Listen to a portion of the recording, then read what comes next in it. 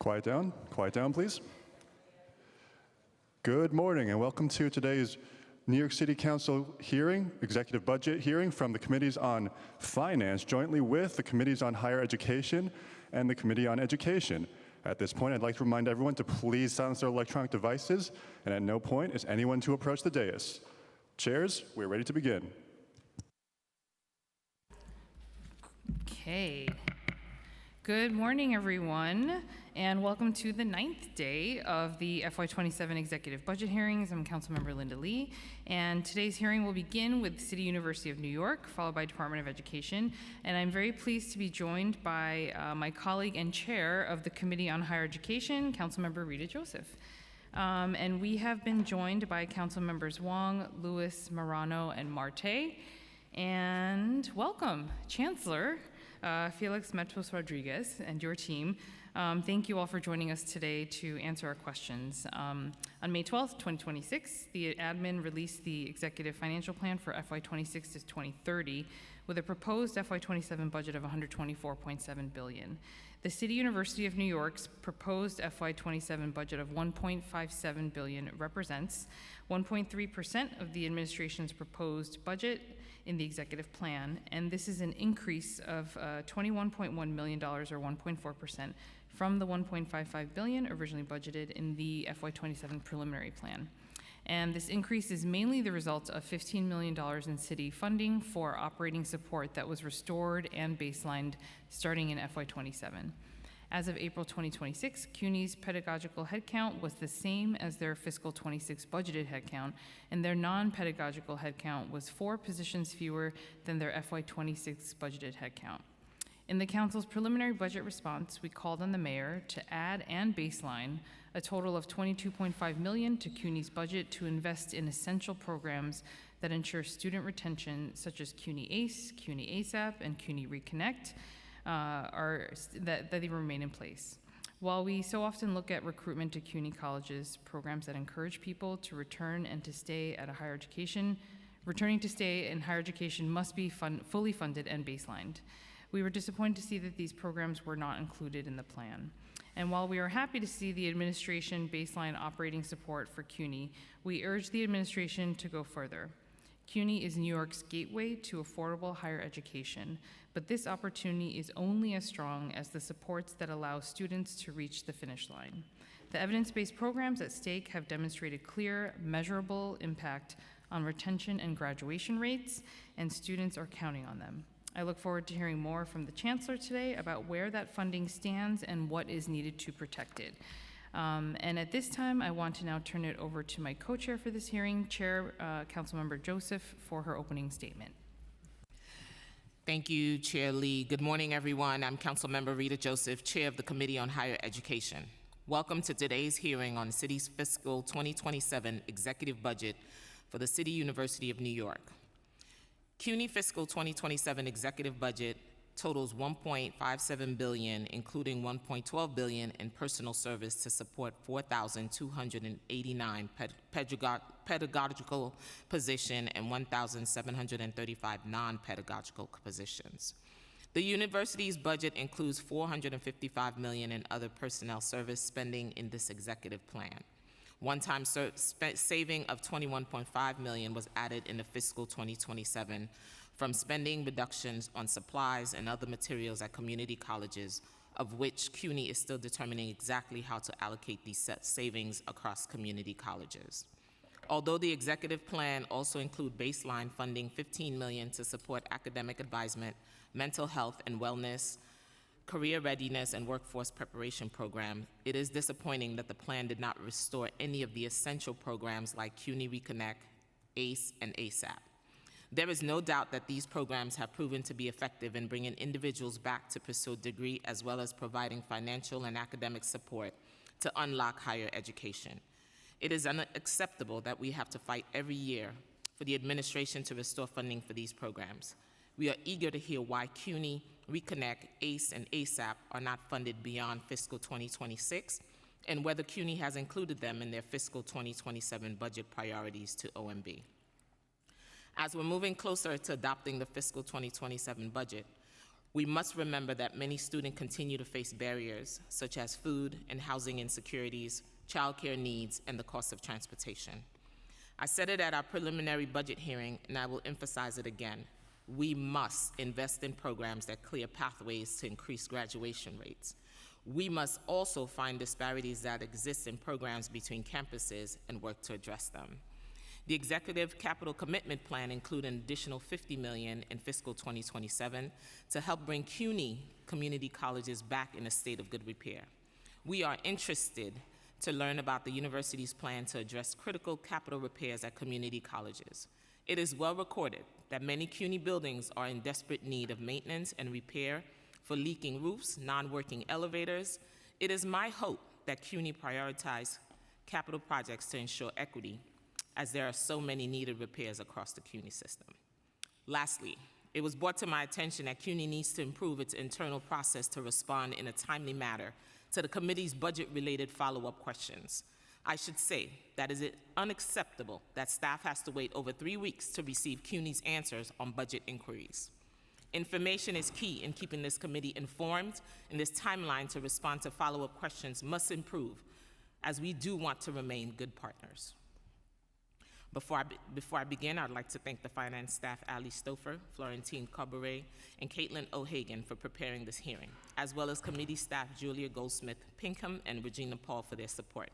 Finally, I'd like to thank my staff, including Chief of Staff Giovanni Piquant and my Legislative and Budget Director, Benjamin Atkinson. I will now turn it back over to Chair Lee.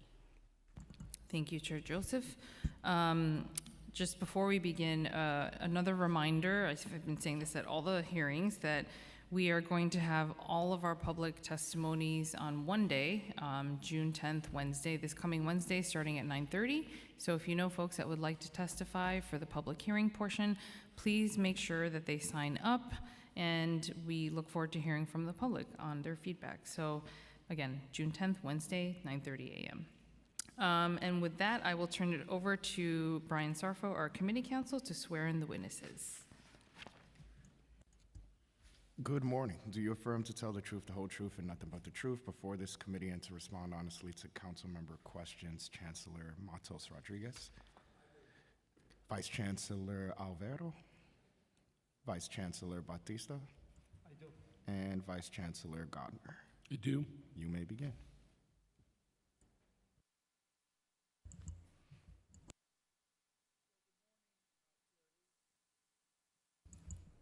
Okay, thank you.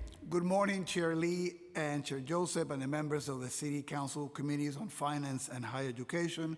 I am Felix Matos Rodriguez, the Chancellor of the City University of New York, and I'm joined by the CUNY Dream Team of University Provost Alvaro, COO Batista, and CFO Gardner.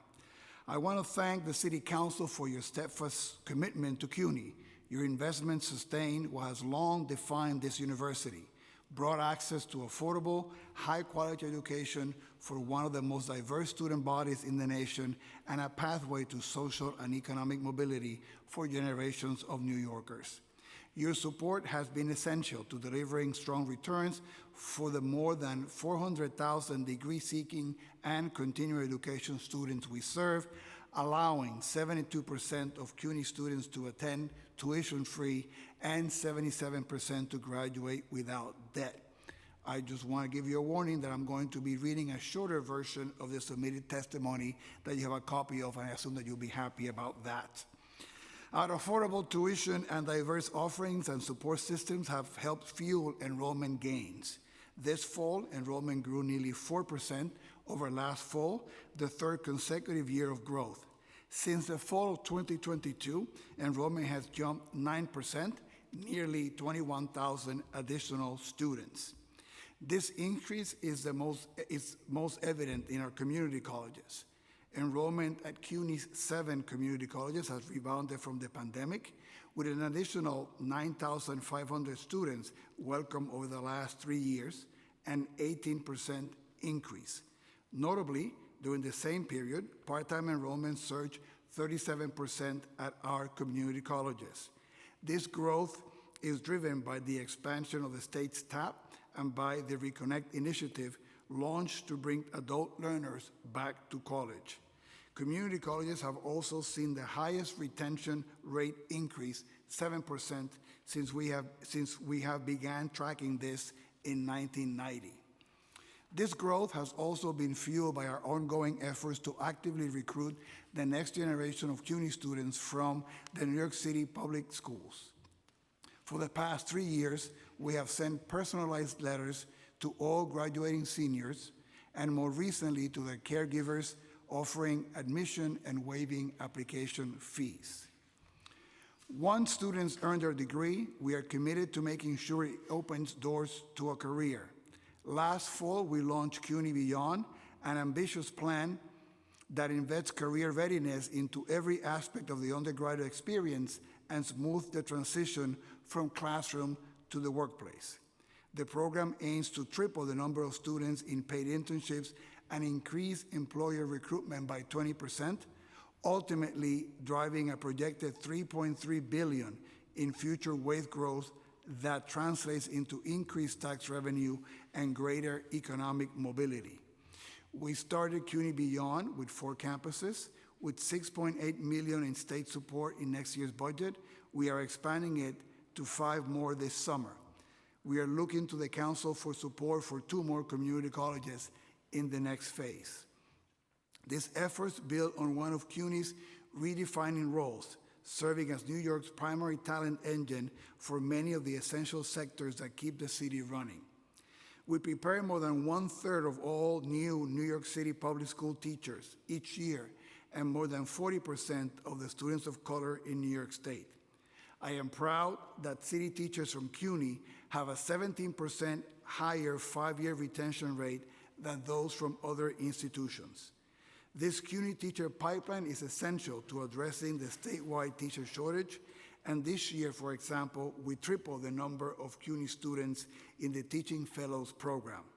More than 15,000 students have participated in the program since its inception, including the current school's chancellor, Kamar Samuels. A critical priority for Governor Hochul, Mayor Mamdani, Speaker Menon, and this council is the shared goals of universal childcare. CUNY is uniquely positioned to meet the moment. The university already enrolls more than 3,600 early childhood education students across 50 academic programs, making us the primary engine for training the educators needed to make this effort successful. We're expanding that pipeline through the statewide New York Early Childhood Professional Development Institute, and we're also launching new programs in early childhood leadership and administration, addressing a critical shortage in the field. Turning to another vital area, CUNY's research enterprise does not simply advance knowledge. It has a real impact on the quality of life for millions of New Yorkers. For example, faculty researchers at City College, working with Memorial Sloan Kettering, have developed a groundbreaking AI model that can detect breast cancer earlier and more accurately.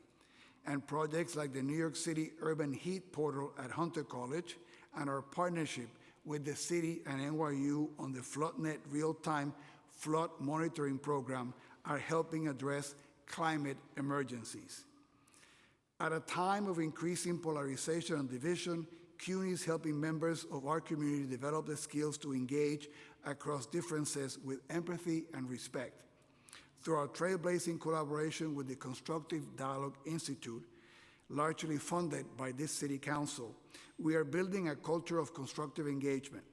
This ambitious partnership represents the largest deployment of the CDI's model and the first initiative of its kind at a university system.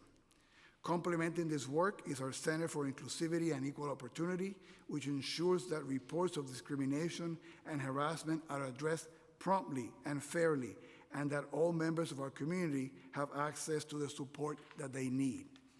That commitment to safety, dignity, and inclusion extends beyond our campuses and into the communities that CUNY serves. At a time of heightened uncertainty for immigrant communities, the Council's support for CUNY Citizenship Now is more important than ever so that we can continue serving the thousands of New Yorkers who depend on us. Our proven models of student success continue to set national standards. The ASAP program more than doubles three-year completion rates for associate degree students, while ACE participants have achieved four-year graduation rates 12.4 higher than non-participant peers. We're also leveraging technology to improve accessibility. CUNY Accommodate has streamlined disability services, leading to a 25% increase in enrollment for these services, now reaching a record 13,800 students. The CUNY Cares models in the Bronx, in its first 2 years, has helped over 1,000 Bronx students enroll in SNAP, collectively bringing an estimated $2.96 million into their household budgets to combat food insecurity. This work is complemented by CUNY's system-wide network of campus food pantries, supported in part by the City Council's Food Insecurity Program. Over the past year, CUNY brought 42 capital projects to total completion. We have also spent a total of $555 million towards both completed and ongoing projects, representing meaningful progress in the ongoing effort to modernize and preserve critical infrastructure across the university. In my submitted testimony, you will find a list of notable projects brought to completion this year. I will now turn to the mayor's executive budget for fiscal year 2027. Let me begin by thanking Mayor Mandani for fully funding the cost of the PSC CUNY labor contract and completing the funding for health insurance in the preliminary budget. Additionally, I'd like to thank the mayor for providing baseline funding for the $50 million originally included in last year's executive budget. On the capital side, we're thankful for the $50.8 million toward needed state of good repair work, in addition to the $7.1 million from the borough presidents. We ask that you support the inclusion of the priorities listed in the submitted testimony and in our green sheet. On the capital side, community colleges continue to face significant infrastructure challenges that directly impact student learning, environments, operational continuity, and sustainability. The fiscal year 26-27 capital request reflected the urgency of these needs and the necessity of sustained investments in aging facilities across the system. The $1.7 billion request in the 26-27 capital plan included approximately $384 million for community colleges to support critical asset preservation initiatives and strategic growth and modernization projects. These investments are essential to maintaining facilities capable of meeting the evolving needs of students, faculty, and workforce programs. We ask for your support with the remaining amount from our $100 million ask for capital funds for community colleges. To conclude, CUNY's success is New York City's success. We have seen the impact that targeted investments has on enrollment, student success, and career readiness. With your continued support, CUNY will remain the nation's greatest engine of social mobility and a national model for public higher education. Thank you for the chance to testify, and I look forward to your questions. Thank you so much, and definitely appreciate the abbreviated testimony. Yeah. So I love it, and we have it all here, which is good too. We've been joined by Councilmember Brewer and Epstein, as well as Ariola on Zoom. So really quickly, I'm going to try to go through these so I can pass it on to the chair and our members. For the FY27 executive budget, there's a restoration and baselining, as we mentioned, of $15 million starting in FY27. The funding is a restoration from FY26. How was the funding used in FY26, and what was the college campus allocation breakdown, if you have that?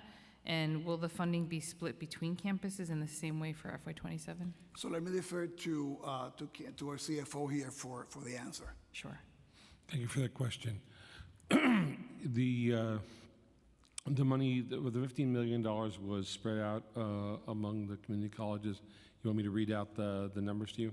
If you can, yes. No problem. BMCC, 4.6 million. Bronx Community College, 1.4.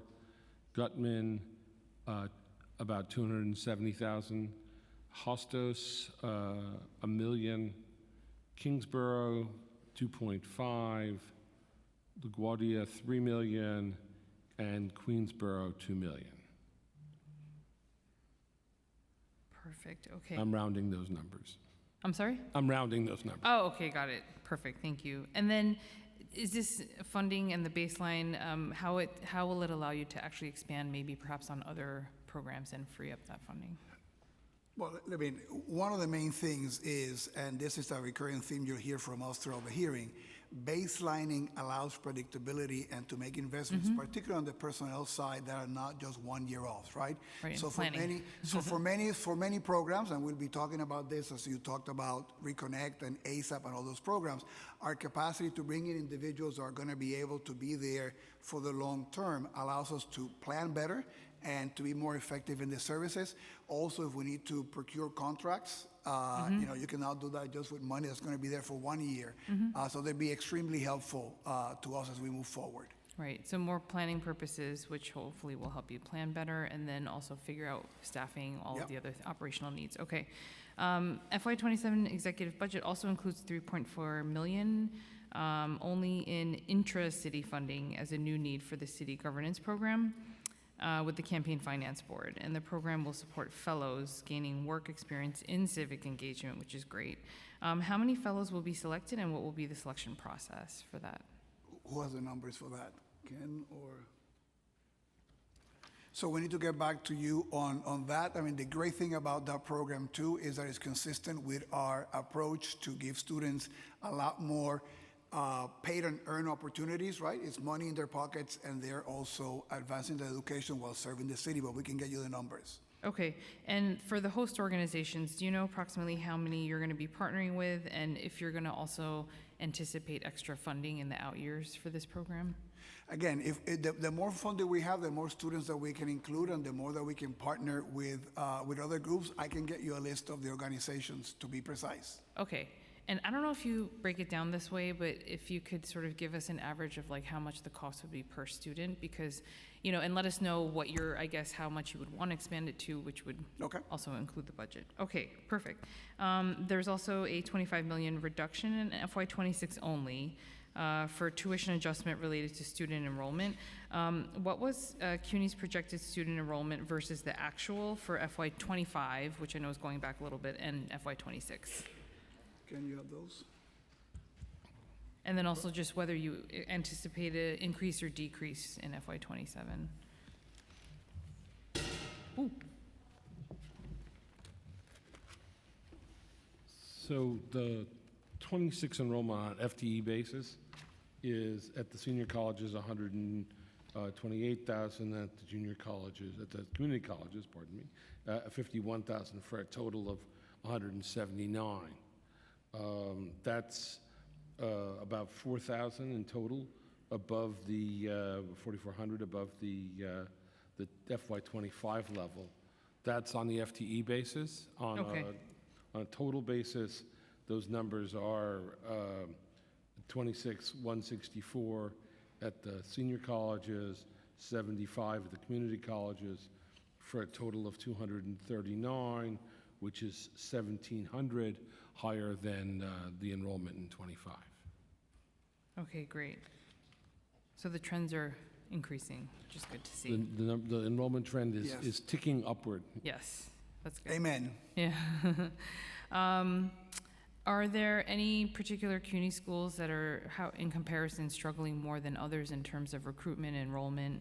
And are there resources that are needed for those schools? So thank you for that question. So, I mean, I'm going from last year, we're still looking at how the fall 26 is going to shape. But the main enrollment growth was driven by the community colleges, right? Which is good for us because a lot of those students are going to end up transferring to the four-year schools, right? So that is a good trend now. It's going to be a good trend moving forward. Going from memory, I think last fall, all of the schools experienced enrollment growth, maybe with the exception of Queens College. And I know that they put together a strategy to advance enrollment.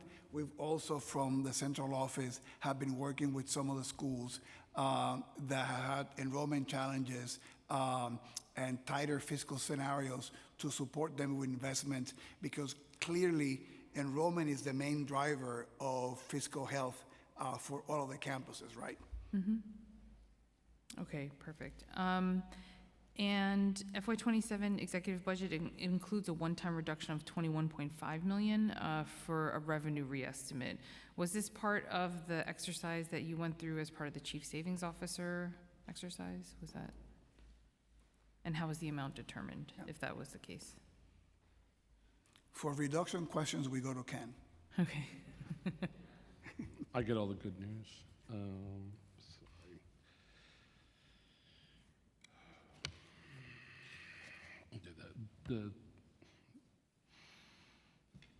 The $21 million in savings relates to the savings program that we were asked to identify. And the way that CUNY is savings is structured. All of those savings take place in 27. I'm sorry, was there more to your question? Oh, just how it was determined, how the reductions were determined, and how, like, what you used, if you could give us categories of where those reductions are.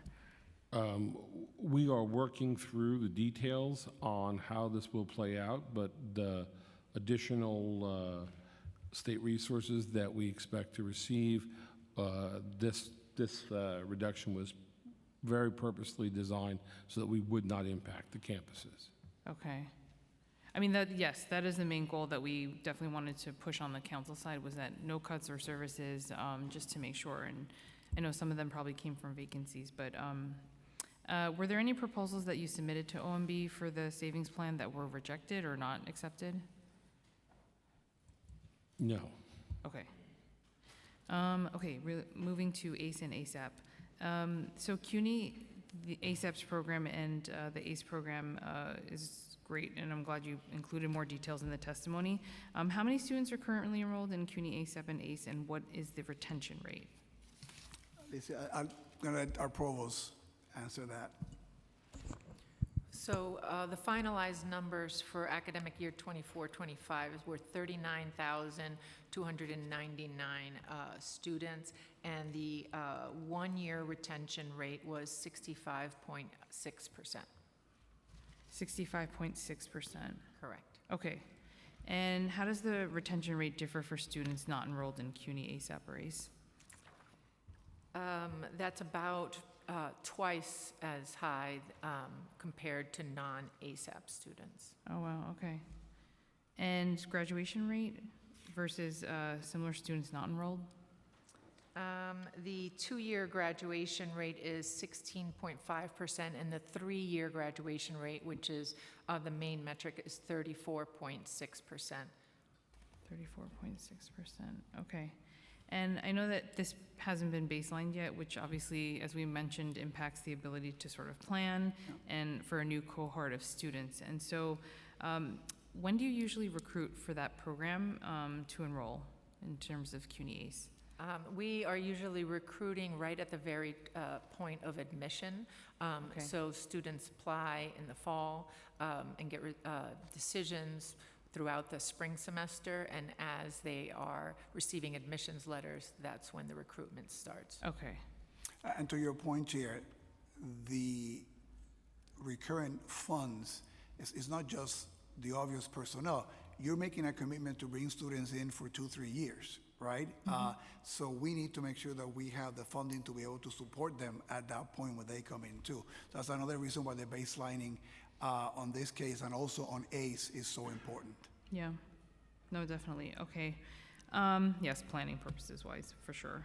For CUNY Beyond, what is the current funding level for CUNY Beyond in FY26 and 27? And what are the funding sources for the program? Have that.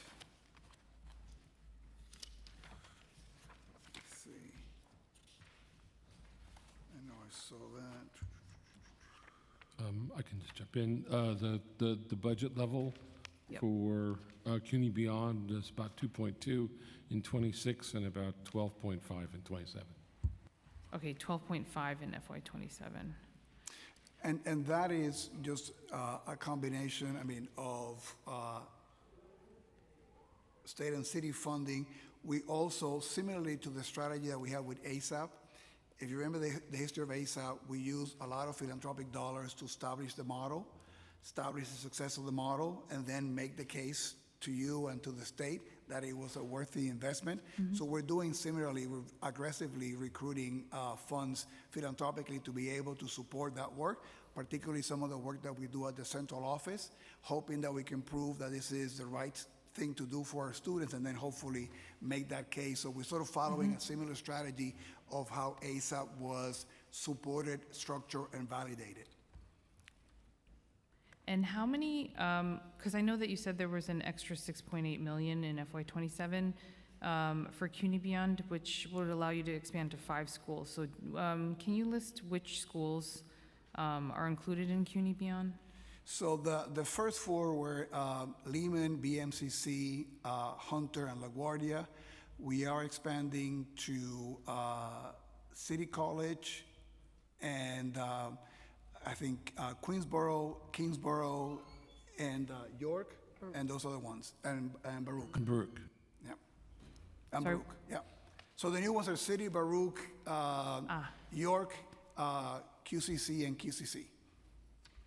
Queensboro and Kingsboro. Okay, perfect. And we would love additional support to be able to bring in 2 more community colleges from the council. That would be great. We got to look at that. Okay, and how many students does the program currently impact? And then I guess with the additional 5, what does it expand to? So we have the numbers for BMCC is 15,126, at Hunter 12,194, at LaGuardia 8,936, Lehman 7,990, and the projections for Baruch is 4,090, for CCNY 3,259, for Queensboro 1,969, and Queensboro 2,270. Oh, sorry, Kingsboro is 1,969, and Queensboro 2,270. Thank you. Okay, And then York is in the next page. York has 1,062. perfect. Okay, great.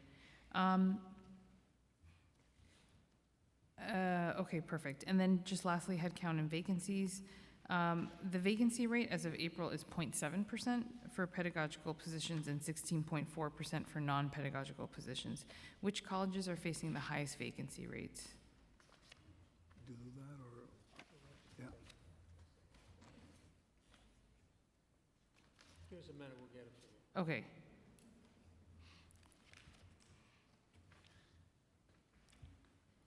And just while you're looking for that, if you could let us know how the changes in student enrollment have impacted the headcount as well. That'd be good to know. The head count of How the changes in faculty student enrollment. positions and, Right, the vacancy rate, yeah, Yeah. in the positions, yep. I mean, the most immediate impact tends to be initially the employment of either full-time faculty or adjuncts, right? Depending on the growth of opening more sections, and that'll be the most immediate case of that. We're gonna have to get you that, I'm trying to find it, and I can't seem to. Okay. Yes, if you could let us know which colleges are facing the highest vacancy rates, and then also just in terms of the current vacancies and how they're impacting, or if at all, if they're impacting course offerings for the students, that would be great if you could let us know as well. Okay. We've also been joined by Council Members Wilson and Jay Sanchez, and with that, I'm going to pass it off to Chair Joseph. Thank you, Chair Lee. Good to see you, Chancellor. Same here. In your testimony, you mentioned that enrollment grew nearly 4% over the last fall, mostly in community colleges. Basically, post-COVID, enrollment jumped up to 9%. Can you further explain the tuition adjustment of the reduced $25 million if enrollment is increasing? You want to take that? I mean, because those are the projections the city makes, right, based on enrollment.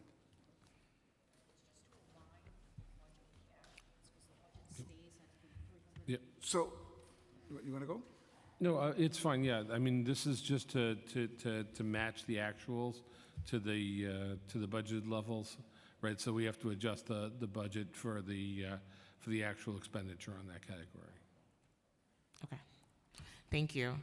The fiscal 2026 to 2023 capital commitment plan include $50 million in fiscal 2027, only to bring community college to the state of good repair. The $50 million would be matched by the state for a total of $100 million. We spoke at the preliminary budget hearing about how CUNY assessed the campuses that need immediate repairs.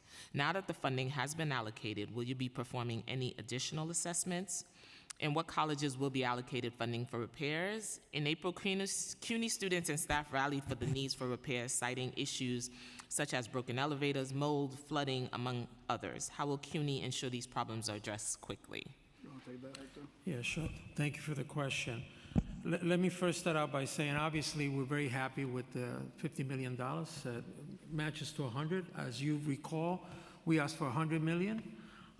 As the chancellor alluded in his testimony, you know, our community college is struggling from an issue of deferred maintenance and the state of good repair. As I stated at our hearing, there are multiple ways the way we look at how to prioritize. First, the campus size and physical infrastructure, the age and condition of the facilities, the state of good repair and deferred maintenance, and then campus needs and strategic priorities. And in all of that, it is really grounded around a couple of areas. Number one, it's grounded around the fact that we have done what we call a facility assessment of our facilities, and we know exactly what systems are going to come offline at a certain time, in 6 months or a year. And based on those, knowing those things, then we allocate resources to make sure that we don't have any problems in the winter months by, you know, a system going offline because we didn't repair it at the time that we needed to do that.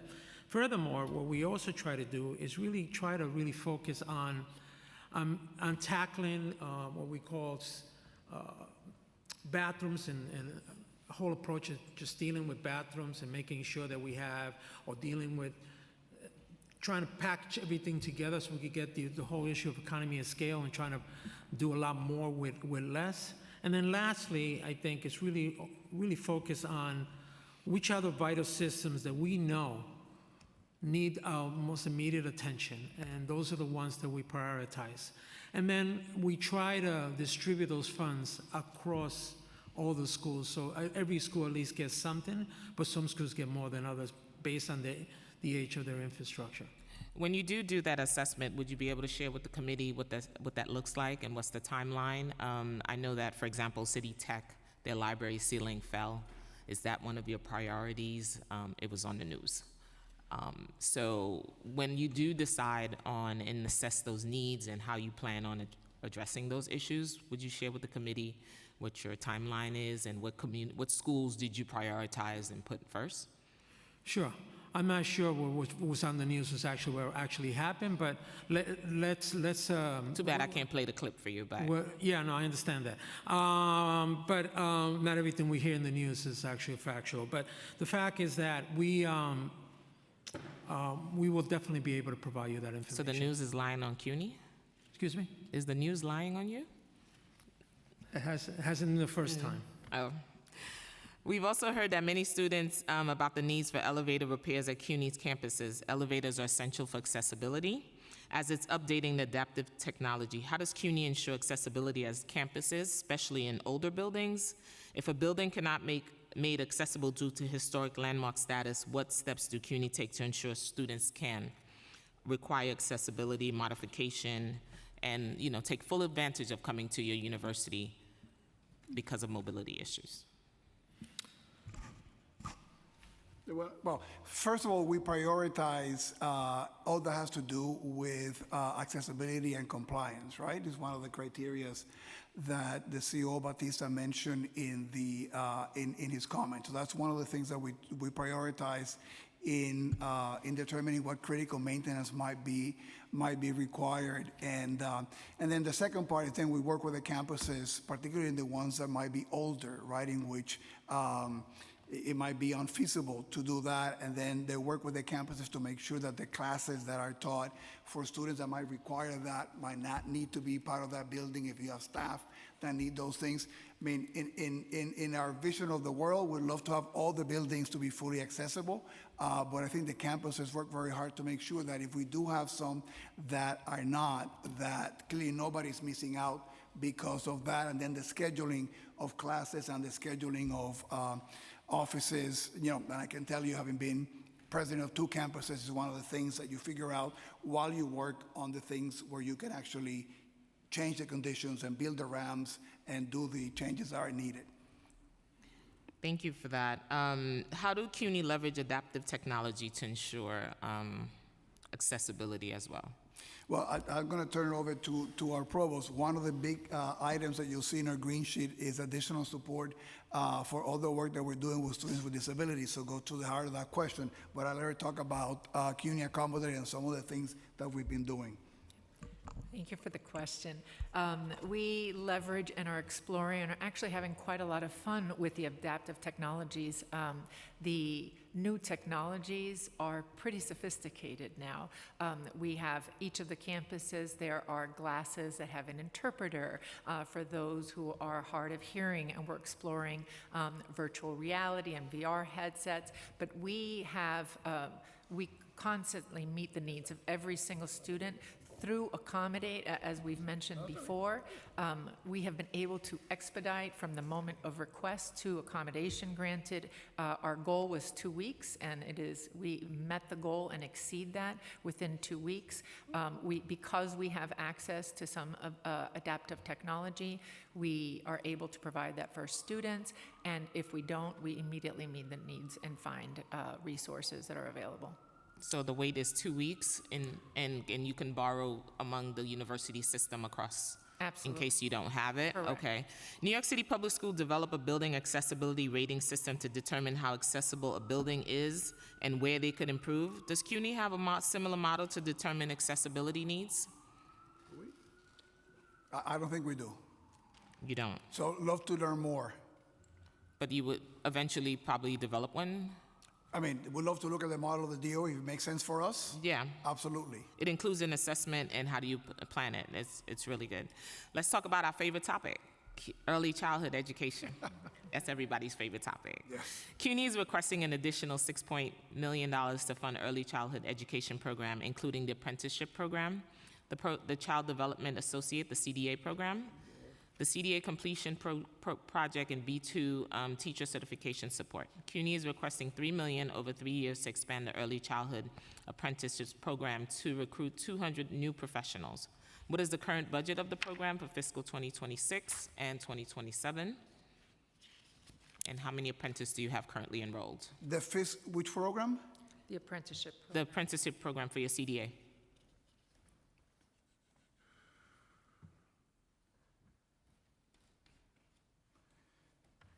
This is, I know we have this number.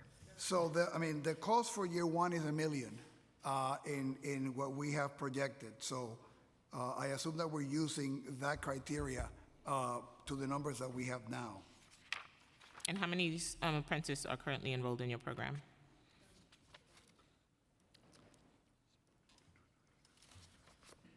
$30. And how do apprentices apply, and what type of outreach does CUNY perform for this program? Well, so we use a number of things. First, we have the statewide network, which is, sort of the Cadillac of working with all the individuals that are working in early childhood. That's a key method for us to be able to recruit. We use our own network of the students on the campuses. I think I mentioned the testimony. We have about 3,600 undergrad students studying that. We have great relationship also with a lot of the nonprofits and some of the providers that work with us. And, we have also our 17 childcare centers that are hubs of talented people spreading the word too. So plenty of ways to getting good people in. That's wonderful. How long is the apprenticeship? How long is the program? I need to get back on that. Let me just see if this. And while the students are in your program, what type of support That was do you 30 students. How many? That I know. I don't, I need to get back to you on the duration of the program. Okay, okay. And what support do you provide once a student is enrolled in that program?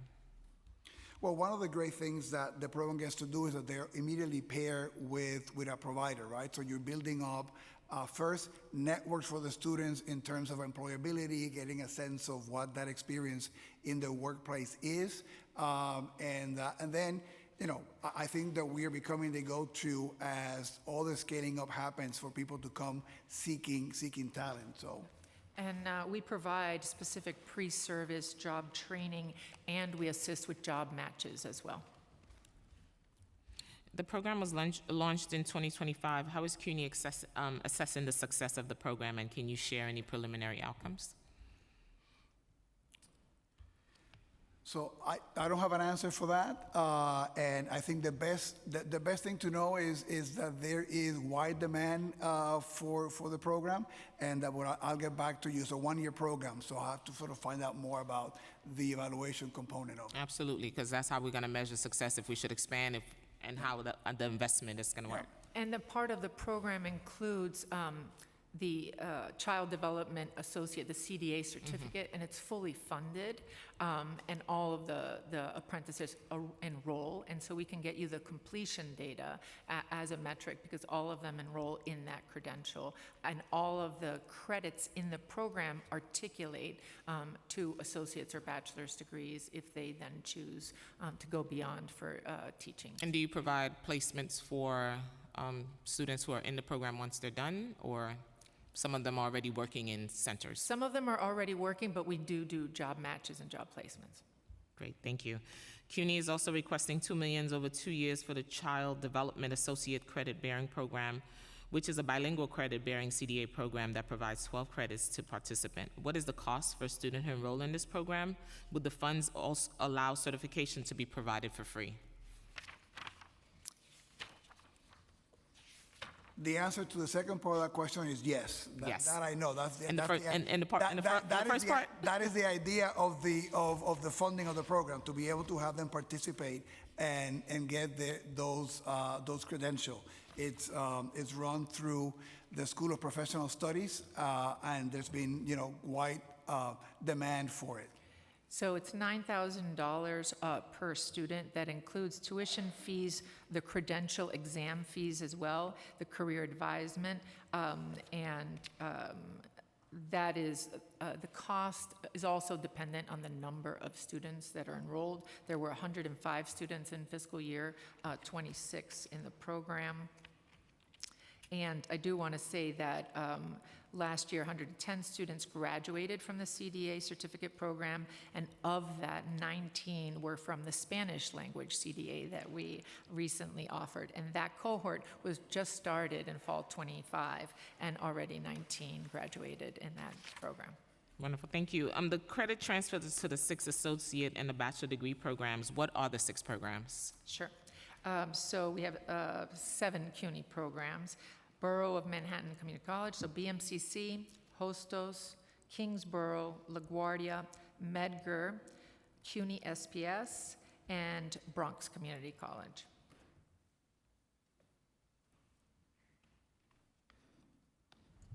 Thank you for that.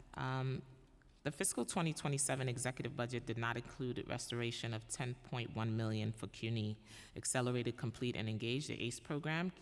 CUNY ACE provides bachelor degree seeking students with additional financial and academic support to ensure higher education is accessible. In the fiscal 2026 funding level, $10.1 million able to support all eligible students. If not, how much additional funding is needed, and what's the average cost per student in the CUNY ACE program? I'm going to defer to Provost Albero, who's looking for that information.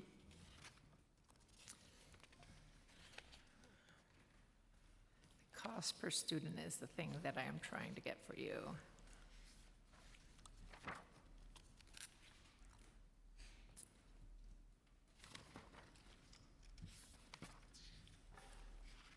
Can't seem to find the cost per student for ACE. but I know I have it. I will tell you there were 5,603 students in academic year 24-25. And I can get you the cost per student that I know I will find at some point. No worries. Are there any supports not currently offered through CUNY ACE that students have requested other than changes to the program CUNY is considering? Based on feedback from your student, are you considering any changes to the program? No, what we are changing, not necessarily feedback from students, is with the utilization and acceleration of technology and AI, embedding that into some of the tools and technologies for the career advisement piece. That's something that we're doing holistically, as well as into the identifying the right major and the match for the major and the more strategic advisement, the tools and technologies nowadays to alleviate some of the burden and the workload of the advisors and provide more personalized advisement. And so that's something that we're implementing, not necessarily based off of student feedback. They really appreciate it, having a dedicated advisor and the high touch, but that is a change that we are exploring. Thank you. In the executive budget, you also did not include restoration for 4.6 for CUNY ASAP. CUNY ASAP provides associate degree seeking students with intensive academic support as well as financial support such as free transportation and textbook. What are the current funding level in fiscal 2026 and 2027 for CUNY ASAP? The current funding? Yep. So I think we have the funding. For fiscal year 26, it's about $92 million. As of now, without the recurring the funding, it would drop to 88. And what is the 4.6 million supporting in fiscal 2026? How would it impact programming if funding is not restored? So it impacts, we were able to increase enrollment. We actually utilized upwards of 98% of our allocation. We were able to increase enrollment by 2,000 students as a result of the additional funding. So we know the program works. And as I knew we had this here, the approximate cost per student in both ASAP and ACE is $3,440. Thank you. I knew it was we here had it. someplace. That's, Thank you. Thank you so much for being so detailed today. Has CUNY emphasized the importance of funding evidence-based program that dramatically improves student outcomes, such as ACE, ASAP? In conversations with OMB, is CUNY aware of any rationale for why the funding of these programs was not included and baseline, and how can this council support CUNY's need for these funding? so the part of the question to that is no, we don't know the rationale. We in both ASAP and ACE, these are programs. ASAP is replicated in 9 states. SUNY is actually building up an entire ASAP component, sort of doing the work that we're doing. So we think that the results are fairly obvious in terms of the impact that it has.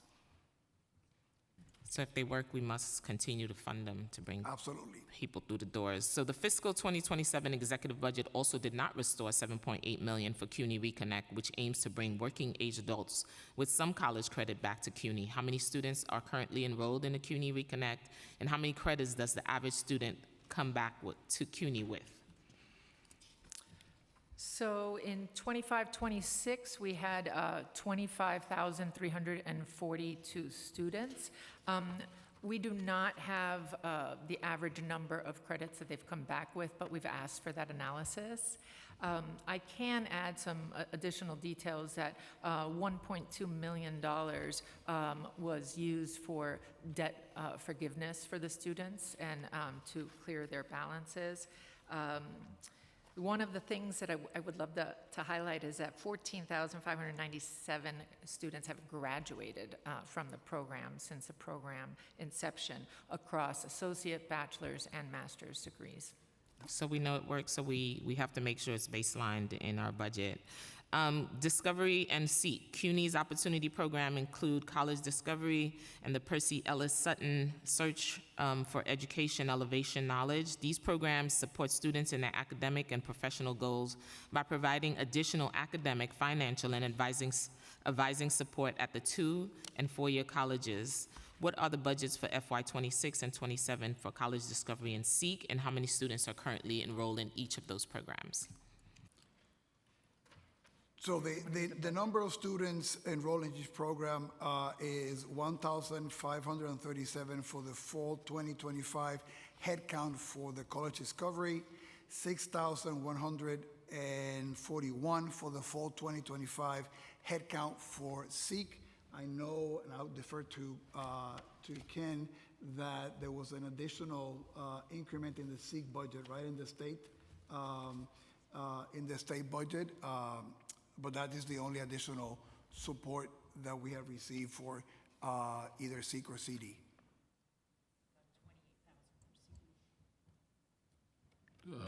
28,000 for CD. for College Discovery, right? And the budget for College Discovery in 26 was about $6 million. Any of these programs that I mentioned earlier are going to be baselined? The chancellor said it helps with planning. You're asking if the city's going to baseline the funding? Right. For these programs. That works. They're evidence-based. Well, the Seek funding is mostly coming from the state, right? Yes. So, I mean, again, from our perspective, any funding for student success program that has regularity and is baseline is better for us in terms of planning and delivering the services to the students. So, In any form of education, if you know your funding is there, you're better to plan, you know how to hire educators and how many seats you have and all of that. Yep. So that's across the board. agreed. Omni cards. I know the committee has heard from Student Senate regarding the barrier of cost of transportation causing many students to miss class, lose out on internships and campus activities, or risk a fee for fare evasion. The Student Senate have put forward a request for $1.4 million for free Omni card pilot program, which will provide free transportation to over 3,000 students. Which CUNY programs currently provide Omni cards to students, and what are the limitations of the Omni cards? You want to go? Yep. Yep. The programs that currently provide the free OmniCard are ASAP, ACE, CHAMPS, which is at Medgar Evers, and the SEEK program. And I want to add, Chair Joseph, another component. I know that the students talk about getting to class and the things that, the key essentials, right? As we move to providing more opportunities for students to do paid internships and all that, they also need to have the transportation cost to be able to get, right? If we want to be exposing them to a lot more experiential things, they also need to be able to get there. So I also want to, and this is one of the reasons why we supported the idea of the pilot, that the obvious thing that we all think about is getting to class, right? Basic, important. But in addition to that, if we want them to be out there taking advantage of paid internships and apprenticeships, the cost of transportation can be a barrier. Okay, thank you for that. The proposal includes students who were in foster care system. Does the existing programs for foster care youth include transportation costs? Let me check.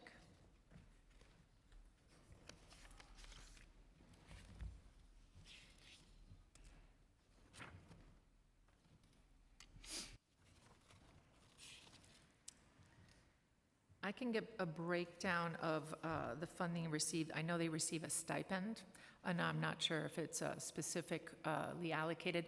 They do not receive an actual OmniCard, but in some programs, for example, in SEEK, we give a transportation stipend for that utilization, and I can look to see if the stipend is for transportation costs specifically.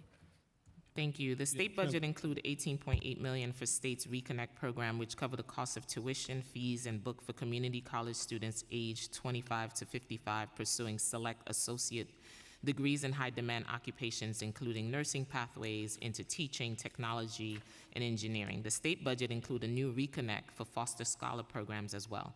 How much funding was allocated to the Reconnect for Foster Scholar programs? $250,000. Will the Reconnect for Foster Scholar programs also have a limited age range and degree field? If so, what are they? We are in active conversations with the state on the details of the program.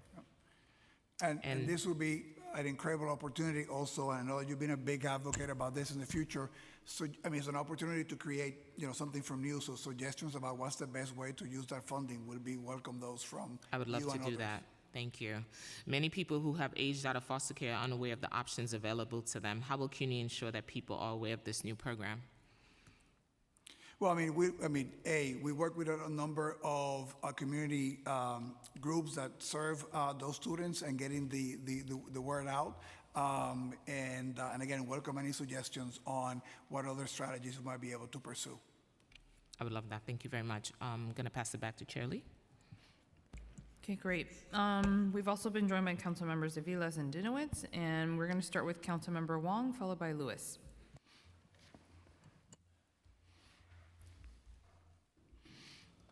Thank you, Chair. Chancellor Rodriguez, thank you for coming today. I have a question concerning Hunter College. It says over here, executive budget, CUNY's four-year plan allocates $421.8 million for new school construction of the Hunter College Brookdale campus. This funds 2 million square feet of modern academic, healthcare, and life sciences space. I'm interested in two things because I hear from students that their experience in the Hunter College building has not been good. We're talking about water mains and sewer lines that ruptures. Instead of looking at the new space, is anything being addressed to like the current problem, the current infrastructure, like how can students go to class with the water main or sewer problems that I've been hearing? Please talk about it. But thank you for your question, and I'll let our COO address some of the on the capital side with more specificity. Two things too. Clearly, the Hunter main campus requires, and it's part of the conversation that we had before as to the allocation for critical maintenance to be able to make sure that we get to systems before they collapse or break down, and that's why we want additional funding for critical maintenance. But you were talking about the Brookdale campus, where we have also the renovation of the nursing facility too, and construction was just. Did we begin that already in Brookdale? No, let me. Yeah, go ahead. Let's take the Brookdale property. As you know, that was part of a large announcement that was made by the previous administration around building sort of a life science facility.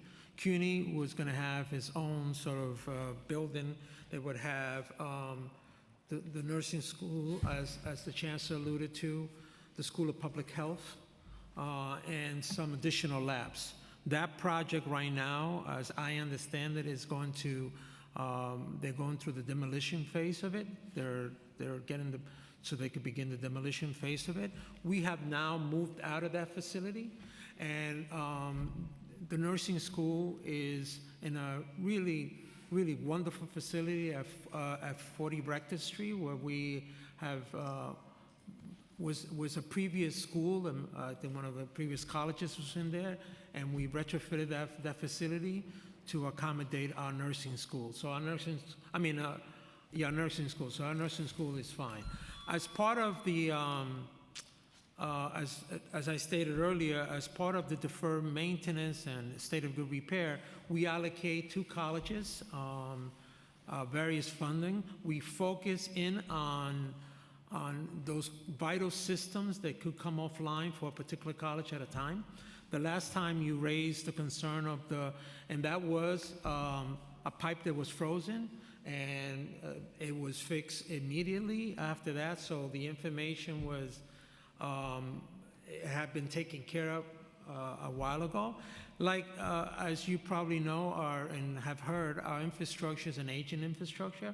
Most of our buildings, 60% of them are over 50 years old. And on a 5-year capital plan, our need is about $9.4 billion, and we get about $2-something billion in a 5-year plan. So the need is higher than what we get, and so we try to really be targeted. We've done an assessment of all our facilities and really try to provide a real targeted approach. Obviously, we're here advocating to make sure that you help us get additional funding, but I'd be happy to, if you have anything at Hunter College. I actually think that facility is one of the facilities that's really well run, and they really stay on top of things, but I always, like anything else, things do fall through the cracks. I'd love to hear more about it and be able, I know our chair of your committee has really been laser focused, and we really do welcome the partnership, because we haven't had that partnership before at the council, so that's really welcome. Thank you. Thank you. Thank you. Chair, I'll save my questions for round 2. Perfect. Councilmember Lewis, followed by Morano. Thank you, Chair. Good to see you, Chancellor, and to everyone on the panel. Good morning. I have 3 questions. I'm going to try to barrel them out. The executive budget includes $15 million in baseline operational support beginning in fiscal 2027 for academic advisement, mental health services, career readiness, workforce preparation, and tutoring programs. What enrollment growth, retention, and graduation outcomes does CUNY expect to achieve from this investment, and how will success be measured over the next several years? My second question, we know that graduate students, doctoral candidates, and students involved in research often depend heavily on federally funded grants and fellowships. Has CUNY assessed whether potential federal cuts would disproportionately impact graduate education, research opportunities, and workforce pipelines? And what investments would be necessary to maintain those programs and federal support if federal support continues to decline? My last question. I'm taking notes. All right. You mentioned earlier to the chair, Chair Lee had spoke to you about enrollment. So I wanted to know how has enrollment significantly grown over the last few years? And I wanted to know for constituents that are watching today, that's watching this hearing today, I wanted to know, how do you think the CUNY Reconnect can open opportunities for them if they're thinking about college, and how could that help? So those are the 3 questions. Thank you for the questions. Let me begin. I'm going to respond to them in the inverse order that you did them, right? Okay. And I'm sure you'll remind me if there's something missing. So we have intensified on the enrollment side our partnership with the New York City Public Schools. That is our main source of students, right? And we've gone deep in working with them, sending personalized letters at the beginning of senior year, working with their parents, right, even earlier than senior year, to make sure that they know that CUNY is ready for them and it's an opportunity. And for example, one of the things that I'm very proud we did this year, the welcome letter we've been doing now for I think 3 years. This year it went electronically. My old-fashioned self wanted an old piece of paper, but the electronic version allows us to tell the students if they have been taking College Now courses. It could tell you already have 15 credits of courses bank in, and you'll be saving this much money, right? So we are going to the questions that the caregivers and the students have. So we're trying to individualize that as much as we can to make it personal and bring you in. Reconnect, key, 3/4 New Yorkers, 3/4 million New Yorkers, some college, no degree. That is, and Reconnect has been our way to be able to bring all those people back who have some credits and need to finish their program to be able to get to their next, to the next job. So Reconnect has been critical for us to be able to do that and to listen to what was it that led you to drop out in the first place, so that we can prevent that with the students we have. On the graduate student, your question, clearly the main, people talk about the funding being cut by the feds in this attack on higher education and research funding. And of course, innovation is being targeted. But the other part that's a real tragedy is the pipeline of talent that we need to keep the research infrastructure that is getting decimated. And in our case at CUNY, I'll be happy to provide you with a breakdown. Some of the programs that got canceled by the administration were many pipeline programs. Right? For students of colors and other groups to be able to get PhDs, to be able to get postdoctorate awards. And we've lost a number of that, and that is really going to have an impact in the diversity and the number of graduate students that we're going to be able to have, which is the teaching force of the future and the research force of the future. So I'm happy to provide you with some other information because it's one of the things that we are very, very concerned. And I know that luckily we have incredible leadership at the Graduate Center with Dr. Bromberg working very closely to be able to see how we can be supportive of our graduate students in their PhD route. All right, thank you. Thank you. Thank you, Chair. Thank you. Councilmember Morano, followed by Brewer. Thank you. Chancellor, thank you for your testimony. Thank you for keeping it on the brief side, but chock full of information. We've heard from a lot of other folks in these hearings that have much longer testimony, but shockingly much less information, so my compliments. Your testimony highlights enrollment growth, retention gains, internship expansion, workforce development, AI initiatives, and several requests for additional funding. If we come back here 3 years from now, what are the 3 metrics you would want taxpayers to judge CUNY by? Thank you for that question. Sure. Enrollment growth and retention are vital to the fiscal health of the university, and we are in a budget hearing, so I will highlight that. There's also human people with degrees and human capital going to make our city great and stuff, so I think that is a key measurement. That's why we led with enrollment. We are really focused on rethinking, and CUNY Beyond is that the way that from the get-go we work with our students in having them be exposed and thinking about careers. It's not about forcing anybody to do anything they don't want to do. It's opening the doors of opportunity and then having curriculum, courses, opportunities that allow you to be exploring things earlier and then transitioning in an easier way into the workforce, right? And I think that the nation is asking all of us to be doing that for the students. And we need your partnership on the capital side to do so. So with those 3 Yes. That you mentioned, retention, enrollment and career success and capital. Would you support publishing those metrics annually in a simple public dashboard so taxpayers can see whether the investments they're making are actually producing the outcomes that are promised? So I will say that many of those metrics are publicly available in our website now, and maybe there's a way in which we can be more direct and focused. I think if I'm getting a gist of your question, it'd be in that direction. Our enrollment, graduation, retention data is, I'm making sure with the provost here, available on the worksite. We are actually working on what are the right metrics to be thinking about career success. Right? So we'll welcome feedback on that. And then our information on the capital projects and all of that, it's also available on the website. If there's suggestions about how to do that differently, always welcome to that. You spend a lot of time on AI, which is great. Which degree programs currently produce the strongest employment outcomes and highest earnings for graduates, and which programs consistently struggle to connect graduates to jobs, particularly keeping in mind the AI era that we're going into and that we're in? Well, your AI question is prospective, right? So that is a crystal ball of looking at how things are going to.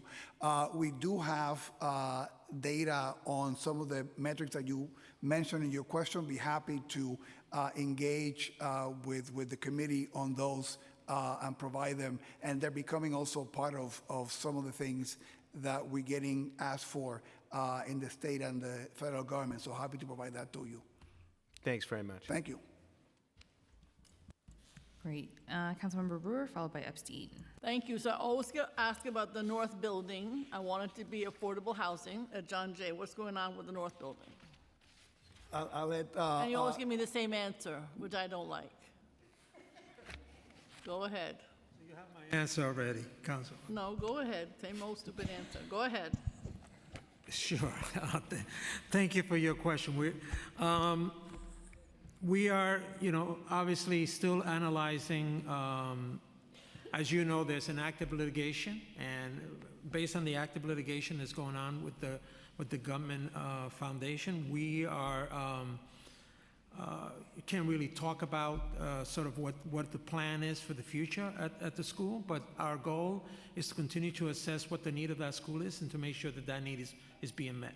When it comes to, with regards to North Hall, Yeah. we are analyzing North Hall to see what's the best use and what's in the best interest of the university. Okay, I still want affordable housing there. It seems to me that that would be a priority, so we'll keep working on that. The other issue I have is, I think we talked about mental health services, but just generally, how many folks are employed who are mental health professionals? How many more would you like to hire? I must admit, I was a little disappointed in the numbers for ASAP, because I thought it should be higher in terms of finishing. And I think that these services are helpful to get people through. So how many sessions is a student provided with a counselor? Just generally, mental health services, what you need and what you think is working.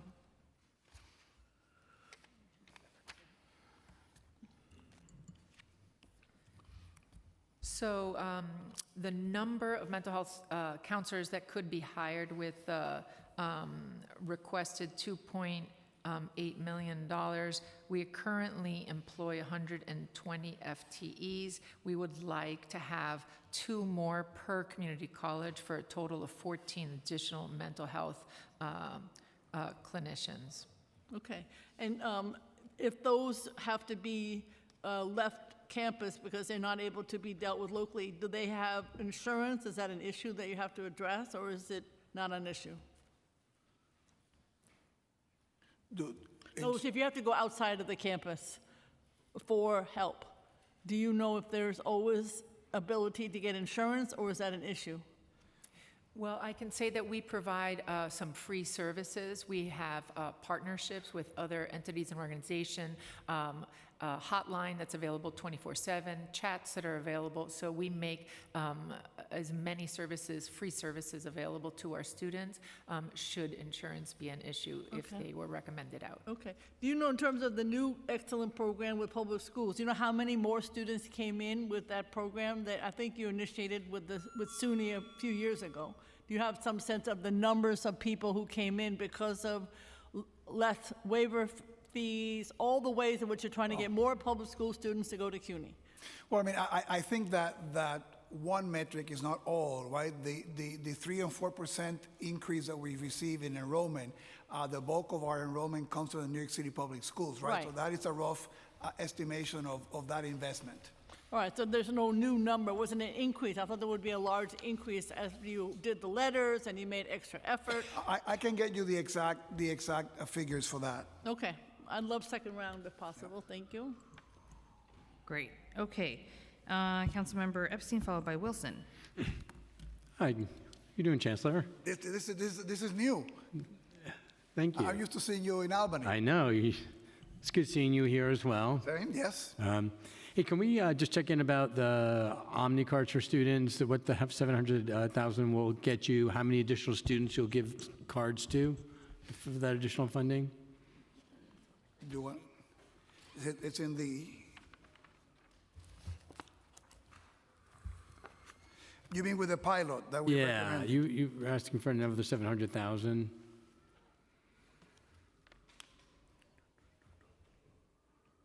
Let me just get that. I'll get you that number. Okay. Give me your next. Yeah. So I'm concerned about students who can't continue at school. What are the top 3 reasons you hear students are leaving school? Is it because of transportation? Is it housing insecurity? Is it cost of tuition? What are we hearing from students that are reasons that they are not be able to finish their degree? So the most common reasons tend to be non-academic reasons, right? They have to do with either medical emergencies in their families is a big category. Situations about employment, right? Many of our students work part-time and full-time. If that is impacted, it impacts their capacity to be able to stay focused. Those tend to be sort of the highest categories. I mean, food insecurity and housing insecurity are also big categories for students too. So economics plays a role in percentage of students who are dropping out?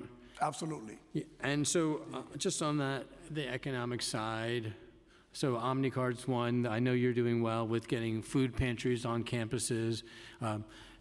So on the housing insecurity, I know for ASAP and other programs there are potential funding. Do you see that as a bucket where we could solve for the housing insecurity? Well, I mean, I think one of the main, in the CUNY Cares model, right, and those is just a pilot with the schools in the Bronx, what we have learned there is that we can be good providers with the navigators of information to the students about what their options are, and sometimes they're not aware of housing options that might be available to them.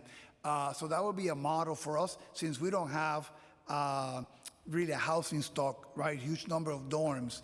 We need to rely on partnerships, and the CUNY Cares model has been a way in which we've seen many students refer and dealt with those issues, and I think.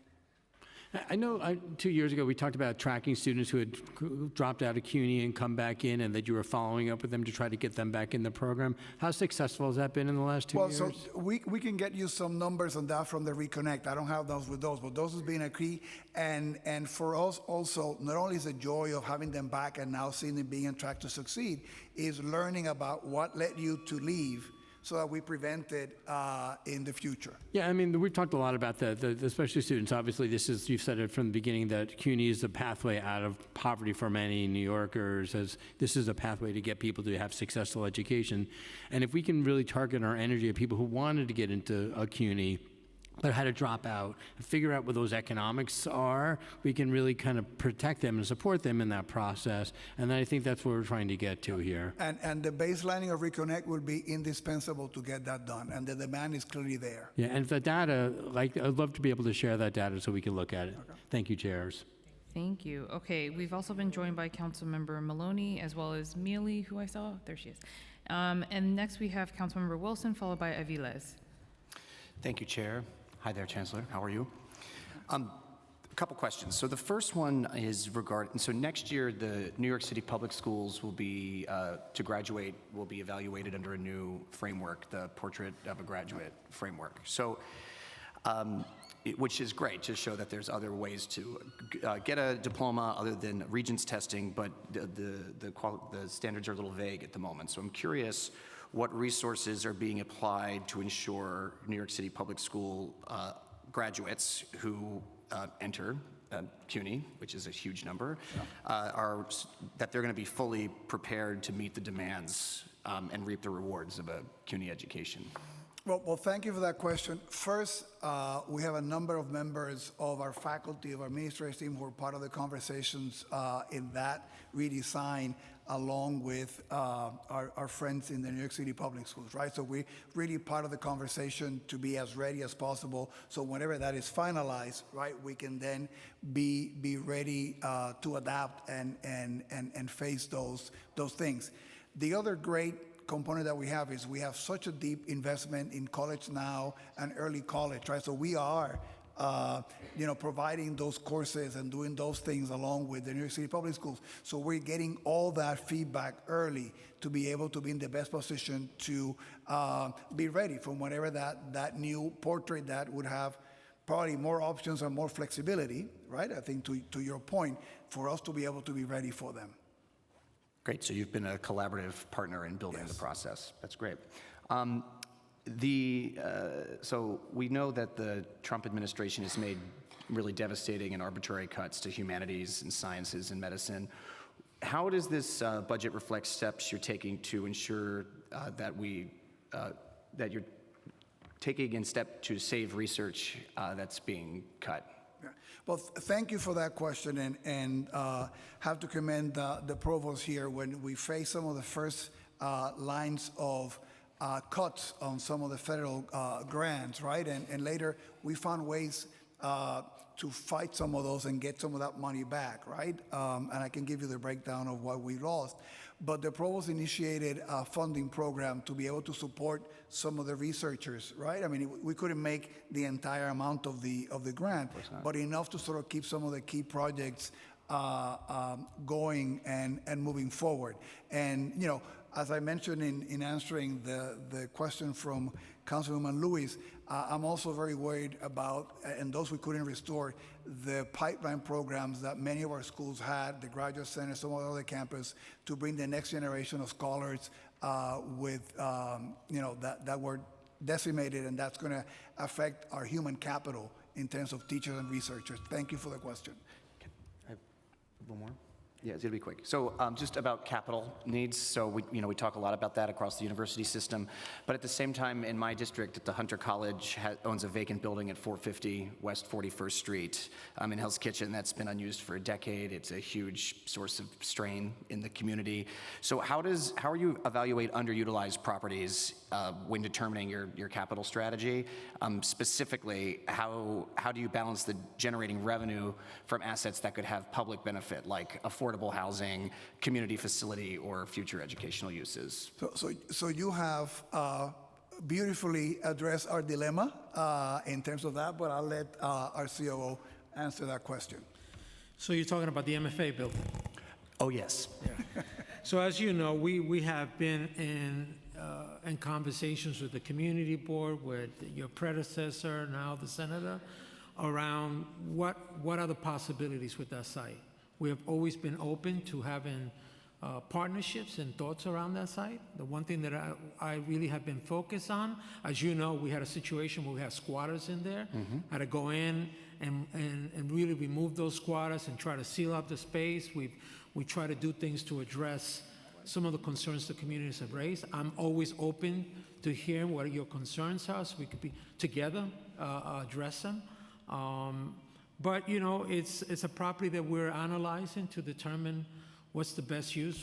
Obviously, my main concern is always to make sure that we're using the property in the best interest for the university first, and then obviously how can we provide what the university needs, the colleges need, and also work on the, you know, sort of the community, the greater good. And so we're always open to those discussions. Well, the current use is in the best interest of no one.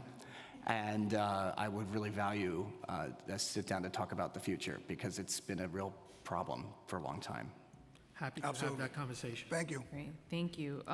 We've also been joined by Majority Leader Abreu as well as Deputy Speaker Williams, and we have Aviles followed by Question Dinowitz. to ask you, yeah. And we've been joined by Ressler. How many students? Thank you so much.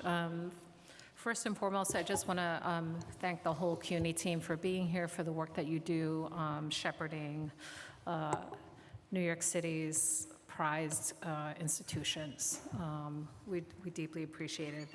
I wondered if you could, I know in your testimony, which I was not here to hear, but read, could you elaborate a little bit more on the Constructive Dialogue Institute?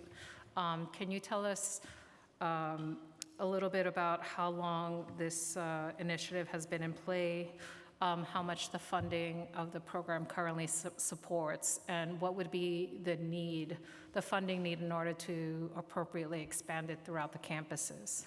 So thank you for your question.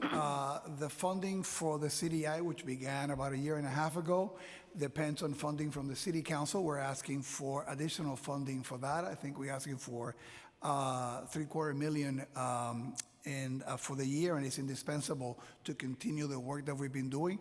We also got some grants from two foundations initially to do a pilot and get it going. One of the things that is really wonderful about that program is that we have the work of the trainers from the CDI team, but they're working to adapt that to however campuses are doing different kinds of initiatives. So some campuses are including engagement about constructive dialogue and dealing with difficult conversations in freshman seminars. So they're working with the faculty who are doing that to bring in that to that component there. In some other cases, they're working with student groups and other groups to be able to work with the student groups as the student groups get ready to face programming that they do. So it's been a very, very adaptable program.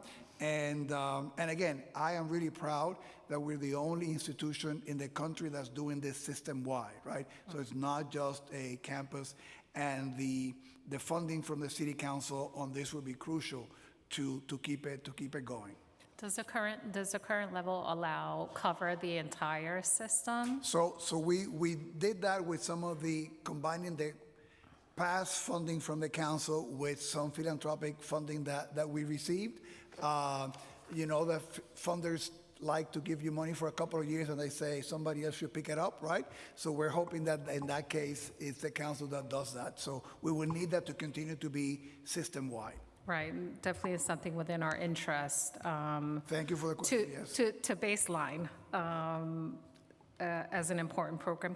Just to segue a little bit into, you know, immigrants make New York City the beautiful city that it is. Can you talk to us a little bit about, I know you host CUNY Citizenship Now, which we are very big supporters of. They do fantastic work. Thank you for that. Can you tell us a little bit more about how you are feeling about, you know, our current environment and plans on keeping New York City immigrants, college students safe? Well, thanks for the question, and thanks to the council for the great support of Citizenship Now throughout many, many, many years. I was at John Jay about a month ago, and 300 people. I think Councilwoman Brewer and some of you were there too. 300 people trying to get that last moving from permanent status to full citizenship. So the demand is there. We've also, in order to support our students, we raised independent funding from the Petrie Foundation that help us provide triage legal services for students who might be intercepted by ICE, right? We found out that in many cases, either individuals go to places that basically take their money and don't provide any real legal services, right? So we provided a service. We cannot take them on as clients, but at least at that time when you're having the first triaging, we can point out and say, here's some legitimate lawyers, here's some legitimate nonprofits that work with you.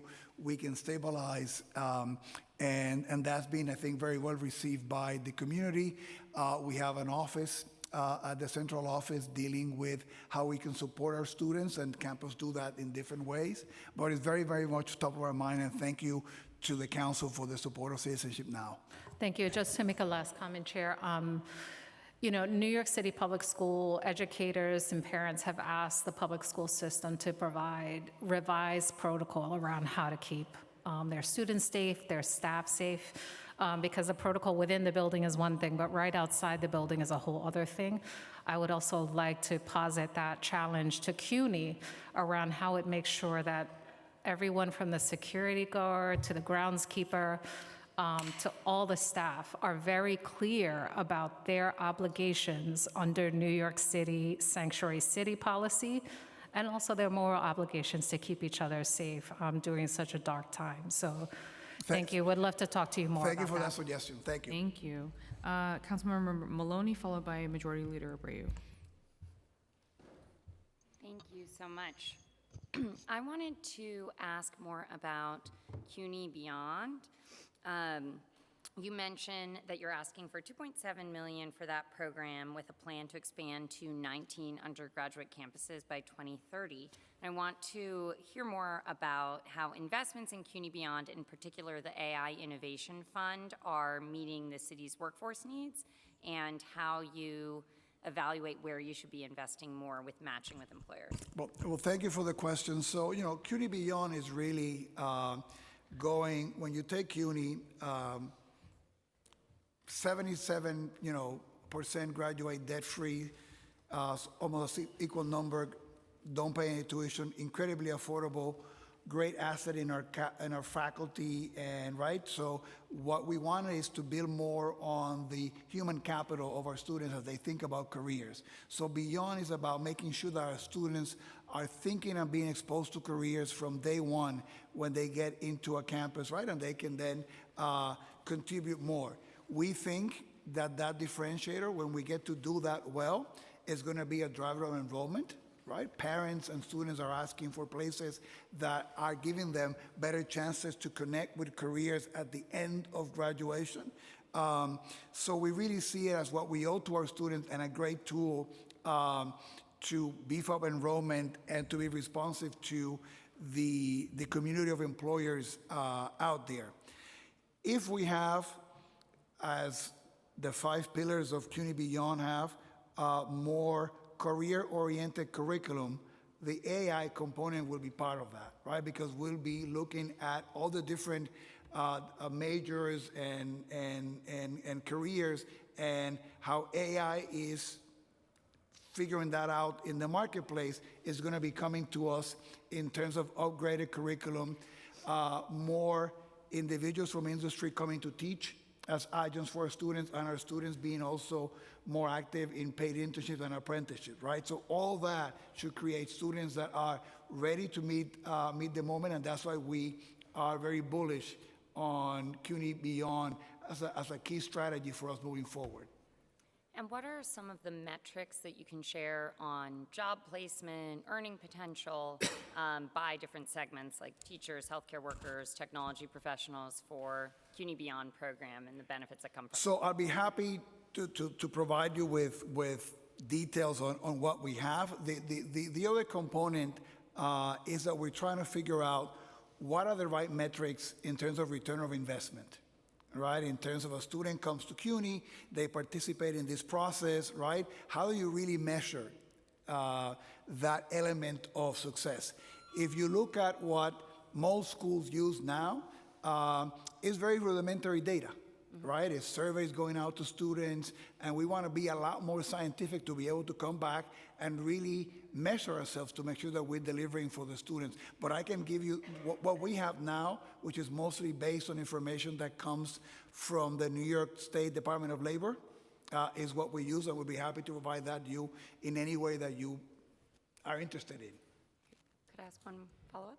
Okay, quickly, yes. Okay, and on artificial intelligence, I'm wondering if you could paint a picture on how those tools are being used as educators in the classroom, and also how you're preparing AI literacy skills. If I don't let the provost answer that, she will explode. So last year we received some funding from the state in AI, and we created an AI innovation fund, and we allocated $3.2 million across the 25 colleges, across 4 specific areas. One was AI education and literacy. So how faculty created courses, started embedding it within the general education framework. We also have embedded it into an AI-enabled student and academic support, so looking at the academic advisement services and the technologies and the tools. We also had a category on addressing ethical and social implications of AI, which is just as important as the AI literacy, and we are getting ready to roll out an AI 101 course that would be available to all students, faculty, and staff to ensure the literacy, and we were very strategic in the funding, welcoming and partnering with the colleges, with the faculty, with the staff on how to embed AI ethically and make sure that we support this, and piloting some of this. And so in the fall, everyone now has provided reports on the outcomes of these pilots, so we can assess, evaluate, and see what is scalable. Okay, great. Majority Leader Abreu, followed by Councilmember Ressler. And I'm just trying to be mindful of time, so if we could keep both questions and responses as succinct as possible. Thank you. Thank you, Chair Lee, and thank you, Mr. Chancellor, for being here today. There's been a push for CUNY students to receive free Omni cards to help them get to and from classes. Can you please talk a bit about some of the challenges students face currently, and if there's been any discussion with the administration on this? So thank you for that. We actually found the number of, it'd be 3,100 students. We got asked before about, for the pilot that we put in the green sheet, how many students would benefit. So that is the number. We want to make sure that as many students who need the Omni cards to get to class, but not just to get to class, but also to be able to go to paid internships, to be out there connecting to the programs that we have, so they can be fully participating. We want to try to maximize what programs already exist, like encouraging students to be part of fair fairs, if that's something that they qualify from. So we're trying to take a holistic approach to cover as many students as we can with that very basic support. And was the price tag for that? What for the pilot, what we asking the council was $750. Okay. We would love to see that in the adopted budget. As the chair of the Transportation Committee, this is something that we find very, very important. Thank you. Thank you very much, Chancellor. Okay, great. Councilmember Ressler, followed by Deputy Speaker. Thank you, Chair Lee and Chair Joseph, for both of your great leadership. Chancellor, good to see you, and team. I imagine that Ken is happier to be here wearing a CUNY hat than an OMB hat. It's a pin, not a hat. Pin, excuse me, but a friendlier response from this side of the dais. It's good to see you all. And I really just, first and foremost, want to thank you for your work, underscoring the points I heard Councilmember Aviles make. You know, CUNY is the place where social mobility happens. It is the place where we transform people's lives from, struggling in poverty to real economic opportunity and being able to provide and sustain support for a family. I did want to ask a couple questions about hiring at CUNY. My recollection was that we were able to restore, I think, $94 million after 6 or 7 rounds of budget cuts by Eric Adams in last year's budget. Do I have that number right? That's correct. Great. And already the mayor has added and baselined $15 million for CUNY in the executive budget. Is that right as well? Yes. So you guys are doing better. Still more to go, and we hope to be great champions for CUNY, and I was very pleased by some of the suggested investments in the council's budget response. But I'm concerned that we haven't seen a restoration in hiring that would match that increase in funding. If I have my numbers right, prior to COVID, there were 4,648 pedagogical employees at CUNY, and we're now down to 4,257, almost a 10% decline. With the $94 million that we got restored last year, with the additional funding that we've gotten restored this year, are you able to provide any indication to us of the increased headcount that can be anticipated in FY27 on the pedagogical side in particular? So getting an exact number of that gets complicated because hiring on faculty is done on a campus-by-campus basis, and those needs are very individualized, right? So can you give me a ballpark, if not an exact head count, of where we're heading? Because I think we want to make sure that when we're investing in CUNY, that we're also investing in the faculty of CUNY and expanding it. And with the 10% plus decline that we've seen over the last five years, we want to see it reversed. So and we're on the same page. A couple of notes, right? Even though we've done gains in enrollment, we're still about 10, 12% less than where we were in the pandemic. I know it. Right? So I think that needs to be put in context. And the restoration last year in the budget is 1 year. Hiring, right, particularly of full-time personnel, takes about a year to be able to do that. On the $50 million, we had to be careful last year because it was not recurrent, right? So you're careful about not putting people that are going to be on recurring costs. So I think that in the next year's budget, you'll begin to see that shit being corrected in a more precise way because it takes about a year or so to see those things come into the budget because of the way we hire. Can I one more? But we're committed to the same thing. Okay, I'm glad to hear it. If you're willing or able in follow-up to this hearing to provide any estimates or goals of what you're anticipating on the pedagogical hiring front for the year ahead, I think it would further reinforce the council's commitment to support for CUNY. And then lastly, I represent City Tech.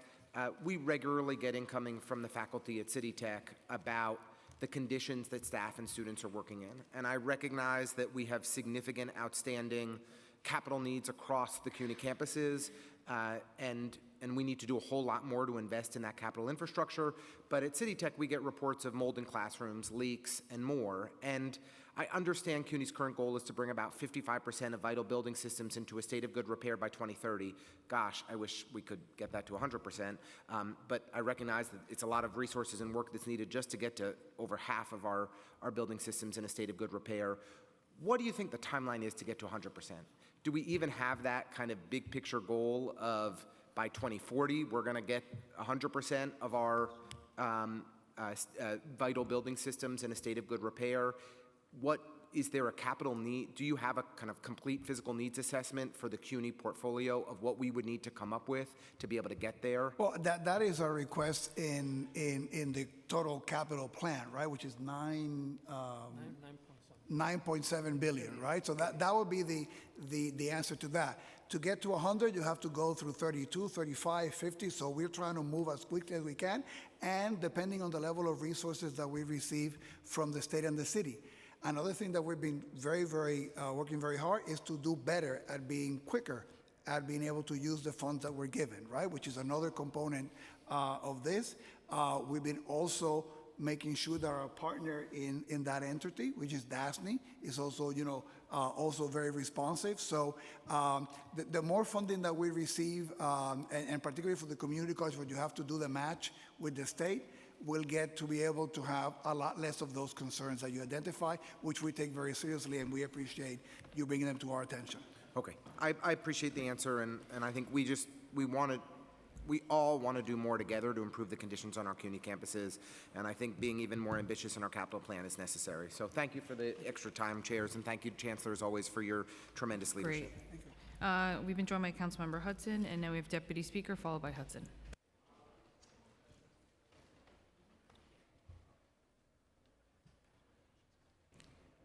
Good afternoon. Good Almost afternoon.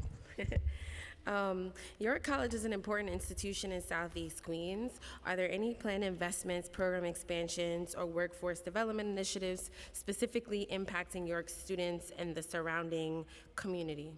Well, thank you, Dr. Williams, for your question. And I am very happy that in the second wave of CUNY Beyond, which is really our innovative strategy to be able to make sure that our students are thinking about careers and getting ready for careers since day one, that in the second wave of courses, York College is one of the schools that are being identified, which will mean that should we be receiving additional funding from, say, in the city, it would go to York College for investment, and it's also a badge of distinction for your college as they go seek to talk to employers and get philanthropic dollars. So we really feel that that designation is going to be really, really instrumental to York in terms of enrollment and all those factors. Okay, and then last year I asked a question about the $30 million that was supposed to be allocated to your college to address the groundwater flooding issue. Do you have any updates on that? Because last year the answer was not precise. Do you want to know that the answer last year? You all talked about it and said that it was going to happen, but there wasn't a clear timeline. Sure. Thank you for the question, Councilwoman. We just completed, the consultant just completed phase one of the work that's being done. That's the grouting work around the plan. Phase two, which is the mechanical design, will be completed by early 2027. The project was originally it was about $25 million. Based on the work that we have been able to do, it's now down to $10 million. So we've been able to some value engineering that has allowed us to bring that project. So that project is right on target to be completed. We are also, I know one of the other concerns you've raised, we've also are in conversations with DEP about the charges that they're charging the college, which is over the last couple of years has been about $400,000, to try to really figure out how those charges could be removed from the because it's a burn on a college that really needs the resources. So sort of more to come there, but we're right on target to be able to address this. So hopefully by next year when I'm in front of you again, we'll be able to celebrate that we've got this project sort of completed. Okay, thank you. Thanks, Chairs. Okay, Councilmember Hudson, followed by Dinowitz. Thank you so much. Hello, Chancellor and team. You mentioned in your testimony work that you do around CUNY Cares, really important work. We have a transition academy at Medgar Evers College, which is in my district, and I'm just wondering, you know, given the number of students that are experiencing homelessness, food insecurity, things of that nature, how much in your budget is allocated towards supporting those students? So it varies by campus and depending on the kind of support, and thank you for your question. For example, things like the food pantries and that level of support, that is mostly philanthropic dollars that are raised from foundations. The Petrie Foundation has been historically a great partner of ours for decades in some of that. Partnership with local vendors, right? So that tends to be a bit more localized. In CUNY Cares, for example, one of the things that we learned from that experiment in the Bronx is that we're probably ready to do something, and it'd be probably the next expansion of CUNY Cares, which is to get students immediately to know whether they qualify for SNAP or not and be able to get all those benefits. And, you know, we mentioned the testimony that we got about $3 million back for the students. The other thing that I want to say is that is also $3 million that went to the local bodegas and businesses where our students buy the food too, right? So this is something that if we do right, we're helping the students with food insecurity, but it's also a little bit of economic development in our neighborhoods. Yeah, I would agree, and I commend you for that work. I think it's really important work. I have legislation trying to make automatic enrollment possible for you know, certain benefits, and also I fund the food pantry specifically at the Transition Academy, and provide services. We do resource fairs, all of that. But I'm wondering if you can maybe ballpark a figure that would be helpful for you to have to address the needs of, you know, because the reality is there are so many CUNY students who are struggling to make ends meet. And if there was, you know, you're helping them to bring in $3 million in resources and food, let's say, but I'm trying to figure out how much are you spending. I get that some of the money is philanthropic, but how much are you spending in order to make that happen? And I know you could use more, but what would be an amount that would be helpful? So in our green sheet, which is our request, we have 2.8. The council already has a food insecurity initiative to be able to supplement and expand that. And if you think also then about the CUNY Cares component, if we expand the benefits hub, that's something additional that can help all the campuses. So the request on food insecurity is 2.5. Okay, thank you so much. No, thank you, chairs. Okay, great. Councilmember Dinowitz. Morning. Good morning, good to see you. Good to see you as always, the whole team here. Last hearing, I asked a question about Local Law 18 of 2023, which provides that DOE and now CUNY, a DOE can send IEP data electronically to colleges of their choice. Since that time, I know we've been working together, CUNY, DOE, to create a memorandum of understanding that the data will automatically be sent over. I'm confirming that this is on path, that all graduates, high school graduates with an IEP, 2026 will have their IEP data shared directly with CUNY. Let me allow the provost to give you an update on this very important initiative. Yes, I can confirm that last week, the agreement and the details of the agreement have already been worked out, but last week, both the DOE and CUNY's IT departments met together to talk about how does this actually work and have fleshed out a few things. They might have one or two more follow-up meetings before things then proceed to the lawyers for signing. So we are on track by the summer to have everything in place, and yeah. Good, and one of the goals of that was not just so you have the data, but that you can proactively reach out to students with disabilities. I believe according to your estimates, you believe half of students with disabilities are not declaring or don't, for whatever reason, maybe they don't know there are services available to them. So will CUNY reach out directly to students that are on their radar now as having listed as having an IEP or disability? Absolutely. Will you be reaching out by phone?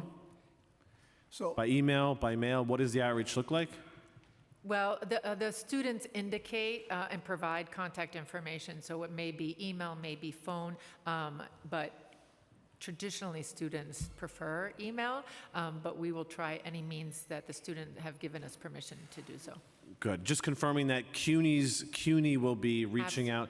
So is the expectation, if they leave a phone number and an email, will then some professional from CUNY be reaching out by phone and email to make sure they know the service is available to them? I can receive confirmation if we do both, but absolutely, it will be on CUNY to reach out, and that was part of the agreement, that we'd receive that information so that enables CUNY to proactively reach out to the students. if we have the permission That's right. and the information, we'll reach out. What we're trying to be careful here is not to promise something that legally we might not. Well, this is the point of the memorandum of understanding, is to make it legal. And then the ultimate goal is for CUNY to do the outreach Correct. so the Yep. students have all the opportunity. Same page. Secondly, I'd like to follow up on your personalized letters. There was a hearing on this a few years ago. I just want to clarify what personalized letters mean. My understanding is personalized letters means every DOE student gets a letter with their name on it. But do these letters also include things like course recommendations, specific colleges based on the coursework the student is taking? Is it based on the student's GPA?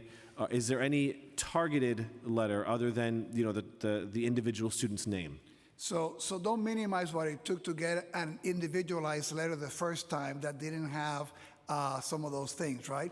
But with every iteration of the letter, we are better at being able to personalize it more. For example, this year, the letter, and it goes electronically to be able to do that, included, for example, congratulations, Eric. Ta-da. We look forward to seeing you at CUNY. You heard it here. I just got an admission to CUNY. Thank you. Since you participated in College Now, you already have, if you come to CUNY, you have already 15 credits, which will mean that you'll be saving X amount of money, right? So we've been able to tailor the letters each time more to be able to provide the students the most accurate information that they need. We want to continue that level of individualization, but the letters are to that level of detail, and we want to continue to do more to be able to provide them. For example, for some of the students that might be part of Future Ready, right? We might be able to, based on that data, make some suggestions about majors that they can take. So the more that we know, the more we'll be able to make that letter to them and to their caregivers. Yeah, that would be the ultimate goal, I think, is to make actual recommendations. The addition of College Now, it seems, is very good. Making recommendations for particular colleges or particular majors based on their coursework seems like the ultimate goal and the actual personalization of the letters. Thank you, chairs. Thank you, Chancellor. Thank you, Councilmember. At our preliminary, this will be my last question and you can leave. At our preliminary budget hearing, I asked data on the specific campuses and positions where vacancies exist. Do you have this data? If not, what is your timeline for providing it? How many vacancies currently exist across the whole system, and what are some of the challenges you face as folks are retiring? So we don't have that. We'll get it to you ASAP. Before we pass the budget, right? Absolutely. Yes. Yes. Thank you so much. Thank you so much. Yes, and apologies to the council members for round two. They have a very important Board of Trustees meeting where they're going to be deciding on a lot of important things. So we will send all of our follow-up questions, and we also have been joined by Councilmember Mercedes Narcisse. And with that, thank you so much, Chancellor, and to your team, and for everyone for being here. Thank you. Thank you for your support.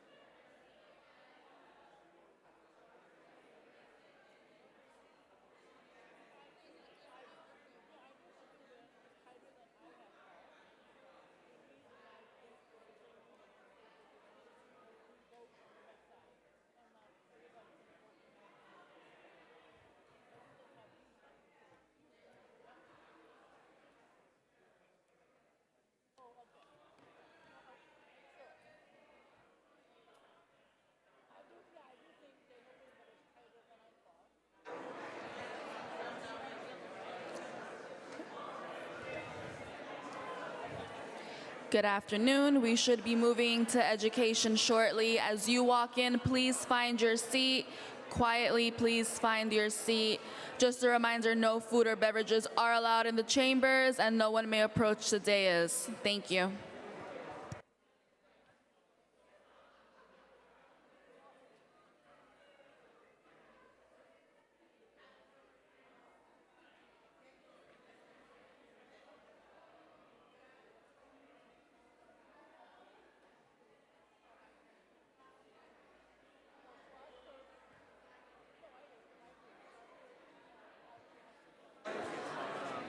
Quiet down, please. Quiet down. Please find your seats.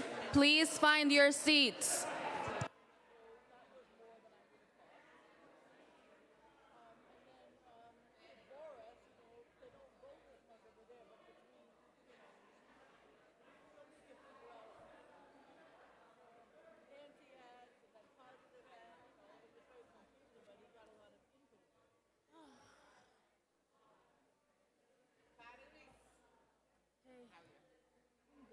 Thank you. I see some of your folks, but I don't know. Redneys want us to monitor everybody, where they move, how long. If everyone can please just find their seat, please find your seat. We are getting ready to begin.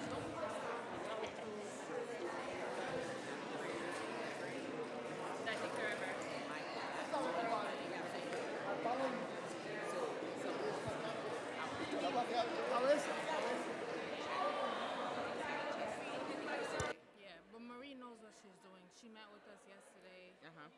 My uncle was your constituent. He passed away. His funeral was Saturday. I didn't get to tell you. The funeral was Saturday. I didn't Last get to tell Saturday? you. No, this Saturday that just passed. That's why I've been MIA. And Monique has been giving us. She thinks she's so powerful, but you know what? He lived on What's his name? 86. Maurice Millery. He lived on The 86. face looks like somebody I've been seeing. You've probably seen him around. He's Oh, a so big- the he's a funeral is plumber. when? It passed. It was this Saturday. We You had to pass. bury him You say you keep fast. saying pass out. I say pass out. You say no, and I'm Yeah, gonna say last okay. Saturday. Last Saturday. Last Saturday. He's out at my mom and E's. We're very upset with the hospital. They didn't do a good job. Yeah. What he had? Heart problem? No, he had a Heart stroke. issue? He had a stroke. He had a stroke? Yeah, he had a stroke. Wow. No, I'm not here. I'm moving myself. Wait, it's empty? Yeah. Oh, Are you it's on empty. education? Okay, you can put me here. You can put me here. Oh, but you can have it. I can Have it, council honestly. member. Hi, council You can have member. it. Yeah, hi.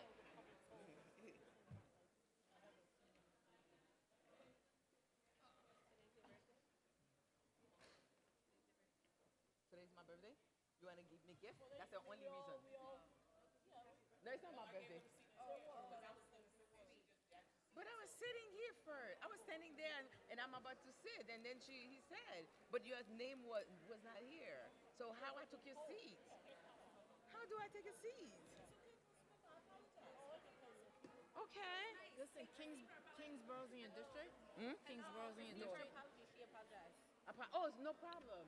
I love that. I love No problem. so cute. I love to see my No, black no. women. I love you why guys. would I be upset? No one said you was upset, but Oh, I just wanted to I'll make just sure. explain. You know.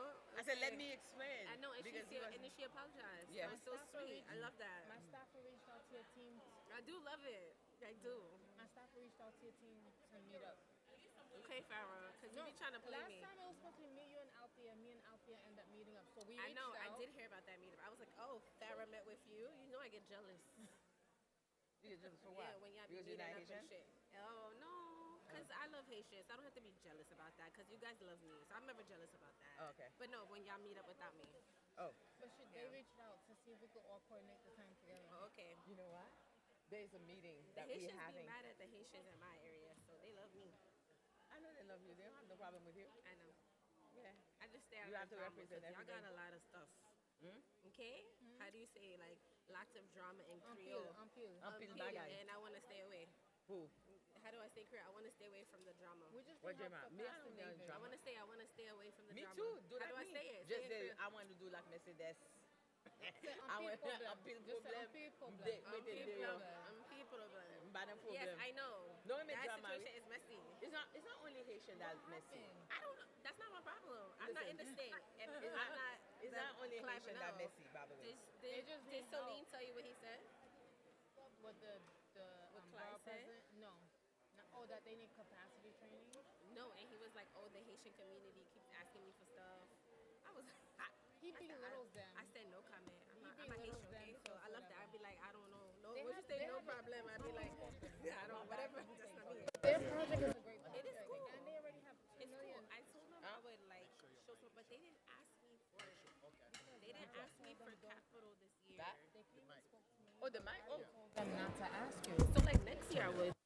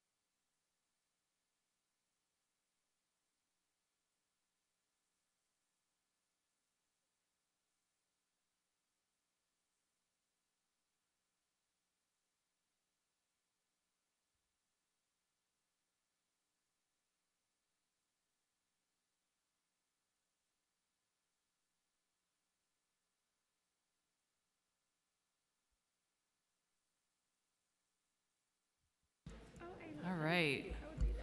Welcome, welcome, everyone. I think we are good to go. So good afternoon and welcome to the second FY27 executive budget hearing for the day, focused on Department of Education. I'm Councilmember Linda Lee, and I'm pleased to be joined by my colleague, Councilmember Eric Dinowitz, who is the chair of the Committee on Education. And we have been joined by our speaker, Julie Menon, Deputy Speaker Williams, Council members Lewis, Brewer, Wong, Morano, Felder, Hudson, Ressler, Farias, Joseph, Maloney, and Schulman. Ooh. Sure, Felder. Okay. And Councilmember De La Rosa, and did I say Mealy? I saw her earlier. Councilmember Mealy, just in case. Okay.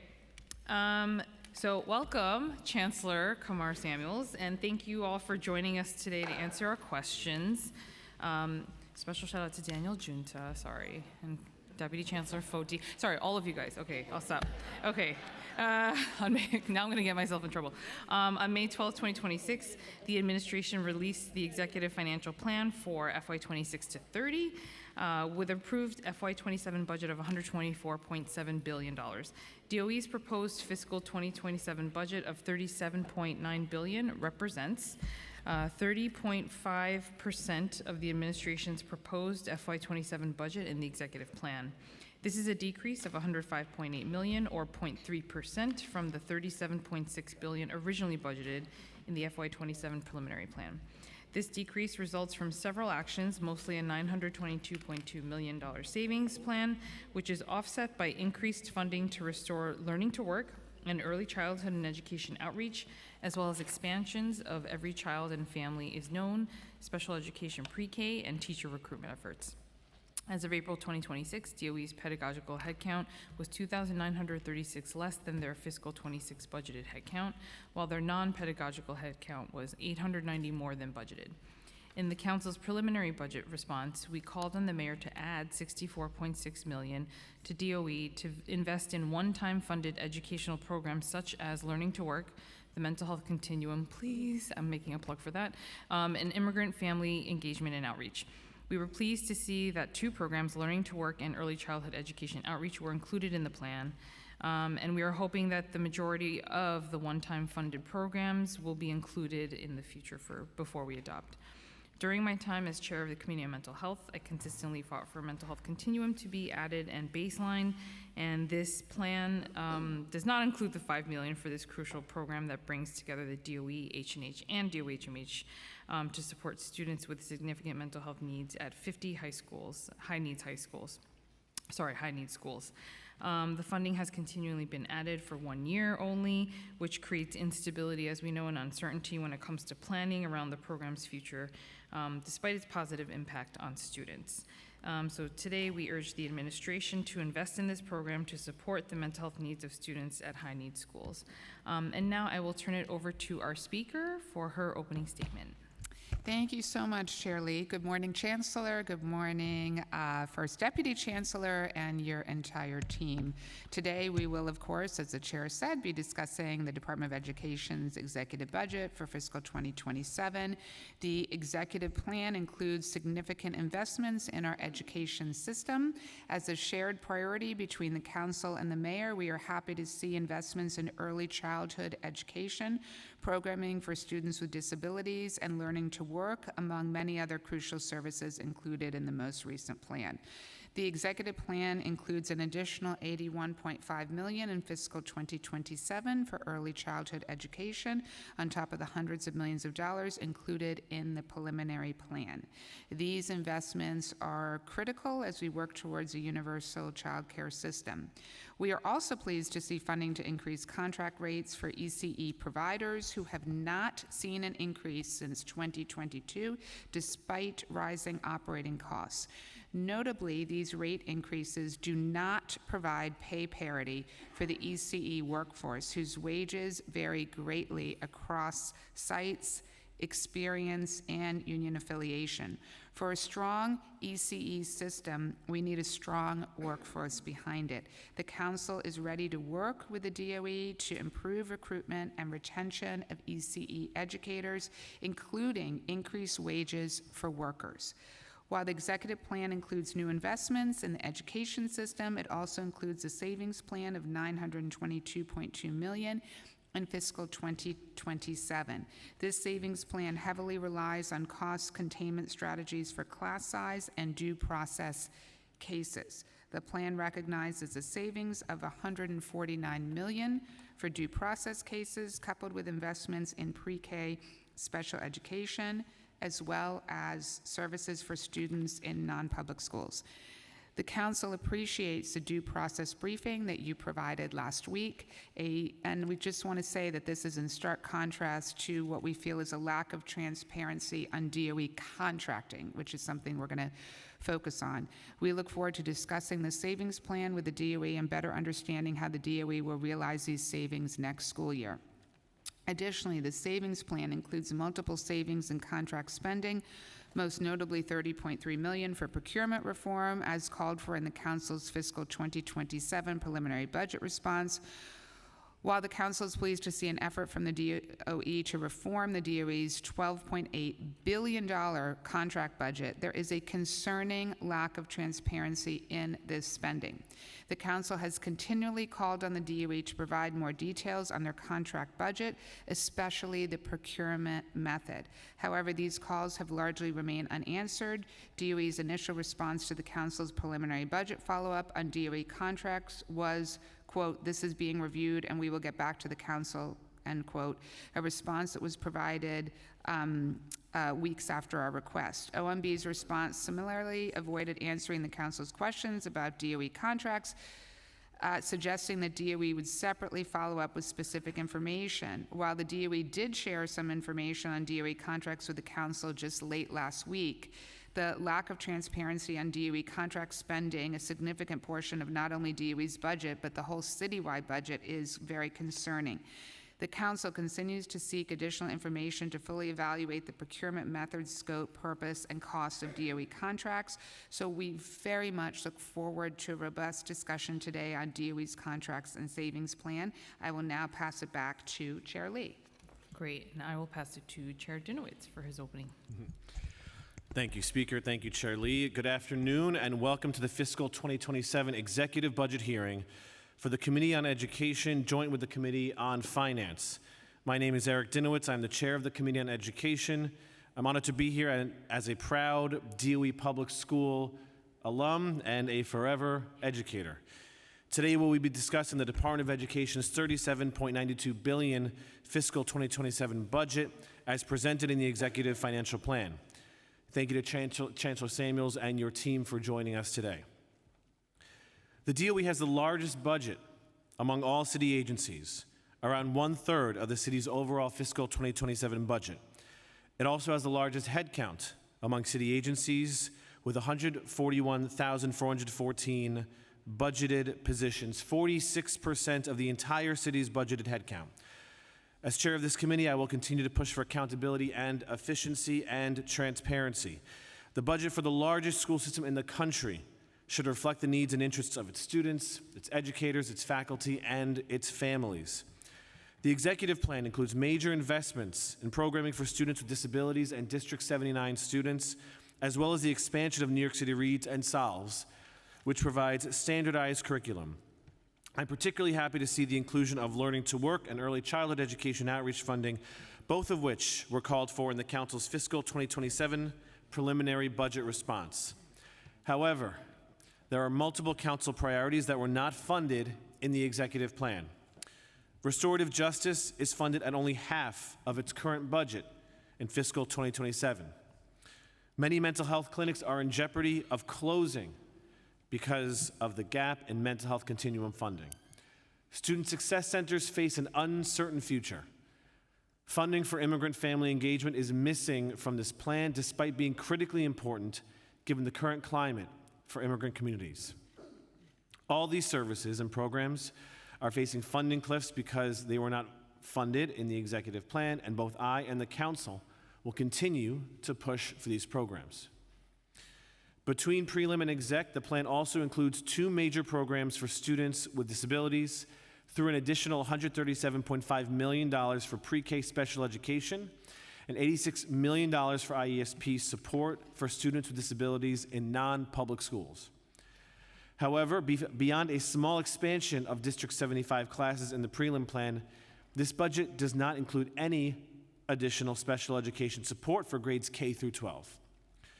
With a financial plan that hopes to reduce due process case spending by $149 million, it is disappointing to see that there was no expansion of DOE's wildly popular K through 12 programs for students with autism, NEST, Horizon, and AIMS. DOE reports getting thousands of applications for these programs, though they are only able to offer a few hundred seats. These programs are not only popular but effective, producing high graduation rates. Yet they remain elusive for many students and families. The executive plan also does not fill a funding gap for sensory exploration, education, and discovery, or SEED programming for students with autism. The DOE must expand support for students with disabilities across the entire school system, including training for teachers in general education classes. When we set our teachers up for success, they can address the needs of all of our students. In a due process briefing that the DOE shared with me and the council staff last week, it's clear the DOE is taking these escalating costs seriously. Not only is due process spending a huge financial burden for the city, it also does not always solve the important underlying goal, which is getting students with disabilities their much needed services right here in our public school system. We're glad to see that the DOE is making progress on curbing costs and look forward to further discussing how they will realize the $149 million in savings the executive plan recognizes starting in fiscal 2027. However, truly tackling due process case costs is going to require greater investment in K-12 special education. It's what's best for the city, and it's what's best for our students. While the plan includes investments in many areas, it also falls short on school safety and restorative justice programming. School safety agents and restorative justice, while often pitted against each other in policy debates, are complementary investments. Both make our students and school communities safe. Yet both are cut in the executive plan. The DOE saving plan includes a vacancy reduction of 264 school safety agents, meaning that schools would not be able to fully staff SSAs if desired. Additionally, restorative justice programming faces a $6 million cut. If you are a person who views these two things as not complementary, as in opposition, wherever you fall on that debate between asking for more school safety officers or transitioning completely to restorative justice, there is a reason to be concerned. Both SSAs and restorative justice must be fully funded to keep our students, our teachers, and families safe across the system. While the administration and the DOE strive to meet universal programming across ECE, New York City Reads and Solves, and other supports, I want to emphasize inclusion and efficacy. Programs are only universal if everyone can participate fully and meaningfully. I look forward to hearing more from the DOE on how they will ensure that 2K students will be identified for early intervention services. I'm interested in learning more about the expansion of New York City Reads and Solves. DOE should use this expansion to promote cultural competency and develop teachers' capacity to lead professional development for their colleagues on these curricula. And in the wake of yet another school bus contract extension, I look forward to a discussion on how DOE will ensure students in temporary housing and foster care get to school despite relying on decades-old school bus contracts that do not adequately consider their needs. As the DOE reconfigures its class size plan with a 2-year extension for full compliance, the city needs to not only invest in teacher recruitment, which increases by $17 million in fiscal 2027 in this plan, but also on teacher retention. While most of DOE's savings rely on the state's extension for class size implementation, there are still many outstanding questions on the DOE's new class size plan and expectations for the 2026-27 school year. DOE must get to 100% class size compliance in a way that is equitable. We cannot prioritize funding for schools that need help reaching compliance at the expense of schools that meet the class size mandate but have other needs. It is the council's responsibility to ensure that the city's budget is fair, transparent, and accountable to all New Yorkers. It is essential that the budget that we adopt this year is also reflective of the priorities and interests of the council and the people that we represent. This hearing is a vital part of this process, and I expect that the DOE will be responsive to the questions and concerns of council members. I look forward to active engagement with the administration over the next few months to ensure the fiscal 2027 adopted budget meets the goals the council has set out. I would also like to take a moment to thank my Chief of Staff, Jenna Klaus, Theo Solter, my Legislative and Budget Director, Andrew Lane Lawless, and Grace Amato, the committee's financial analysts, Alejandro Carvajal, the committee's counsel, and Chloe Rivera and Katie Celine, the committee's policy analysts. And I now turn it back to Chair Lee. Great. Okay, we've also been joined by council members Brooks Powers and Zhuang. And before we pass it off to the chancellor and his team for swearing in, I have to do this PSA announcement that I've been doing before every hearing, which is that our public testimony, because I see a lot of our community advocates and leaders in the audience, we're doing public testimony on one full awesome day on Wednesday, June 10th. That's how my brain is. Wednesday, June 10th, this Wednesday, starting at 9:30 in the morning. So please make sure to sign up for public testimony if you have not done so. We will try to make it as amazing and entertaining as possible. So with that, I'm going to hand it off to our amazing committee counsel, Brian Sarfo, to swear you all in. Good afternoon. Do you affirm to tell the truth, the whole truth, and nothing but the truth before this committee and respond honestly to council member questions? Chancellor Samuels. First Deputy Chancellor Guinta? I do. CFO Scott? I do. Deputy Chancellor Hawkins? I do. Deputy Chancellor Foti? I do. Deputy Chancellor Puello Perdomo? I do. And Deputy Chancellor Moran? I do. You may begin. Good afternoon, Speaker Menon. You just have to push the button. Check. Great.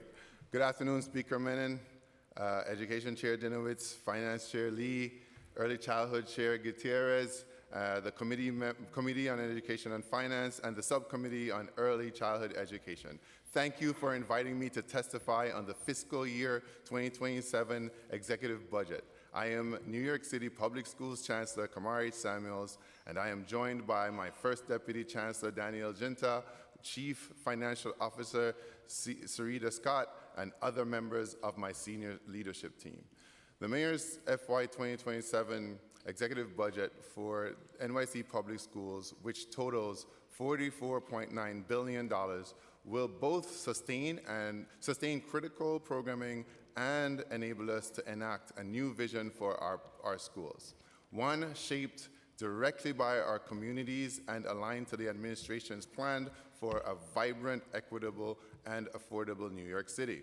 Since my last testimony, I have continued to engage deeply with our students, families, and staff. I visited schools in all 45 superintendents' districts and completed a 10-stop Chancellor Conversation tour. Soon we will publish a report detailing what we heard on that tour and how those insights will inform our work. We've gathered extensive community feedback on high-priority topics such as AI, held listening sessions specifically with students and families residing in shelters, and more. These conversations have continued to shape my educational vision, one focused on safety, academic rigor, and true integration with a consistent through line of family empowerment. And I am proud to share that we are already hitting the ground running. We are launching 2K and expanding 3K, both incredibly exciting milestones towards universal childcare and a more livable city. We are opening 5 new schools in the Bronx and Queens, offering unique, high-quality models focused on the arts, STEM, and more. We are growing New York City Reads and Solves, including bringing New York City Solves to elementary schools where many math habits and mindsets are formed. We have released our first ever bus vendor scorecard to strengthen transparency and accountability around school transportation. We have published a Know Your Rights comic book to teach immigrant students, all students, about their legal rights. And we have hosted new celebrations to uplift communities, from New York State Seal of Biliteracy Convocation to our recently concluded Parent Coordinator Appreciation Week. This is just a start, and I'm eager to continue listening and partnering as we advance our vision. The Mayor's FY 2027 executive budget also furthers this vision, investing deeply in the next generation of New Yorkers. That starts with a focus on our most vulnerable, including our students in temporary housing. This budget will expand support, resources, and access to caring adults via Every Child and Family is Known, thanks to a $7.2 million investment in FY 2027 that grows to $10 million in FY 30. This work will promote attendance, physical and emotional safety, mental health, and a sense of belonging. The executive budget also invests in our youngest. The administration's commitment to early childhood, $81 million annually, is momentous and game-changing. This is especially true for our students with disabilities. In addition to the overall early childhood investment, the administration has committed $67.5 million, growing to $82 million by FY 30, to expanding special education pre-K. This investment gives our students with disabilities a strong start, fosters true integration, and allows us to better serve them within NYC public schools. Additionally, this budget bolsters rigorous academics via New York City Reads and Solves with a $17.3 million investment that will transform reading instruction for an additional 104,000 students and math instruction for an additional 102,000 students. This funding includes $6 million to improve culturally responsive practices for teacher preparation, building on this council's support for the Black Studies curriculum, the Latinidad curriculum, and the Hidden Voices resources. We are bringing high-quality, truly integrated instruction to classrooms across our city. Our focus on student support extends to college and career pathways as well. In partnership with community providers, we are preparing overaged and undercredited students for economic mobility through Learning to Work, which will now be funded with an additional $31 million in baseline funding. I also want to address a topic that I know is on many principals' minds: hold harmless. Providing schools with stability and predictability is a top priority, and to that end, as we prepare to allocate schools' initial budgets, which will be released next week, schools will continue to be held harmless. As I mentioned, engagement is a critical function of my vision, and I look forward to opportunities to engage schools, communities, this council, and others about how our school budgets work to ensure that long-term fiscal stability and comprehensive support is available.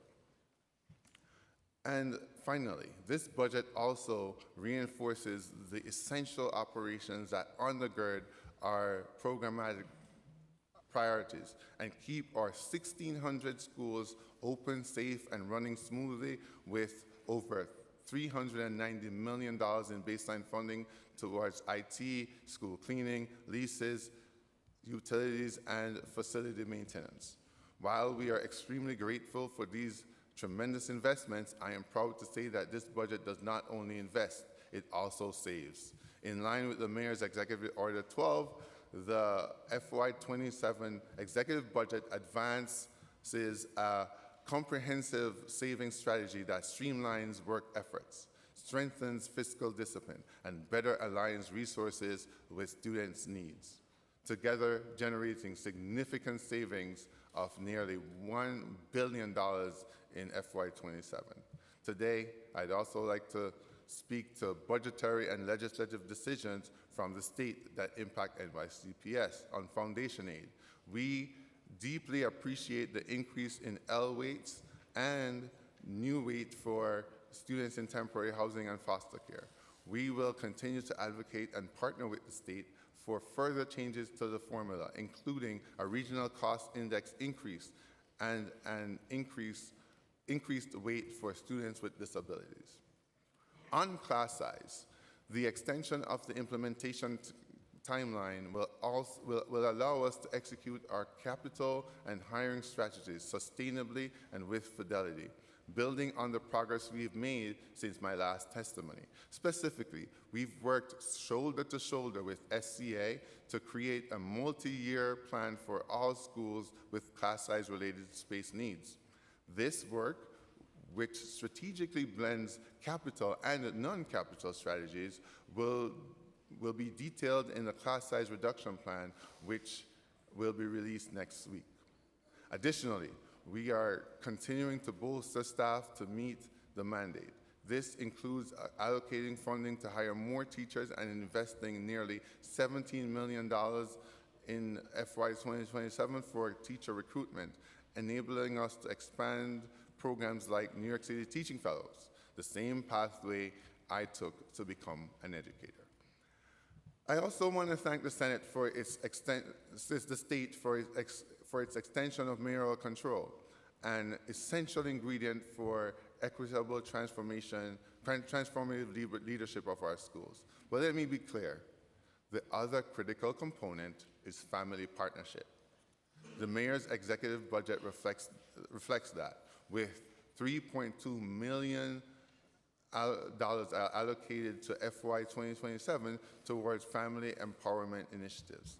Engagement is core to who I am as a leader, and I believe mayoral control and local decision-making are both vital to effective governance and must complement each other here in New York City. I want to thank this council for your continued partnership and support of our schools. I've had the privilege of meeting so many of you and seeing you at schools and community events. Your dedication is making a positive impact every single day. I want to especially thank Chair Dinowitz for his leadership of the committee, Education Committee. Thank you all for your commitment to young people, and I look forward to answering your questions. Thank you. Great, thank you. Passing it off to Speaker Menon to ask her questions. Okay, thank you so much, Chancellor. So I've got a number of questions, and I know my colleagues do as well. So thank you very much for your testimony. So I want to begin with some questions around contracts. So since we had the first preliminary budget hearing in March, the Council has repeatedly requested additional information about DOE contract spending, as you know. We didn't receive a reply to our questions until late last week, and the limited analysis that DOE provided was very short on detail and not responsive to all the questions that the council had. So my first question is, why is it taking so long for the council to get answers on this, and when can the council expect answers to our remaining questions about the contracts? First of all, thank you so much for this question, and I deeply understand and hear your frustration. So the initial read of the question was, we were looking at what it would take to supply, more than 600 contracts in detail to the council. It was initially set up as a very laborious process that, our team was looking into and didn't necessarily have the resources to get to right away. So I'm going to turn it over to Elishaba to talk a little bit more about that, and then I'll come back to actually talk about some of the plans we have going forward. Go ahead. Thank you, Chancellor, and good morning, Speaker. So as the Chancellor stated, I think there were about 600 plus contracts that were requested, and each of those contracts are like hundreds of pages long. And the challenge that we have in a very resource-constrained environment is that it would require dedicated resources. It would take months for us to pull it because we're pulling it from a secure system that very few people have access to. So as an alternative, we offered up to provide requests for authorizations because they are pretty much a concise summarization of each of the contracts. It includes the pertinent contract terms, including the contract value. And we were hoping that the council would accept that and choose a subset of those of contracts from that we could pull, and we would be able to turn it around much quickly. I mean, I just find this troubling that of the 600, we're not asking for a printed copy, we're asking for a file of the contracts. I mean, this should take like an hour of work to do, and it's been since March that we've asked this, to get a copy of a file that has the contracts in it. This should not, I mean, I just find it astounding that this has taken months and that we still don't have these answers. I completely understand, but it actually does take, we have to download the contracts from a secure system, and not very many people have access to that system, so it wouldn't take hours, it would actually take months. But the fact that not a lot of people have access to the system in and of itself also raises a concern. As I mentioned in the March hearing, I asked if there had been any auditing of these contracts, and I know your response was there had not. And that is, I guess, what is concerning me. That is why it's very hard for us to do our charter mandated oversight function if, we can't even have access to this data. Yeah, and one of the things that I am completely committed to doing, as we've offered, is really making sure that we have consistent briefings with you on this and rolling over time so that we can do sections of the big ask that you have, and that's where I am committed to ensuring that we have an ongoing conversation, that we have a rolling conversation with eventually all of the data that you've requested, and that's in addition to the briefing that we offered earlier. Okay, with all due respect, Chancellor, I think we're not interested sort of in the rolling conversation. We're specifically asking for the contract data, which numerous councils have asked for data about other contracts in the past. This is not some kind of new idea. This is, again, basic rudimentary data that DOE should be providing to the council, and I'm not sure why we're getting stonewalled. Well, I can assure you we're not stonewalling. I think that, as you said, we did provide more recently a summary of a lot of the terms of those contracts, and if that doesn't suffice, we'll definitely, and it sounds like it doesn't. It does not suffice. I mean, again, we're asking, as we asked in March, for the contracts. I don't think this is in no way unreasonable. This is a very reasonable ask, and it's just concerning that we're not getting this data. Yeah. We don't want a summary of what the terms say. We actually want the contracts. Okay, so. Okay. Thank you. Okay, thank you very much. So DOE's contract budget, as you know, totals $12.9 billion. And that's one of the reasons why we're interested in this. This is a very significant number. So we want to be able to see some of these contracts so we can understand what is happening. We know that $3.7 billion in contract spending for charter schools, $1.4 billion in contract spending for due process cases. The council analysis of fiscal 2025 DOE contract spending from Checkbook suggests that at least 40% of contract spending was through non-competitively bid contracts. So we know that Checkbook is not a one-to-one comparison, of course, with DOE's contract budget, but this analysis was limited to contract spending for which a procurement method was available. The council's estimate of 40% differs significantly from DOE's report to the council late last week, which indicated only 10% of contract spending is through contracts that are not competitively bid, and only 12% of contracts are not competitively bid. So how do you explain this large discrepancy? So I'll address, and I believe it was 12% that we had reported, and I'll address that. When I had reported that at the last hearing, I was only referencing that it was 12% of the total contracts, and I wasn't necessarily addressing contract spend. So without seeing the data that was pulled from Checkbook, I'm unable to really assess whether or not that 40%. I'm sorry, I'm not understanding the distinction between the 40% that the council's finding from Checkbook versus the 12% Is that it 40% of spend or 40% of the contracts? So the contract spending, so you're saying your 12% figure. It was related to the actual contracts, number of contracts. Got it. Okay, could we get then the contract spend number? Because that is, so we have an apples to apples comparison. Yep. Okay, and could we please get that by, in the next couple days? We'd like to see it. We want to get that information expeditiously. Yes. Okay. So the fundamental question is, why is some contract spending that is clearly not competitively bid not included in the DOE's accounting? So the 13 billion that you quoted, it does include, as you stated, due process cases in charter schools. But those, in both of those areas, they don't actually go through our procurement process. And so what we tend to do is just parse it out because those are state and federal mandates that we have to meet.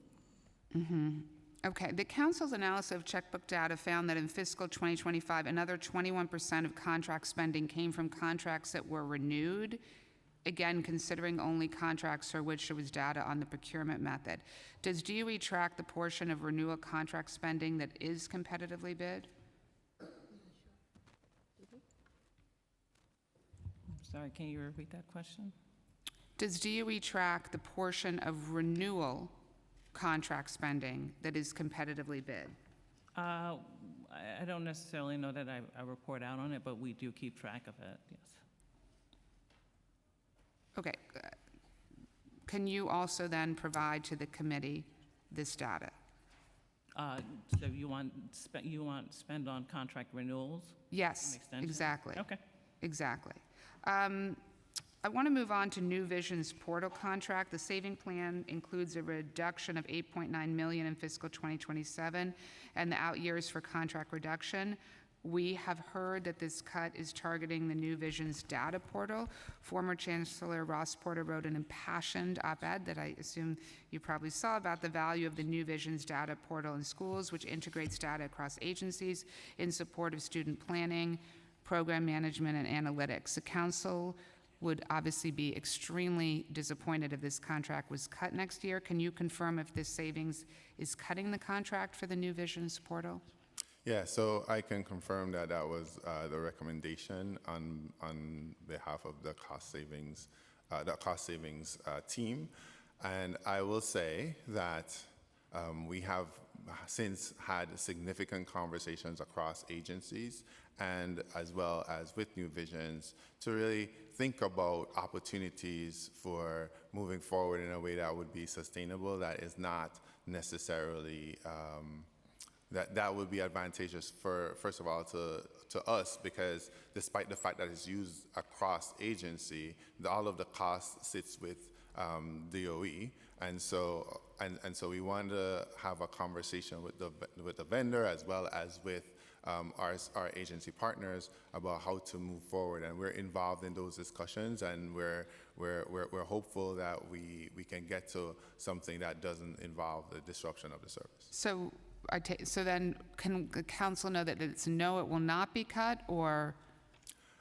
We're not exactly there at no, it will not be cut, but we are having significant conversations. I will tell you that I value the New Vision's portal. Many around certain DOE do value the New Vision's portal. One of the reasons that it was put up as a potentially duplicative resource is because it's used by administrators in schools, it's used by Central, but not necessarily as much by teachers in schools, but we recognize the great utility of the New Visions portal. Okay.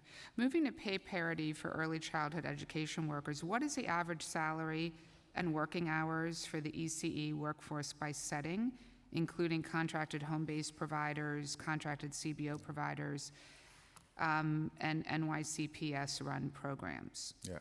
First of all, thank you for the question. We recognize the need in this area, the great need for ensuring that some of our most vulnerable employees are made, that pay parity is moving. It's a really important issue, and so I'm going to turn it over to Deputy Chancellor Hawkins to talk a little bit more about this.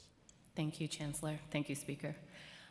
So we're working really closely with the Mayor's Office of Child Care and Early Childhood Education, Speaker, to get that data set. I want to be clear that there is a subset of the provider universe that lives within and partners with New York City Public Schools. We do not manage the full gamut. And so to understand what that average true cost is across the settings, we are working with the Mayor's Office.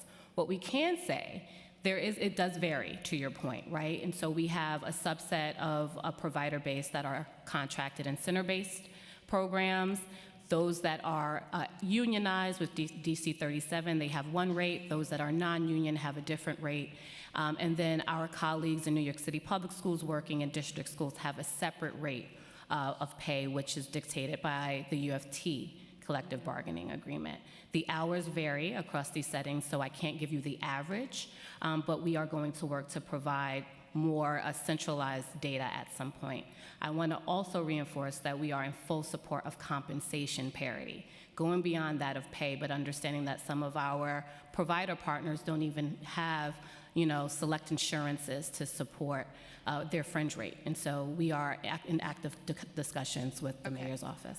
I'm very concerned about the collection. This data has to be collected. I mean, we have to understand this issue, because if we ever want to get to universal childcare, and this council has worked for years, we passed a whole package of bills back in 2022 mandating universal childcare. So this, is not a new issue for us. We've been hammering on this issue of pay parity for many, many years. So I'm concerned that DOE doesn't have that data. Do you intend to collect data either through a survey, the contracting process, perhaps in partnership with agencies such as DOH, MH, and others? So again, we agree, Speaker, but that data would not live with New York City Public Schools, because we are talking about the entire system of early care and education. And so we are very excited that the Mayor's Office of Child Care and Early Childhood Education is really interested in leading this effort. So yes, we will be pursuing that data. Okay. I'm going to ask on two other topics and then turn it over to my colleagues, and I'll come back on the second round. So, Chancellor, thank you for coming to our 529 conference for NYC Kids Rise, and for what you've done as superintendent in Districts 13 and 3 to support the program. We believe it is so important to expand upon this program, and we want to understand what can DOE do to better support schools to work with families to view and activate their New York City Kids Rise accounts. Thank you, Speaker Menon. And as you know, the last 5 months have been the largest increase in activation in our New York City Rise account in the records that they keep. And so I am committed to the program, and we've done significant work with our superintendents and work with our partners at Kids Rise to ensure that our schools are continuing to give the necessary resources to parents that they need to be able to sign up and activate their accounts, specifically in our most marginalized populations. So we are absolutely working on that and committed to doing that. Okay. I want to shift gears. It was reported last week that former District 3 Deputy Superintendent Mariella Graham split contracts for the same vendor to bypass the typical financial oversight of the contracts. The contract with this vendor resulted in the placement of a former DOE employee with substantiated charges of sexual misconduct in a Manhattan school. So this incident, of course, raises concern that there may be more widespread practice of contracts being broken up to avoid appropriate spending scrutiny. And in fact, SCI's report in the matter noted that schools are systemically plagued by vendor check splitting and other procurement problems. The report concluded, quote, violations of procurement rules often resulted in financial losses to the DOE, led to state and federal prosecutions, and or prevented the DOE from working with the most qualified vendors at fair market prices. Can you describe DOE's typical procurement protocols and how that differs for contracts over and under $25,000? Yeah, thank you for the question. And before I turn it over to Alicia, but I want to address the specifics of the specific question you raised. And I've devoted my career to expanding opportunities for young people across the city. I want to focus on building a public school system for families that does not sacrifice the education of our children for bureaucracy. But having said that, I do regret the lapses in policy and procedures that took place when I was a superintendent in District 3. The actions in question were undertaken in pursuit of educational opportunity for children, not for personal gain, and benefited benefited no one other than children in the district.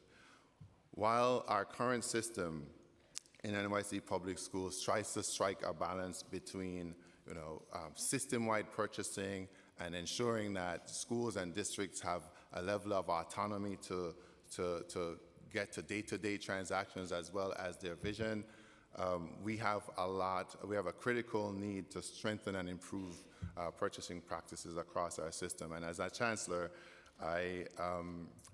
this is something I'm really going to be deeply focused on. I'm working to make sure that it's easier to truly deliver for students with training and oversight that is enhanced but supportive, not imperative. And so I want to really turn it over to Alicia to talk a little bit more about the procurement process on the 25,000. Good morning, Alicia Balui. I forgot to state that earlier. As the chancellor stated, that schools have autonomy because it's seen as a way to allow schools to get the goods and services that they need as quickly as possible. And so with that, schools have they're allotted what we would call non-contractual spend threshold of $15,000 for goods and $25,000 for services with an individual vendor, be it that they follow the proper standard operating procedures for purchasing. For any spend above that 15 and 25 cap, 5,000 cap, there are specific types of procurement methods that they're supposed to initiate when they know that they have a need for a good or service. So I would say at the simplest form, up to $100,000, schools are allowed to initiate what we call a simplified procurement process. And it's probably the simplest and the fastest. It doesn't require going to PEP. It also doesn't require comptroller registration. Anything above that has to go through a formal procurement process. Primarily, the preferred process would be a competitive bid, but we also have RFPs. We have negotiated services. We have multiple task award contracts. The multiple task award contracts are the contracts that are primarily used at the school level. And what it does is it's a competitive process, but when it's initiated and a vendor is awarded a contract, it serves as kind of like a pre-qualified list of vendors who can provide a good or services. So a lot of times you'll see contracts in that category that are for professional development, for assessments and things of that nature. Schools also leverage what we call a listing application, which is essentially a sole source contract, and it's used for textbooks, educational software, because those items tend to be proprietary and you cannot purchase it anywhere else. Once a procurement action is initiated by a program office, they work very closely with my team to go through all of the necessary steps and processes that are outlined in our procurement policy. So that would mean, releasing the bid. That would mean receiving responses, analyzing those responses or evaluating them, and then moving toward award. Once the contract is awarded, then we go through another due diligence process where we're doing background checks to ensure that the vendor is responsible. All vendors are required to go through a data privacy protocol, and they have to sign data privacy agreements, and once they're done with that, then we present those contracts to the panel for educational policy. We meet with the panel before the actual panel vote to give them an overview of each of the contract items that they're going to vote on, and once we're done with that, we hold the public panel meeting and they vote on it there. Once it is approved by panel, or if it's not approved, we don't move forward with it. But once it's approved by panel, we enter into the contracting stage. Once we get to the contracting stage, that's kind of where additional negotiations occur.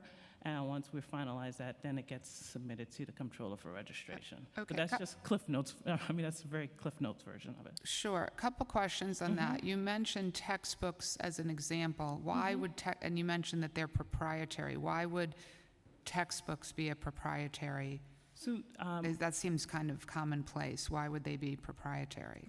So oftentimes, so textbooks are proprietary to the actual publisher, and oftentimes you can only purchase those items from the publisher, and that's the definition of a sole source. If I can't purchase it anywhere else but with that particular vendor, then that's a sole source. It's not competitive. So then how does DOE ensure that the staff with the authority to sign contracts that are not competitively bid are not improperly splitting payments to avoid standard procurement protocols?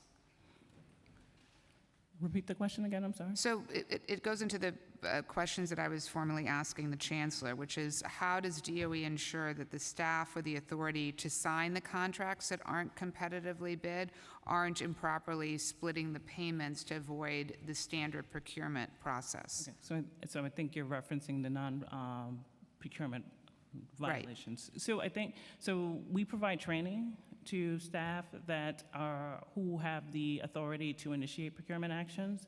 In addition to that, we also have standard operating procedures. Now, what I will say is that, clearly if these things are happening, then there's always room for improvement. And as a part of the procurement reform initiative that was recently launched at New York City Public Schools, we're looking at ways to strengthen auditing and oversight at the practices at the school level, and in order to identify those inefficiencies. And we're also seeking to strengthen our training, primarily focusing on ensuring that training is occurring on an annual basis and that it's certified, and also strengthening the training around what we deem as non-contractual purchasing. In addition to that, we're also looking at ways to modernize our procurement infrastructure, right? Looking at ways, centralization, and also making upgrades to our existing procurement technology. So just building on what you just said, so there is currently an effort underway to review the existing procurement protocols. You mentioned an annual training, but is there more that is being done to reform the procurement process to prevent these things from happening in the future? Yes, we're in the preliminary stages of developing that. Yes, but there is an actual procurement reform that is focused on these things, so increasing governance primarily at the school level. And we also think that centralizing the procurement function itself will increase transparency and accountability and visibility. Okay, so just in closing, I would just say you mentioned you're in the preliminary process of reviewing that. I would like to get an update on that, so an update to my office directly and to this committee on exactly what is happening to reform the process. I have more questions, but want to pass it over to our chairs now. Great. Actually, I wanted to just piggyback off the speaker's questions on the procurement because I love talking about this topic. But have you also looked at, because I know it's a separate system than what Mox has with Passport and all of that, right? And have you gotten feedback from providers and different folks who maybe perhaps use both systems, right? Who can then look at it and say, here are some best practices from either or that would actually help us to streamline things so that we're not spending so much time working on this. I think that would be helpful to maybe go back to the community groups that use the system and try to get their feedback. If you're in the preliminary stages, I'm just wondering what the input is from that side. Well, we haven't gotten to that stage. Okay. I mean, so right now, we're really invested in trying to find a replacement system. Got it. The way that Passport is configured to date, it's not really functional for our use. Oh, no, yeah, nor would I suggest you use. Sorry. No offense. So we're engaged in conversations with City Hall's innovation team and the Mayor's Office of Contract Services to develop a plan or a pathway for replacing our procurement system, because I think that that's one of the biggest challenges, and it's one of the reasons why we don't have as much transparency and visibility as we would like. So. Right, and yeah, the only reason why I suggest that is because I know that oftentimes the providers are using both systems, and so I'd be curious to see what overlap there could be to streamline things.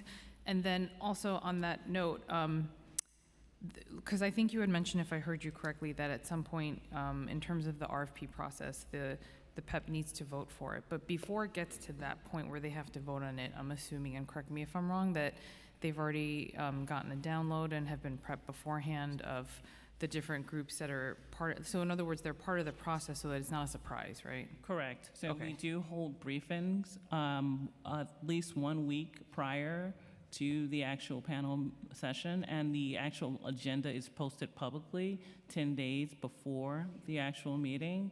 So it gives them time to read through the proposals and ask as many questions. And after we have the briefings, we often follow up with additional responses to questions that may arise during those meetings. Okay, so 1 week before actually seems kind of a short time period before, and the only reason why I'm saying that is because it seems like you all on your end have to go through all these arduous steps before you get to that point.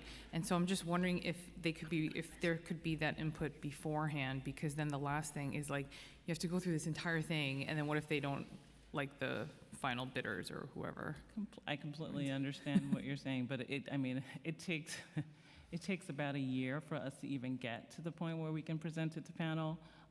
And we're generally scrambling. But again, we're looking at ways to streamline our processes. So maybe it's there's something that we could incorporate that would allow us to do it. But I can't make that promise right No, I get it. And why does it take so much longer versus other city agencies? I mean, and just to simply ask it that way. Well, the end-to-end procurement process is relatively long, right? Releasing bids, awarding them, and then, oftentimes when we release a bid, we're awarding contracts to multiple vendors, and that in itself can take some time. So you have to ensure that once, we award a contract, we have to do negotiation on pricing. We also have to do background checks. That can be pretty extensive. And then and if something comes up in that background check process, we have to do our due diligence by going back and doing some investigation to ensure that when we deem a vendor responsible and responsive, that we've taken all of the necessary steps that we were required to take to ensure that these vendors can actually work with our students and in our schools. Right. And I will say, I think in terms of this plus the purchasing power that DOE has and the procurement process, I wonder if this is an area where AI technology can maybe play a part. Understanding that legally, I get that there are certain mandated steps you need to take, but then maybe truncating the amount of time that it takes in between each step would be great to look at. We would love to be able to leverage it, but we would have to make sure we're leveraging it responsibly. Right, of course. Chair Lee, yes. may I, first of all, General Counsel Vladeck, I swear to tell the truth and all the things.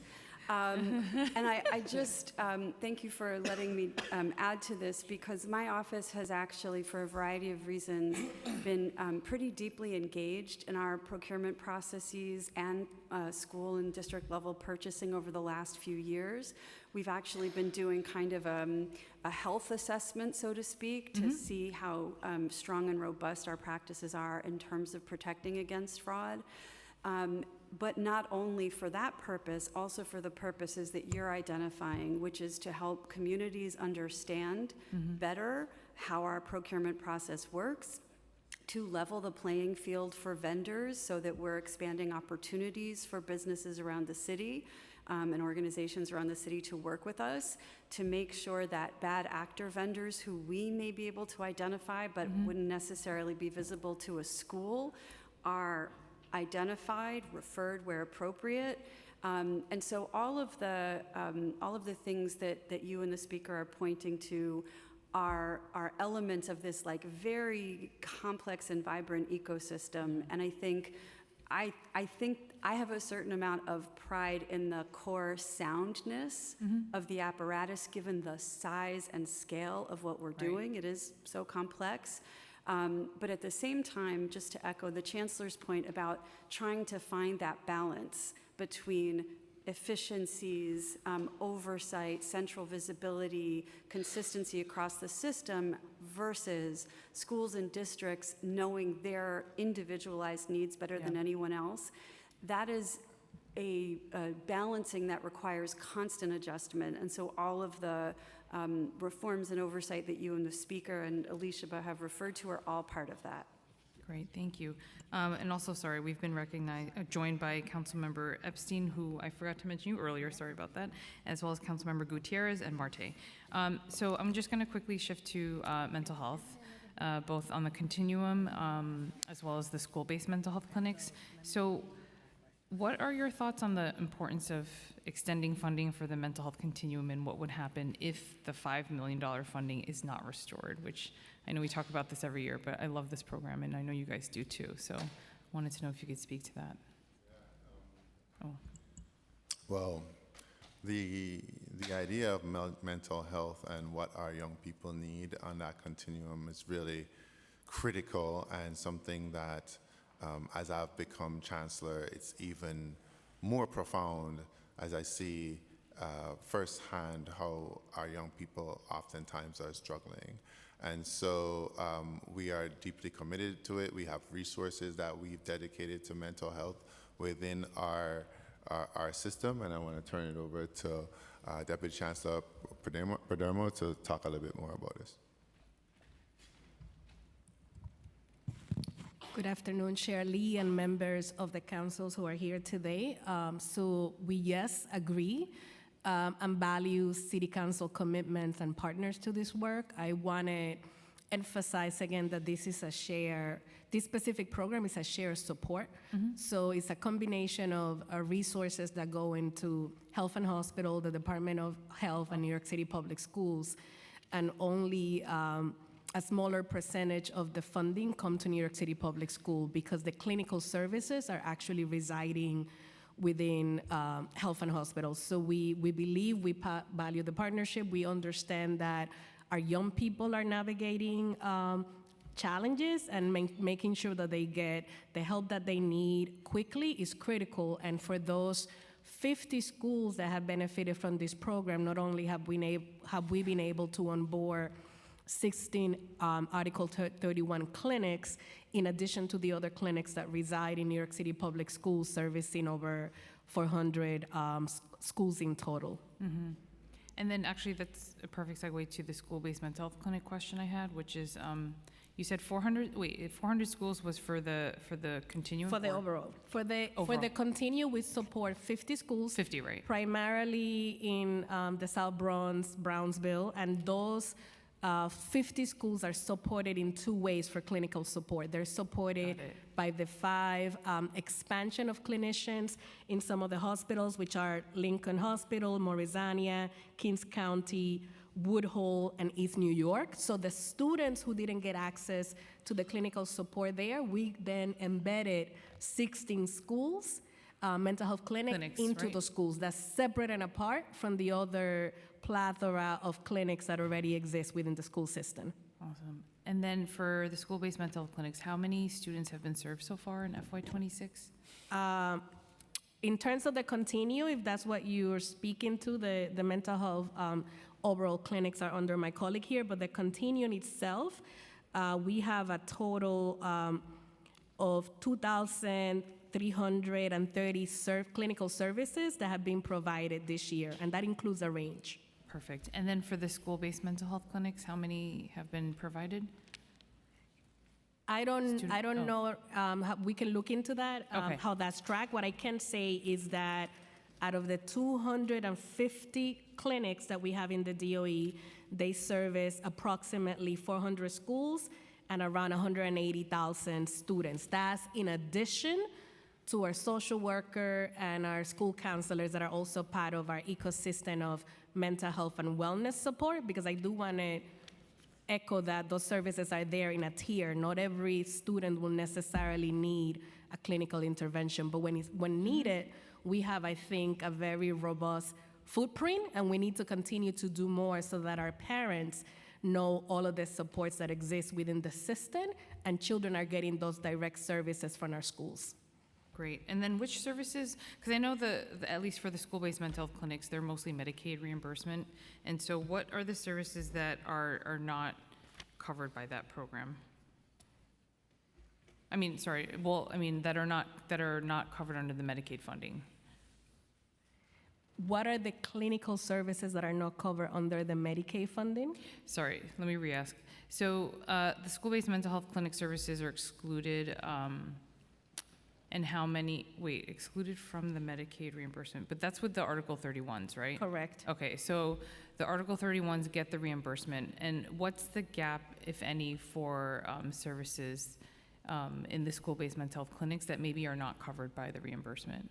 See, we can get back to you on the specific questions about the reimbursement. What I do want to emphasize that because we also have an ecosystem of social workers across our school system that are working in-house, that's another layer of support that can get done. And if you want more specific nuances about the reimbursement, we can definitely get back to you on that. Okay, perfect, especially with a lot of the Medicaid cuts coming down the line. For the savings plan, how many of the 97 filled central pedagogical positions are affected, and which divisions are impacted or excluded? Which initiative are you referencing? Sorry. Well, I mean, based on the savings plan, hold on, let me just bring up more detailed question. So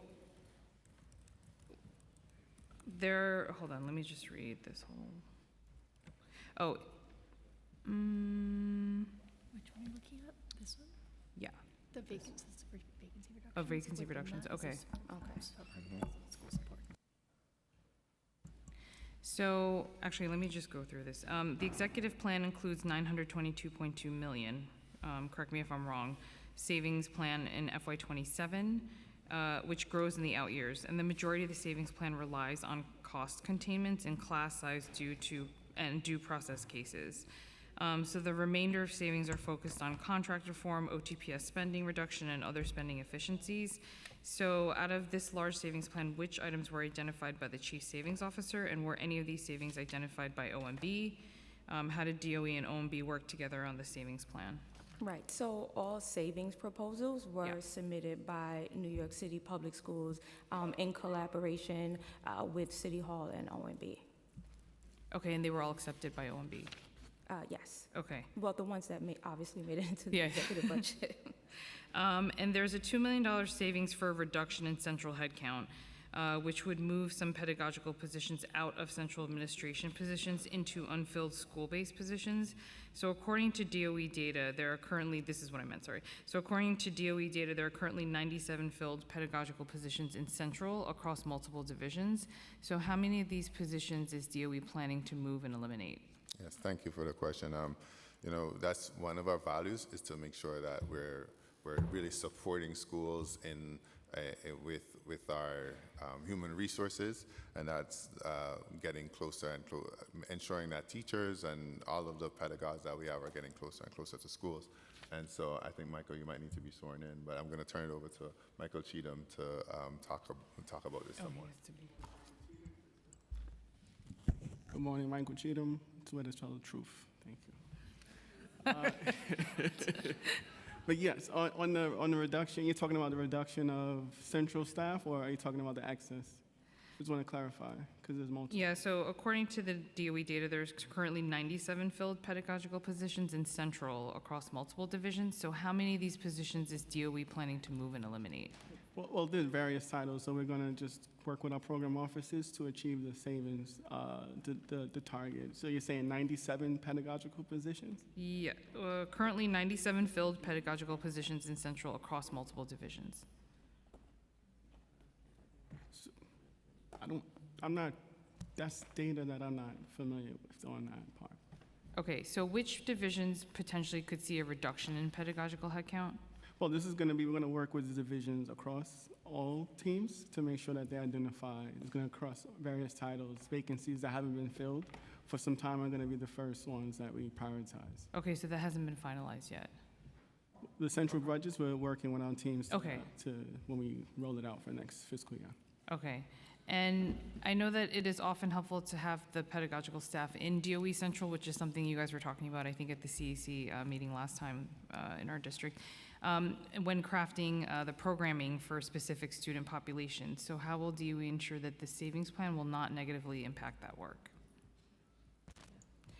So throughout our process of looking through savings, even proposing and submitting them, we wanted to make sure, one of the key things that the Chancellor wanted to make sure was that there was no disruption to schools whatsoever. Right. Okay, so no disruption to the programming services, great. Okay, which is what we wanted to make sure as well. Okay. Also, the plan includes a vacancy reduction plan, of which 17.8 million is cut in the school support UA, and this savings is associated with 197 civilian positions set to be cut from the school support. So what types of positions are being eliminated there? I think this is going to the earlier question. We're working with the program teams and across various titles, prioritizing the positions that have been unfilled for some time. Right. And working our way through that process. Okay, right. To be clear, these are positions that were never filled. Or, Yes, that's where we're prioritizing Right. and starting to Okay. work through. and then if you could, so this will not reduce the budgeted headcount for social workers, guidance counselors, or other similar positions? Okay. The school-facing titles? No. No. Okay. Sorry. And what's the current vacancy rate for social workers and guidance counselors? And are any of these vacant positions identified for the savings plan? We can get back to you on that number. Okay. Confirm that no, none. Right, we can confirm that that's not a part of this a savings plan to Okay. reduce guidance counselors and social workers in schools. Perfect, okay. And the FY27 budget includes 27.9 million reduction, which grows to 55.9 million in the out years due to transportation route efficiencies. How is DOE planning to optimize transportation routes without disrupting service? And the council is constantly fighting to improve. This came up in the last hearing as well, so. So thank you for this question. When I think about our bus routes and our bus contracts, we have obviously decades-old contracts, as the chair talked about. We have over 9,000 routes that we do every day for 150,000 students. This is something that I've learned probably the most about this topic since becoming chancellor. And thinking about the modernization that we need to do, how we make our routes actually more efficient. I'm going to turn it over to Deputy Chancellor Kevin Moran to speak a little bit more about that. Good afternoon, everyone. Want to thank you very much for that question. It was the modernization began here in this chamber in 2018 with a series of local laws. In 2019, it was Local Law 32, 33, and 34, mandating GPS and other pieces of information that were not, transparent and where we couldn't see accountabilities. So over the past many years, we implemented this modernization effort, one of which is actually having people log in every day when they drive the bus. That's up to 95%. So I want to thank our drivers across all our companies for logging in, whereas parents can see now in their New York City school bus app where their children are at any given time. And 900 bus routes this school year started what's known as ridership tracking, where students can actually badge on the yellow school bus and badge off, and therefore we can determine time traveled. What happens now this fall is we start our routing optimization, all predicated on our STRIDES program, which is our modernization program that took all 39 legacy systems and put them into one system so we can actually do something with the data that we were collecting that wasn't spread across disparate systems. So now, for this September, we're actually going to run for all of our, what you call curb to school, which is door-to-door busing, where our students are going to get this new routing system. It's our first modern effort to do the routing. What that'll do is allow us to reduce routes and travel times. Our students with IEPs are traveling 137% more time to get to school than their gen ed peers. And so what we want the routing algorithms to do is to reduce time traveled, find efficiencies, but I think it's important to realize our standard operating procedures maybe not being adhered to at the school level that relates to this specific issue, whereas by default, a student with transportation on their IEP is defaulted into the smaller type bus settings rather than being exposed to a continuum of least restrictive environments. And so students could get on a smaller bus at age 4 and graduate high school at 22 years old in the same small passenger bus. So what this effort is to do is introduce, where appropriate and where we're comfortable, a less restrictive environment within traveling. So that is ultimately cheaper. We do anticipate cost savings, and ultimately we believe it's the right thing to do. Great, thank you. I have a bunch of questions on 2K, 3K, which I'm going to forego because I have a feeling a lot of my colleagues are going to ask about the 3K, 2K programming. So I will play cleanup at the end if there's any other questions that haven't been asked. But I do want to just mention that it would be great if we could, as you mentioned, Deputy Chancellor, the pay parity across all the different systems. And I also have a bill in the council about that versus the school-based and the CBO-based 3K program. So whatever we can do to bring it as close to similar as possible would be great. And then my last question is just on the Black Studies, Latinidad, and AAPI curriculum, which I know that this has been an effort over the last couple of years that the council has made. So over the last 3 fiscal years, the council has invested a lot of money into the Education Equity Action Plan, initiated in the Black Studies curriculum. And DOE reports this curriculum is now in over 400 schools, and the curriculum has been fully developed. The council's funding supports work to update this living curriculum as well as professional development for educators. So how does DOE plan to support the expansion of the Black Studies curriculum to additional schools? And how many schools does DOE expect will be using the Black Studies curriculum next school year? Yeah, thank you so much for this question. We are deeply committed to the Black Studies curriculum, the Latinidad curriculum, AAPI curriculum, all of the Hidden Voices resources. And what we are doing now is ensuring that at the school, at the superintendent and principal level, that there is a pathway for seamless implementation. And the person leading that initiative is sitting right next to me, First Deputy Chancellor Danielle Gentas. I'll lead Danielle to talk more specifically about how we're going to make sure that that happens. Good afternoon, and thank you for asking. Since our last time here for the preliminary budget, we've made a lot of progress around the work that we're doing, getting our schools and our communities ready for a deeper implementation of these resources. We discussed last time that we've had these resources, we've been building these resources over time, but we needed to get better at helping our schools, our district teams and our schools make strong connections so that they're an embedded fabric of the Tier 1 curriculum and not just resources that were being used unevenly. So we have spent the better part of spring deeply involved in professional learning about the using these resources. We have also selected some pilot districts to learn deeper about implementation with starting with 5. They're coming to an end this month and growing to 9 to launch next year.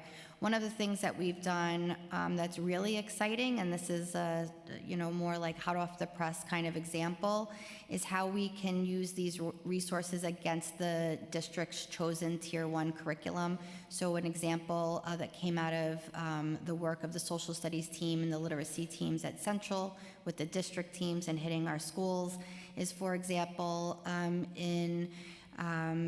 in grade 4 of the HMH module on what makes someone a hero, they were able to bring in from our Hidden Voices the story of Sylvia Mendez and her family's fight for desegregation, and use that to complement the curriculum and go deeper to help children really understand heroism, standing up for rights, and deepening their engagement in the knowledge-building curriculum with really strong historical figures. And we've been seeing those kinds of stories, whether it's where we can literally intersect this resource right into the curriculum for ELA. We're also doing that with our social studies curriculum. The vast majority of that curriculum is our in-house passport curriculum.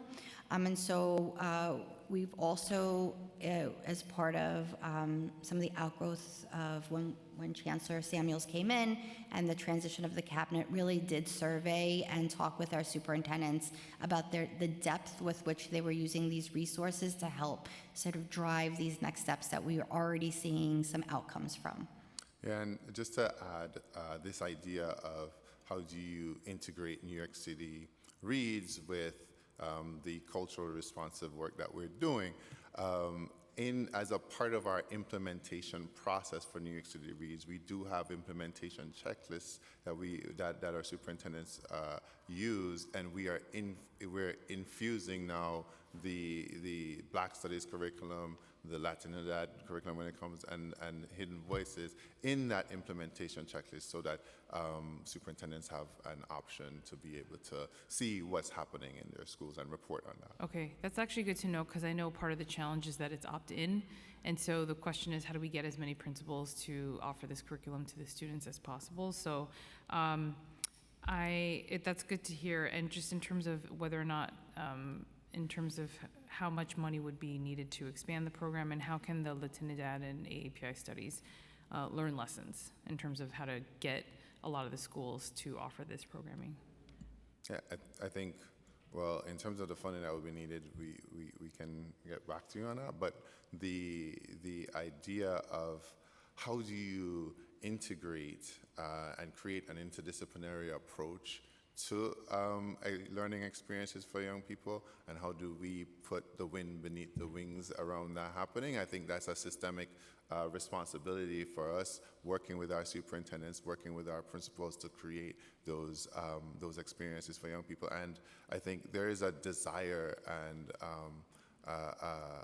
a desire to actually do this work on behalf of on the part of our superintendents and on the part of our schools. I think we've heard, if there's one criticism of New York City Reads, is that it's the Tier 1 curriculum is really meant for a vast number of people around the nation, and the desire for us to get curriculum that really connects with young people in the classroom, that is culturally responsive, is an area that we're really serious about working towards. Great. Okay. I'm going to pass it to Chair Janowitz. Thank you, Chair Lee. Thank you, Chancellor. I have a few questions about a few different topics, but I want to start where one of the things Speaker Menon brought up, which is the stories that have come out recently about the procurement and the contracts, and Mariella Graham, when you were superintendent. And you know, of course, I think you've shown time and again over the past few months your ability to confront an issue and say, hey, there were mistakes made, but it's exactly what we want our students to do. But we also want students and adults alike to be held accountable and know that moving forward, changes are going to be made, and also look back to actually discuss like what actually happened. This is the largest school system in the country. This is the largest agency in the city. It's about a third of our budget. And parents throughout the city, like there's a deep level of trust, whether you're a parent or a taxpayer, that we must have in our school system. You know, parents send their kids to school every day and trust that the teachers in the school system are going to do right by their kids. And we pay taxes, and we trust that those tax dollars are going to go to where they need to go. So this is a question about accountability at the top, because it's critical that people are held accountable and that the culture of accountability is set from the very top, because all the safeguards are all well and good, but they're meaningless unless they are instituted and demonstrated at the top. And just to make sure everyone knows what we're talking about, according to SCI, it's $386 million in fiscal year 25 were from these individual contracts that were below $25,000 or $15,000, which don't hold the same scrutiny as those above their amount. So that is a significant sum of money. And over the years, SCI has done investigations, and this is all online for anyone to see, about how people have circumvented these rules in order to be below that $25,000 mark. And so, you know, in 2024, a principal knowingly approved multiple purchase orders below $25,000 provided by two separate companies that had common ownership. Another principal circumvented the DOE bidding process by approving purchases separated into $5,000 increments for two vendors. There were manipulations of bids, artificial competing bids.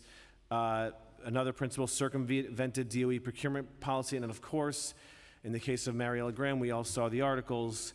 As SCI said, violated several DCB rules by improperly entering into a non-bid negotiated services contract valued at $180,000 with a non-DOE contracted vendor for the purpose of circumventing DCB bid thresholds and DOE's multiple task award contract processes.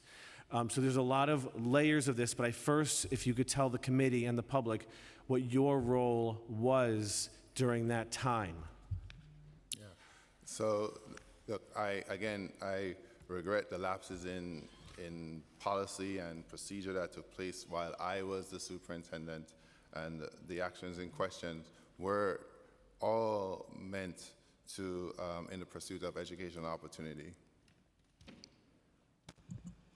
Chair Denowitz, I think you, and I'm sure the committee can appreciate that when there is active speculation going on in the press about past investigations, prospective investigations, as counsel, it is unfortunately sometimes my job to curb the instincts of our very open and forthcoming chancellor and counsel and advise that we are not going to comment on questions involving law enforcement. SCI, of course, is a law enforcement agency that are actively open and stirring in the press. Okay, so What I'm going to assume, please. If I could just finish, Sure. though, because I do want to speak to the broader points that you made.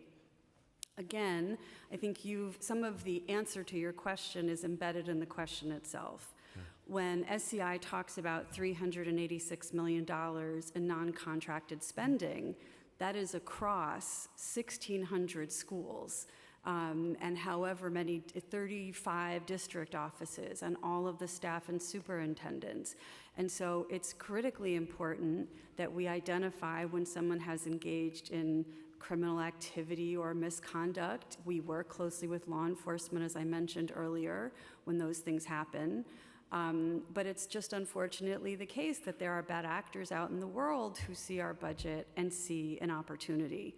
So I don't just want to talk about just bad actors. There are systemic problems that I am going to ask about. Agreed, but I think what I'm trying to say is it's important to make those distinctions, right? That there's a very important difference between some of the examples in the report you're referring to where people were indicted and went to jail, and examples where we discover at the central level that we need to strengthen training.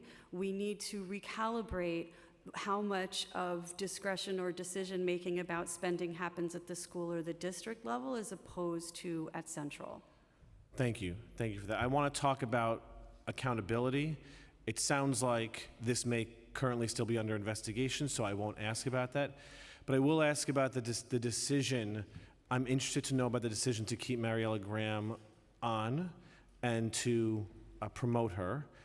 Because the SCI recommended her immediate termination due to lapses in judgment. And my understanding is she was given a 2-week suspension under the previous administration. That's correct, and I'm also, once again, I apologize, Chancellor, but I'm just going to say that is a fact connected to an active, I don't know if there's an active investigation, but I do read the press carefully. What I will say is, it is not uncommon. It is my office that receives SCI reports, works up not only the report, but the evidence that the investigative file that comes along with the report, and then makes a recommendation about proper disciplinary action. So it was your office that recommended not to go by the recommendation of SCI? Not going to comment on what happened in this case. What I will say is that it is not uncommon. I'm asking about a closed investigation, or my understanding is it's closed investigation. The recommendation was made, so this is outside of any current investigation that may be going on. I'm asking about a personnel decision. It's important for the city and this committee to understand that when there is what is illegal activity, right, that we understand why the decisions at the DOE were made that were in conflict or in contrast to what the recommendations by SCI were. So it's about trust and accountability. Thank you. Certainly, Chair. I totally understand that. The challenge that I face at the moment as counsel is that there is active and, to my mind, somewhat wild speculation going on in the press about whether the closed investigation may be reopened. whether the investigating agency properly fulfilled its obligations. With all of that open, I hope very much that at some point in the future, we'll be able to return and get into more detail about this situation. But I think it is just too dynamic right now with too many moving pieces for me to counsel my client to be as open as I know he would like to be and as I know you would wish him to be. Okay, but just to be clear, I'm not the press. I'm not asking about press stories. I'm asking about a closed investigation that is public. This was from their public website. I Yep. didn't acquire some secret documentation. Of This course. is on their website. Anyone can go to their website and download this. They list a number of things which I'm going to go through. But it is a question, I think, of judgment and accountability, and I think the committee deserves to understand that if the SCI makes recommendations, what the thought process is, or what it isn't, it seems in this case, for not abiding by those recommendations, and why this person gets a promotion when it was recommended they be terminated. I think we deserve to understand those thought processes. I agree. I do not disagree. But what I'm saying is the matters that you are describing as closed are being discussed in the press as possibly not closed or possibly something that law enforcement is being encouraged to reopen. But you're a lawyer. It's Yes. closed. It's closed. Yes, It but is- but my job is not just to look back, but to look forward and assess risk and have a duty of care. So to our looking client. forward then, Yes. does the DOE make any commitment that if a employee of the DOE engages in impropriety and breaks the law but doesn't go to jail, can they commit that there will be accountability for that person? Like, these are our tax dollars, these are our children. Certainly. So let's look forward. Chair Dinowitz, very important distinction. SCI did not find that anyone broke the law in this report. SCI's finding was that there was a violation of New York City Public Schools policy.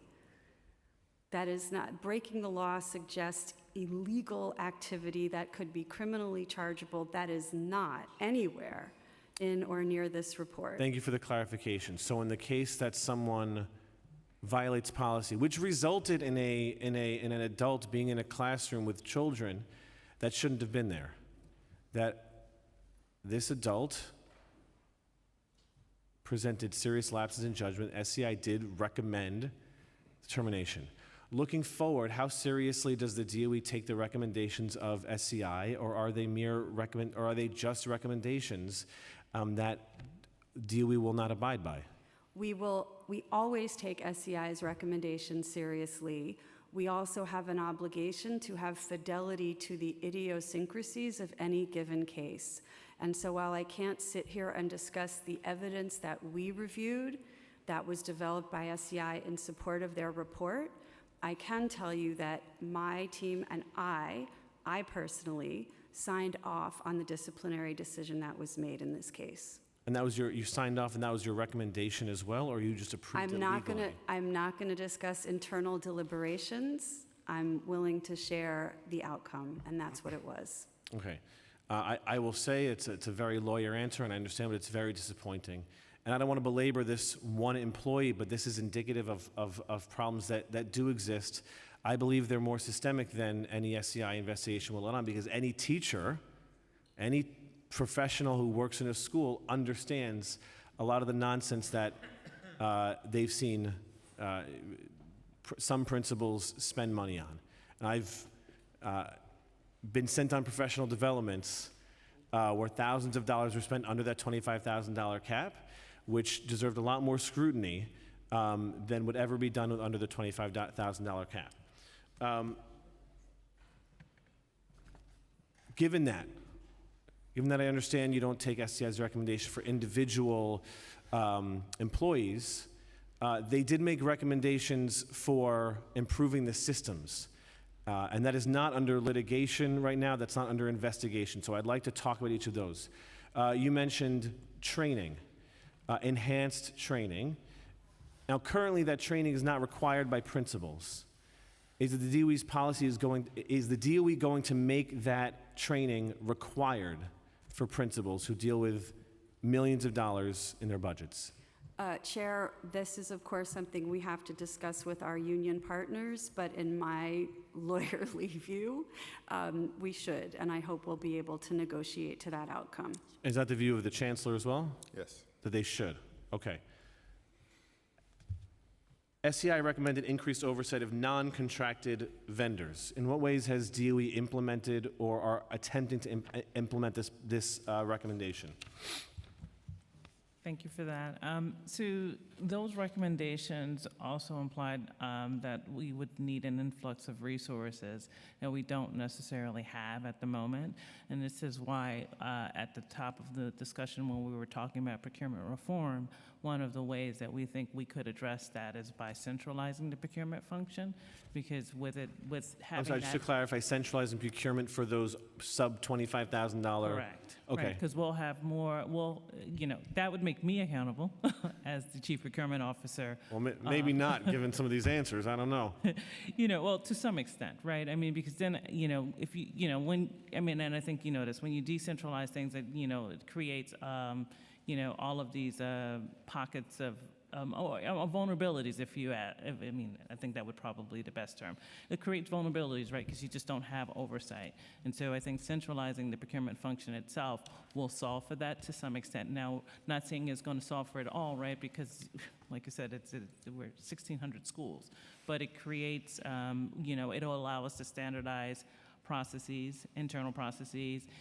It'll allow us to strengthen our standard operating procedures and also ensure that we're also looking at our policy to ensure that we can, tighten that up to ensure that, that we can minimize these occurrences in the future. Yeah, I mean, in an ideal world, right, because the chancellor mentioned autonomy of these schools, and for I think most all of them, that's very important.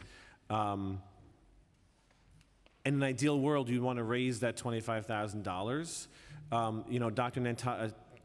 Deputy Speaker, Council Member Dr. Natasha Williams organized a roundtable of MWBE providers, and one of the concerns they raised was that it's hard for them to compete, especially for these sub $25,000 contracts.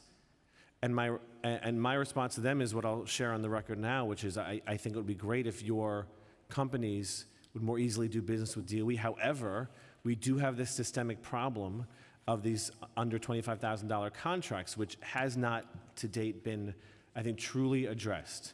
And unfortunately, we can't just rely on principals or school leaders volunteering to take training. I think they should be required to take this training, right, and be held accountable. If SEI makes recommendations, it's still a puzzle as to why someone who exercised serious lapses in judgment, which resulted in an adult being in a room with children he shouldn't have been in, would continue and be promoted. SEI recommended stronger safeguards to ensure the integrity of bids and procurement documentation. Has the DOE implemented this recommendation? We haven't implemented a lot of the recommendations because, again, I had stated earlier that it's going to require some structural changes and also some changes to policy. These things take time. So it's under advisement, and we're currently working internally to figure out how we could roll that out. What is a time? I mean, you have the best lawyer in New York City sitting right there. What's your timeline? Unfortunately, I unfortunately don't have a timeline in the moment, but it's all a part of the broader procurement reform strategy. So I will ask, and I'll say it's under advisement, but SEI recommended increased scrutiny of sole source procurements. So, and they made a recommendation that we actually absolutely agree with, and that's something that I'm working with my team on, just in terms of ensuring that that schools are seeking proper approvals for those items. And what does proper approval look like? So, for a sole source, there are instances where vendors will say that they're the sole, they're the sole provider of this good or service, right? But the truth of the matter is, if a sole source item, if an item is not considered, or good or service is not considered sole source, if I can purchase it elsewhere, right? And so, well, just to be clear, I understand it as if you're a vendor and you tell me that it's sole source, that's good enough. Yeah, no. That's not the case. No. No, Okay, no. please explain. No, so yeah, vendors tell you that, right? The But- chair, Lee, says check Amazon. Exactly, check Amazon. If you say that, you're the only person that sells this pen, right? It's my team or whoever, the school's responsibility to actually do the proper due diligence to ensure that they cannot purchase it elsewhere.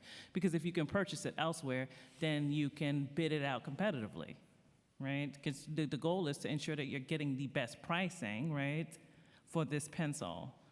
But just, a vendor stating in a letter that, they're the sole provider of that, to me, that's... I could save you millions of dollars. Shop DOE is the most expensive place to buy pens. You ever go and Shop DOE? Yeah. You don't go and Shop DOE? That's like the website that you're supposed to use. It's like one pen, $15. It's awful. Go on. Councilmember Joseph, another forever educator, she knows. So if you want to save millions of dollars, go on that website and watch your eyes bulge out. And we're not even allowed to use coupons. There's no coupons, no discounts, nothing. Can't go to Staples. You seriously don't know about this? What, you're asking me if I don't know about Shop Shop DOE? Yeah. Of course I know about Of course you Shop know DOE. Shop DOE. Okay. My God. I thought you said you didn't. What if... She's never bought pens from Shop DOE. Don't. Go to a city agency. They have all their free swag you can go to. Okay, I do want to move on.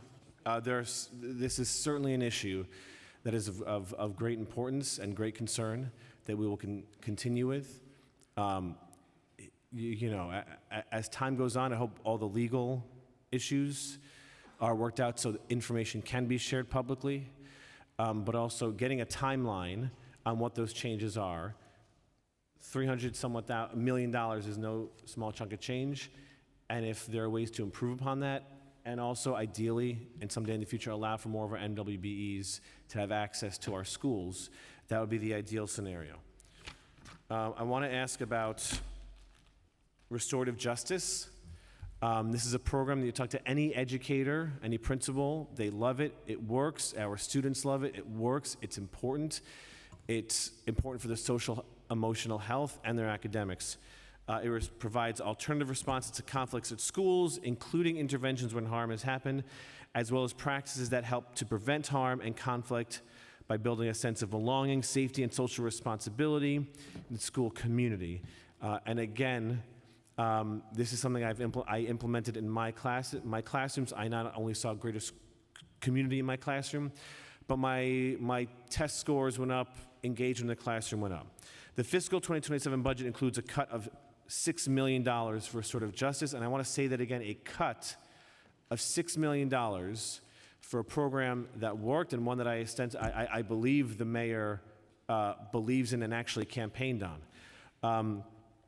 What would be the programmatic result if the $6 million in funding in the budget for fiscal 2026 is not added for fiscal 2027?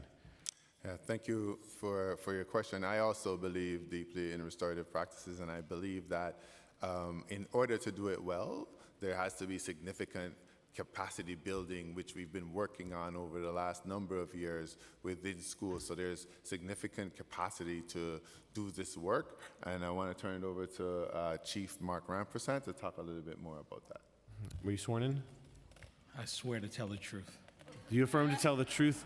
It's not just the truth. I think we have to go back. It's the whole truth and also nothing but the truth.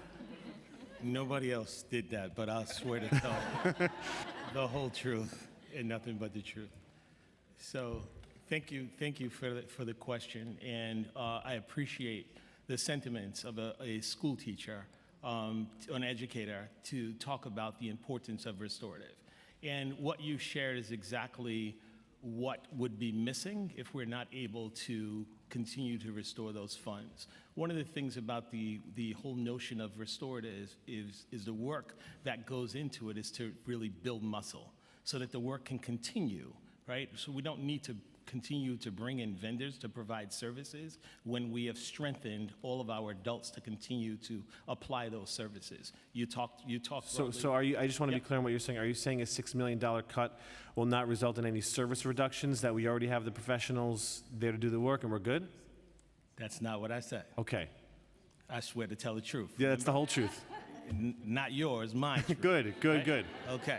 So what I am saying to you is that the work is important, and the foundation of the work is to build the muscle of our staff to continue that work. Yes, it will be painful if the $6 million is not restored. It will not allow us to continue to provide the services to the level that we provide today and continue to strengthen more schools to be able to carry out these practices and change mindsets and do all of the things that you just described. It will result in a cut to services to schools. How many schools will lose restorative, how many schools, if a $6 million cut is implemented, will lose access to restorative justice programming? Approximately 250 or so. 250 schools will lose access to restorative justice program if the $6 million is cut. How many schools total receive restorative justice programming? About 960 or so at various levels. So you're talking about over 25% of our schools, which rely on these services and these programs, will lose access to those services. The previous administration began Project Pivot, which provides similar programming to the restorative justice. However, the council is unclear on the details of this program and how it differs from restorative justice. Families and students seem to prefer restorative justice programs. Would the DOE be interested in combining the resources for these programs to expand restorative justice programming?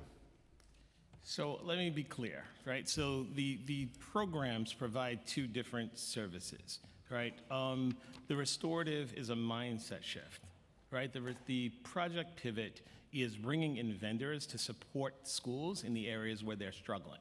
So if there is a safe passage issue, right, they're bringing in vendors to be outside of the schools to safely transport or allow young people to transport safely to and from school. It's some of those initial vendor direct provisions of resources. What restorative is doing is changing the mindset and teaching our staff to be sort of more mindful of the why around students' actions, right? They're two totally different, and interestingly enough, they do both exist in some of the same schools, providing different services, but for the same outcomes, and that is for the betterment of our young people. Okay, so there's no two ways about it. There's no shifting money around. There's no two ways about it. Restorative justice, the administration proposed cutting it by $6 million. Over 25% of schools will lose this service. This is a critically important service and program for our students, for the safety and emotional well-being of our students, and as so many of us know, the academic benefits to restorative justice. I'm going to pause there and turn it over for questioning, and we're going to start with Council Member Schulman. Time to get to her seat.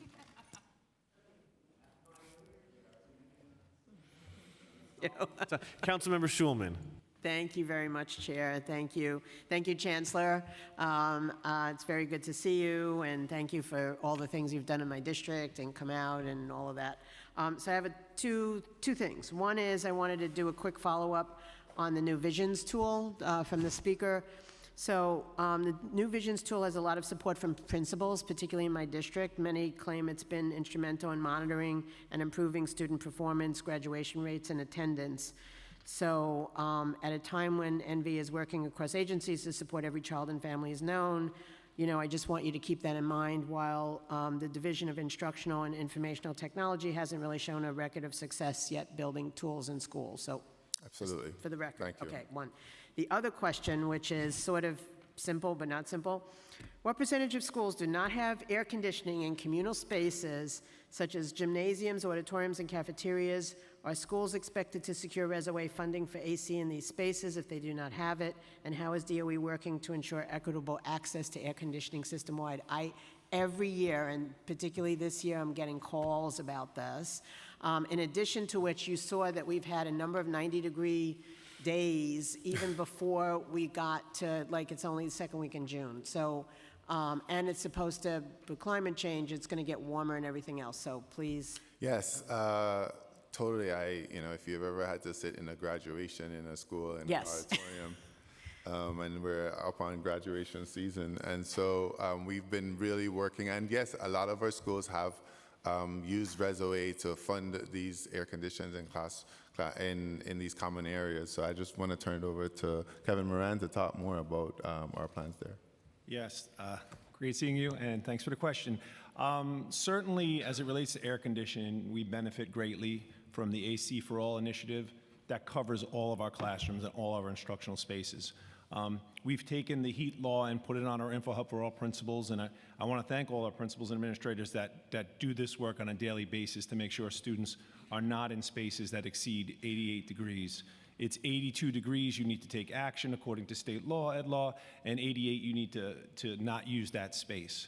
So we're thankful for the support of the council for all instructional spaces, and so that brings us to your question as how we do public assembly spaces. So I think we're right now hovering at 5,705 public assembly spaces. Many of those spaces, you've all helped us through ResOA grants. We funded them, schools have figured out a way to fund them. Our Division of School Facilities had just done aviation's cafeteria, Sheepshead Bay's gymnasium, so we're working with our tax levy base. It is not a capitally funded category right now, so maybe that's the next best thing. But currently, to answer your question, the number of PA spaces with AC is at 2,300, so about 60% of our public assemblies do not currently have AC. Okay, we'll talk about that at some other point. I'm going to stop my questioning, but what I will ask the chair is if we can send written questions that we don't get to ask to public schools so that they can answer it, okay? Thank you so much. Yes, Thank you, Chair, very definitely. much. Okay, and next we have Deputy Speaker Williams, followed by Councilmember Joseph. Thank you so much, Chair. So the Mayor's Office of Equity and Racial Justice released its first prelim racial equity plans this April. This plan, of course, includes many goals from New York City Public Schools.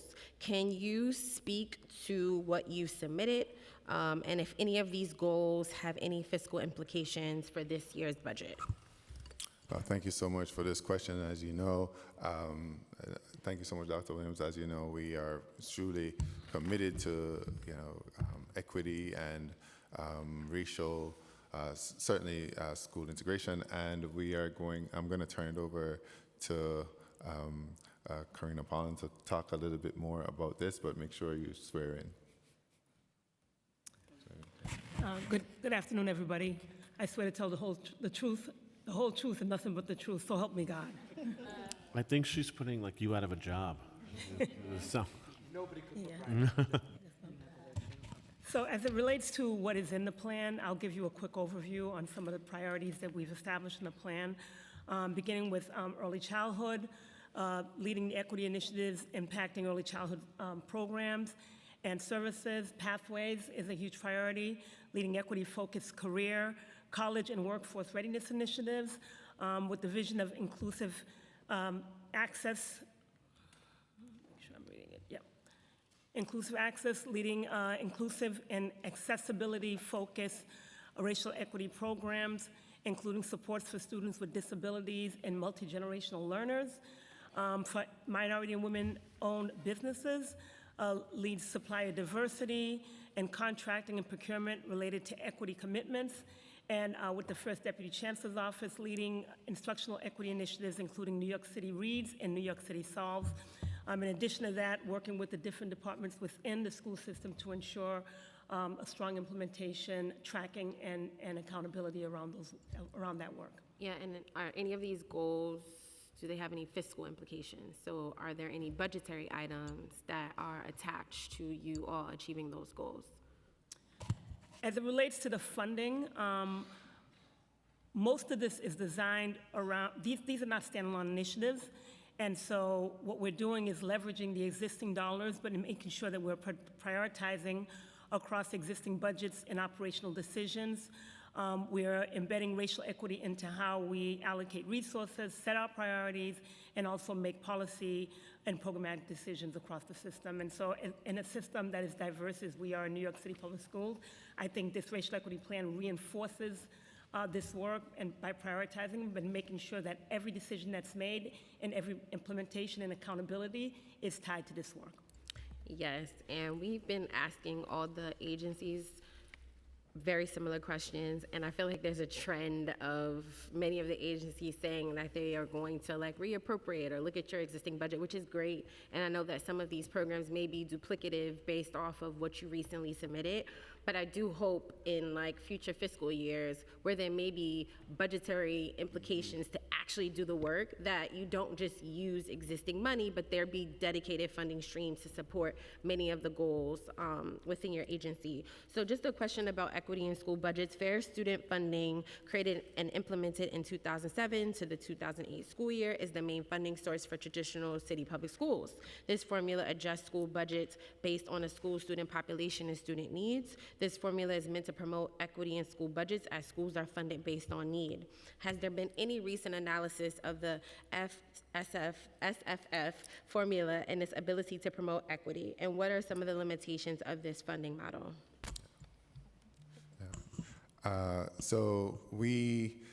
There are significant limitations or some limitations, but really SFS has the weights that we've used over the past have led to more equity in our school budget system, and I'll turn it over to our Chief Financial Officer to talk some more about that. Yep, thank you. So as you may be aware, about 3 years ago, we actually added new weights to sorry, I popped them in my mouth, I'm hungry.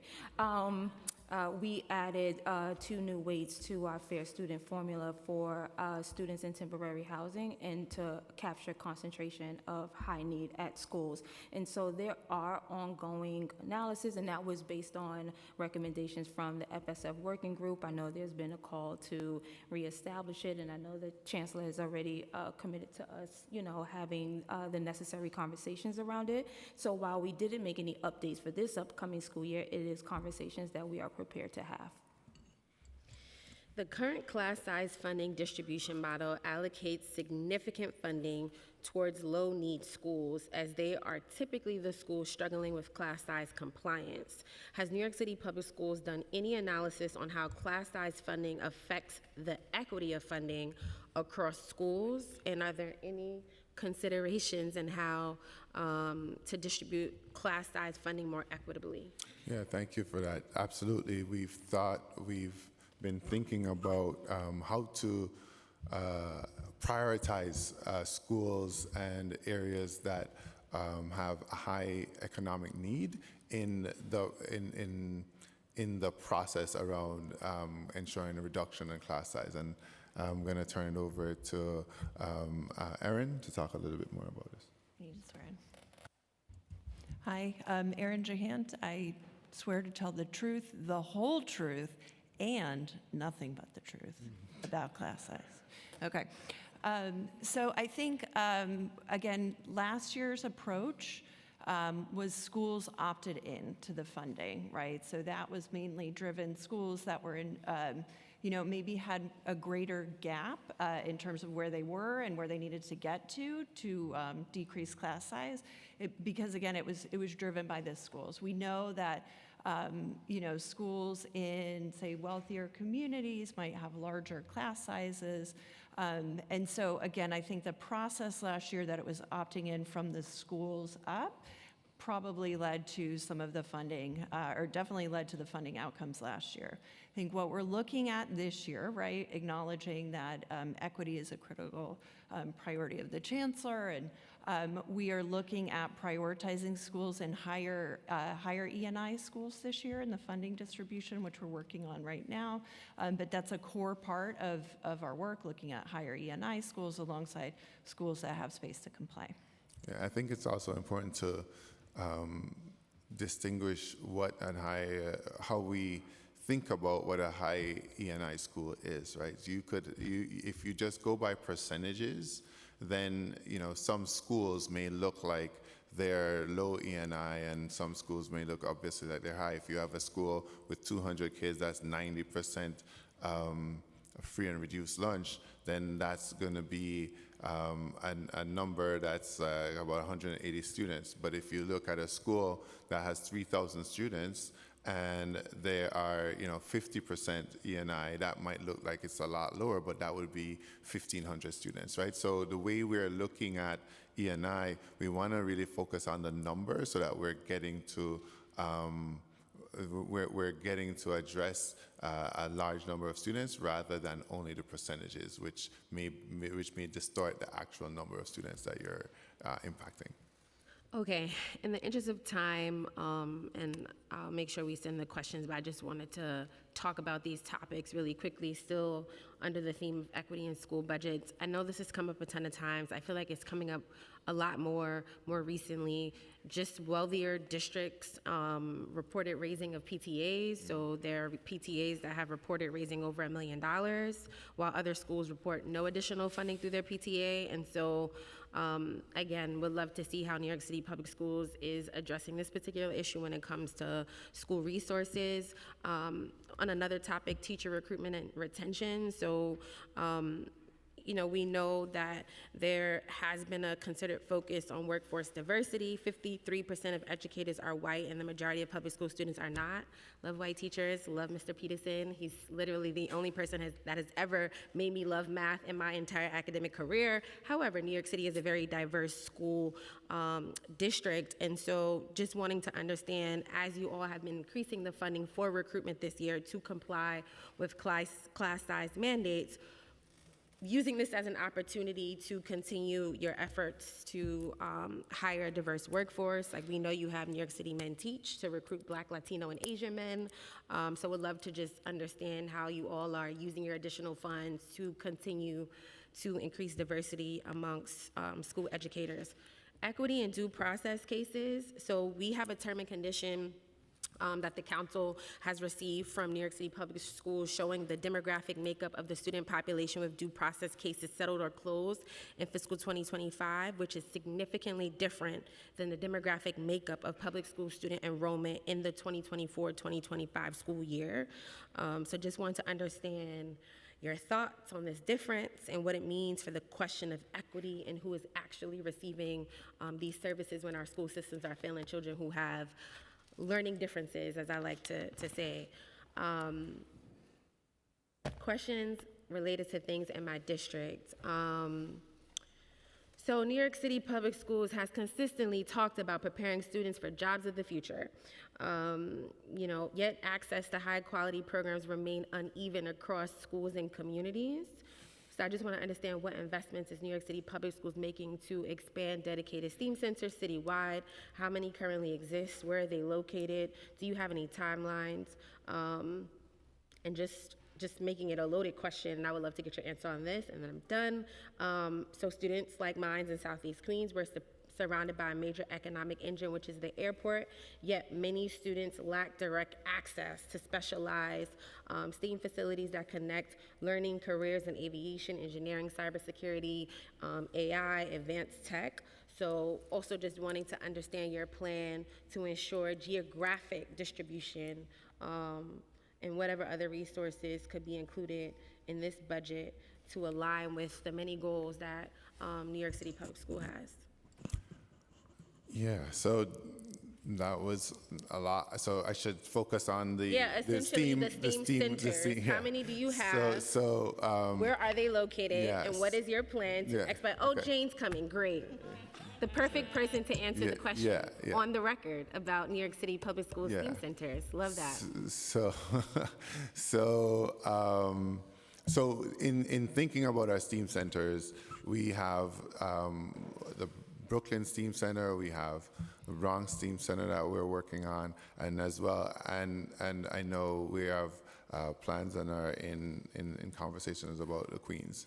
Now, when it comes to aviation, and I do have to shout out Aviation High School that I visited in Queens. It was it's in Long Island City, and it's like an hour and a half to get there. We do have August Martin, okay? They have an aviation program, so shout out to August Martin. But it is not, as a person who worked really closely with August Martin, the kids were not in the cockpit for a decade, and I was able to help get outside funding to get the kids in the cockpit. Right. So I understand we do have August Martin, but that program is not specialized in the ways in which the STEAM Center is, and it is not connected to industry in the ways in which the STEAM centers are. Totally, and so we're beginning to and having real conversation about the sustainability of the STEAM centers that are in place right now. We are, each year we dedicate funding specifically to those 2 that are currently in existence and have and are expanding their programs, planning to expand their programs into next year. And so I'm going to turn it over to Jane, who said to talk a little bit more about what we're doing regarding STEAM centers. Thank you for the question, Deputy Chair Dr. Williams. So with our STEAM centers, you correctly say they are an incredible innovation.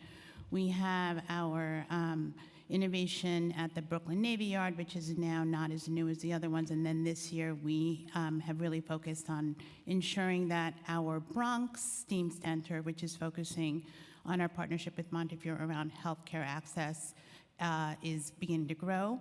As you know, you've been an incredible part of the feasibility work that's happening in Queens to ensure that we have that same kind of opportunities in the aviation industry for our Queens folks.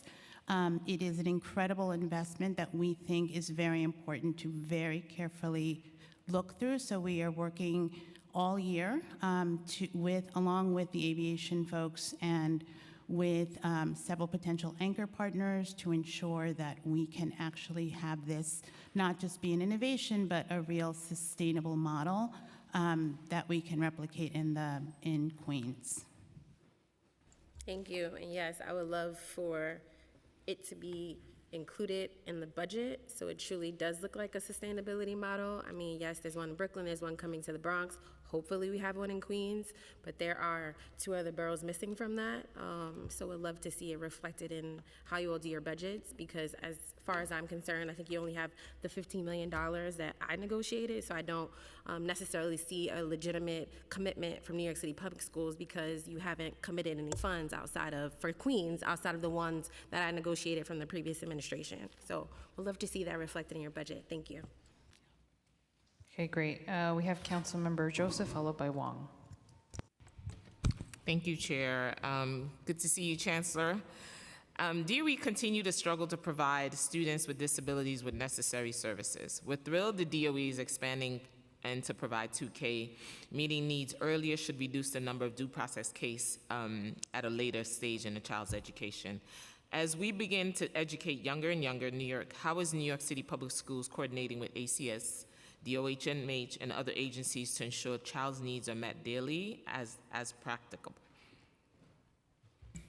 Yes, that is something that's very, very important to me, which is why when I thought about a restructuring, really thinking about putting foster care, open arms, all of those pieces in the same environment, and making sure that we have very seamless communication between the Office of the Deputy Chancellor for Community Partnerships and DIAL. And so I'm going to turn it over to Christina Foti as well as Flavia Padermo to talk a little bit more about that.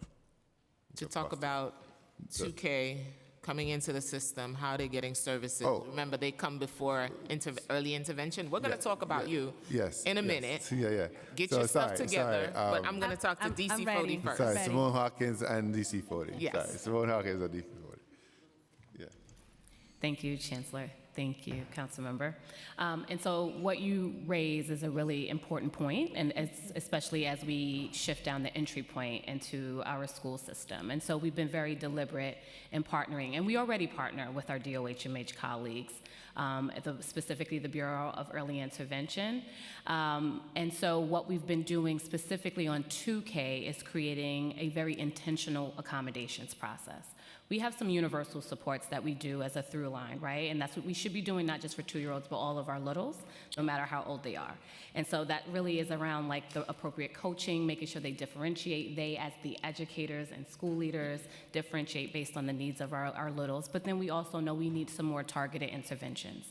So we have a referral, and we are creating a more thoughtful referral process with our EI colleagues, and also our office, the Office of School Health at DOHMH.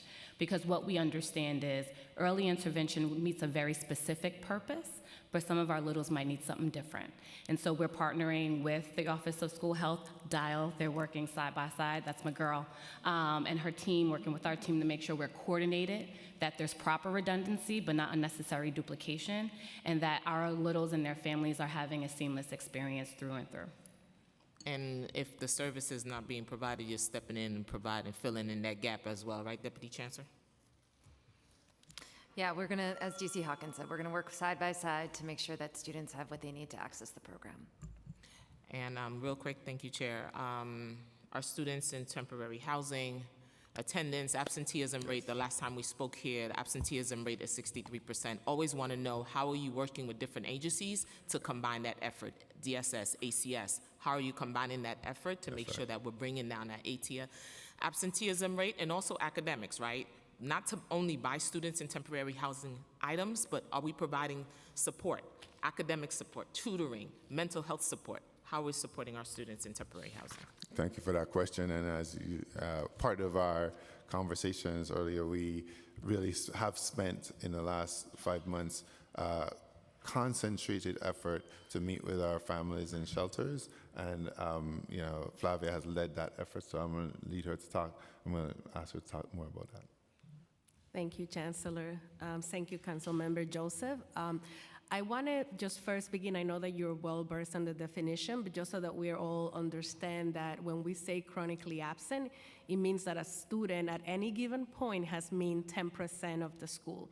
So 89% attendance, you're chronically absent. We know that for vulnerable student population, there's always disproportionate rates of chronic absenteeism. And I want to call that out because counting today, we have 14 days of the school year remaining for all students and about 5 days for our high school students who take regents. So if you're out 18 days of the year, you're chronically absent. And it's not just an arbitrary number, it's a national standard, because at that point, we begin to see correlations between academic achievement and attendance. And that is why that number is so critical for all of us. And with that, I want to say that the supports that we're doing both for attendance and for students who overall and for students who are in temporary housing vary from looking at central support. So for example, this year we recruited 32 attendance teachers who are part of our total attendance pool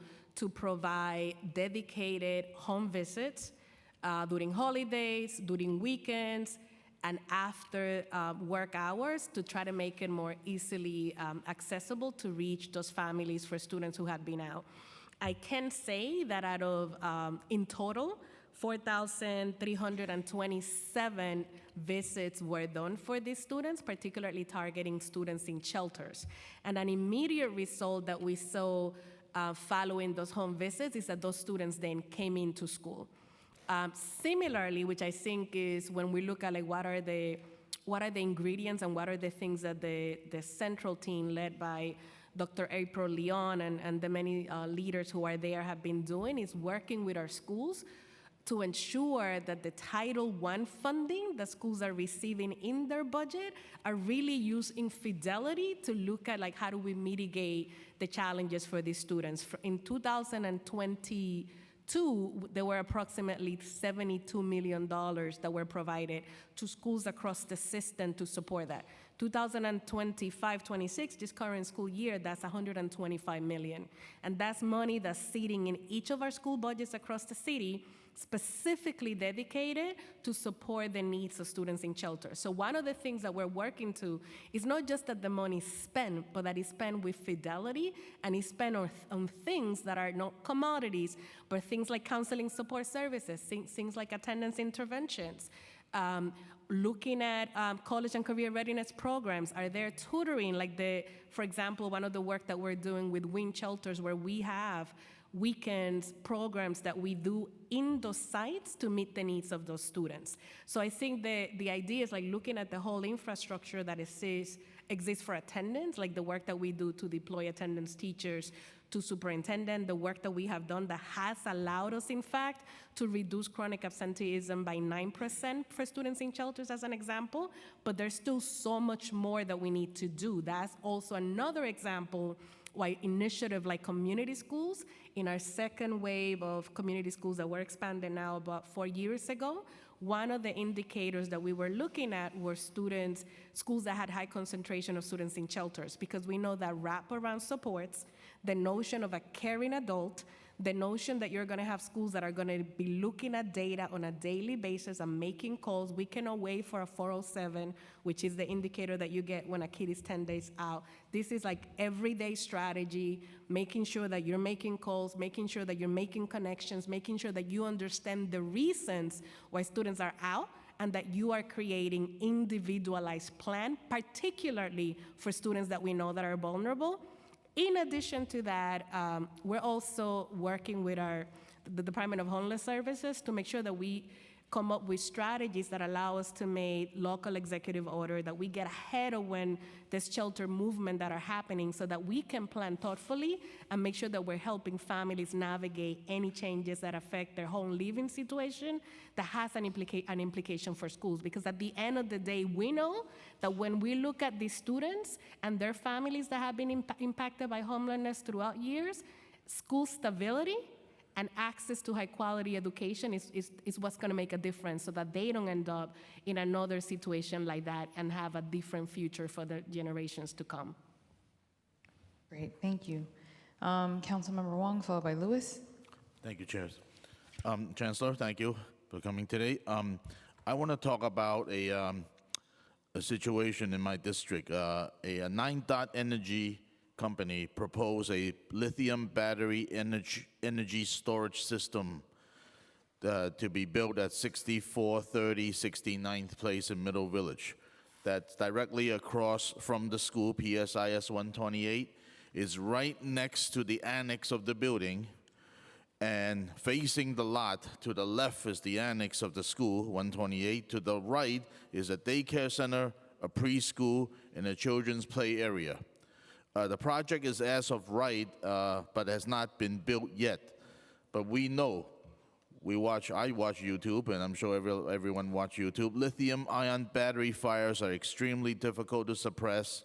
At the BESS fire in Warwick, New York, the fire burned for more than 3 days in December 2025. Here's my question. Is a policy question. When the developer proposes a lithium-ion battery storage facility directly across the street from the school,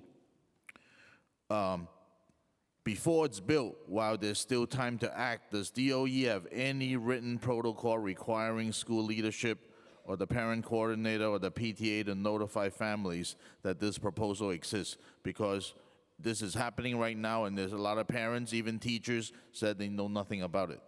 Yeah. Please answer it.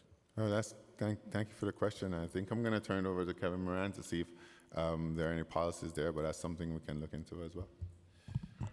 Yeah, first, I'd like to thank you, Councilmember Wong, for your passion, advocacy, and support on this issue. Keeping our school community safe is foundational. I understand your concerns. We watched carefully the fire in Warwick, New York, by their bus depot and by their school, and it did burn for 3 days. And our schools do not get involved in land acquisition engagement activities in and around the school for a lot of good reasons. As a lawmaker, again, I thank you for your advocacy. I'd also, reinforce that there's no law that would prevent battery storages from sensitive locations like libraries, schools, churches, gas stations. And so at current, battery storage facilities, battery farms as they're being called, can be built within 10 feet of an adjacent property. And so to the point that you make, it's lawfully and legally permitted, and the regulatory authority here is the Department of Buildings. They'll go ahead with the paperwork. There's advancements there on fire suppression, surveillance, and close scrutiny from the fire department. And so to the extent we could be helpful in this, we will be, but no, there's not a role for a PTA or a principal or anyone in the school community to play as it relates to land acquisition in and around the school. Okay, well, thank you for the answer, because right now that we still have teachers and parents coming to me and say they're unaware of this project, and there's a big gap where the whole community is unaware of this proposal, and that's across the street from where the children go to school every day. That's a problem, and then I'll have to talk to legislators in Albany to get this patched up, because this clearly is not safe. It's not the right place. Well, I would But, say that yeah. it's an emerging industry in the city. It's meant to relieve the strain placed on the grid right now. In my neighborhood, I got it right across from my library, right next to a gas station. I see them growing, and so to the extent we can partner on ways to make sure this is done safely for our community, it would be appreciated. Thank you, thank you, thank you, Jim. Thank you, Great, Jim. thank you. Okay, Councilmember Lewis, followed by Brewer. Thank you, Chair. And good afternoon, Chancellor, to you and your whole team. You guys look like the Avengers. Thank you for all being here. 2 quick questions. Families of students receiving District 75 services continue to report that some elementary school students are not consistently receiving specialized supports and related services outlined in their IEP programs. The executive budget includes significant investments in special education services, including additional funding for IESP, support special education, pre-K expansion, and court-ordered special education compliance.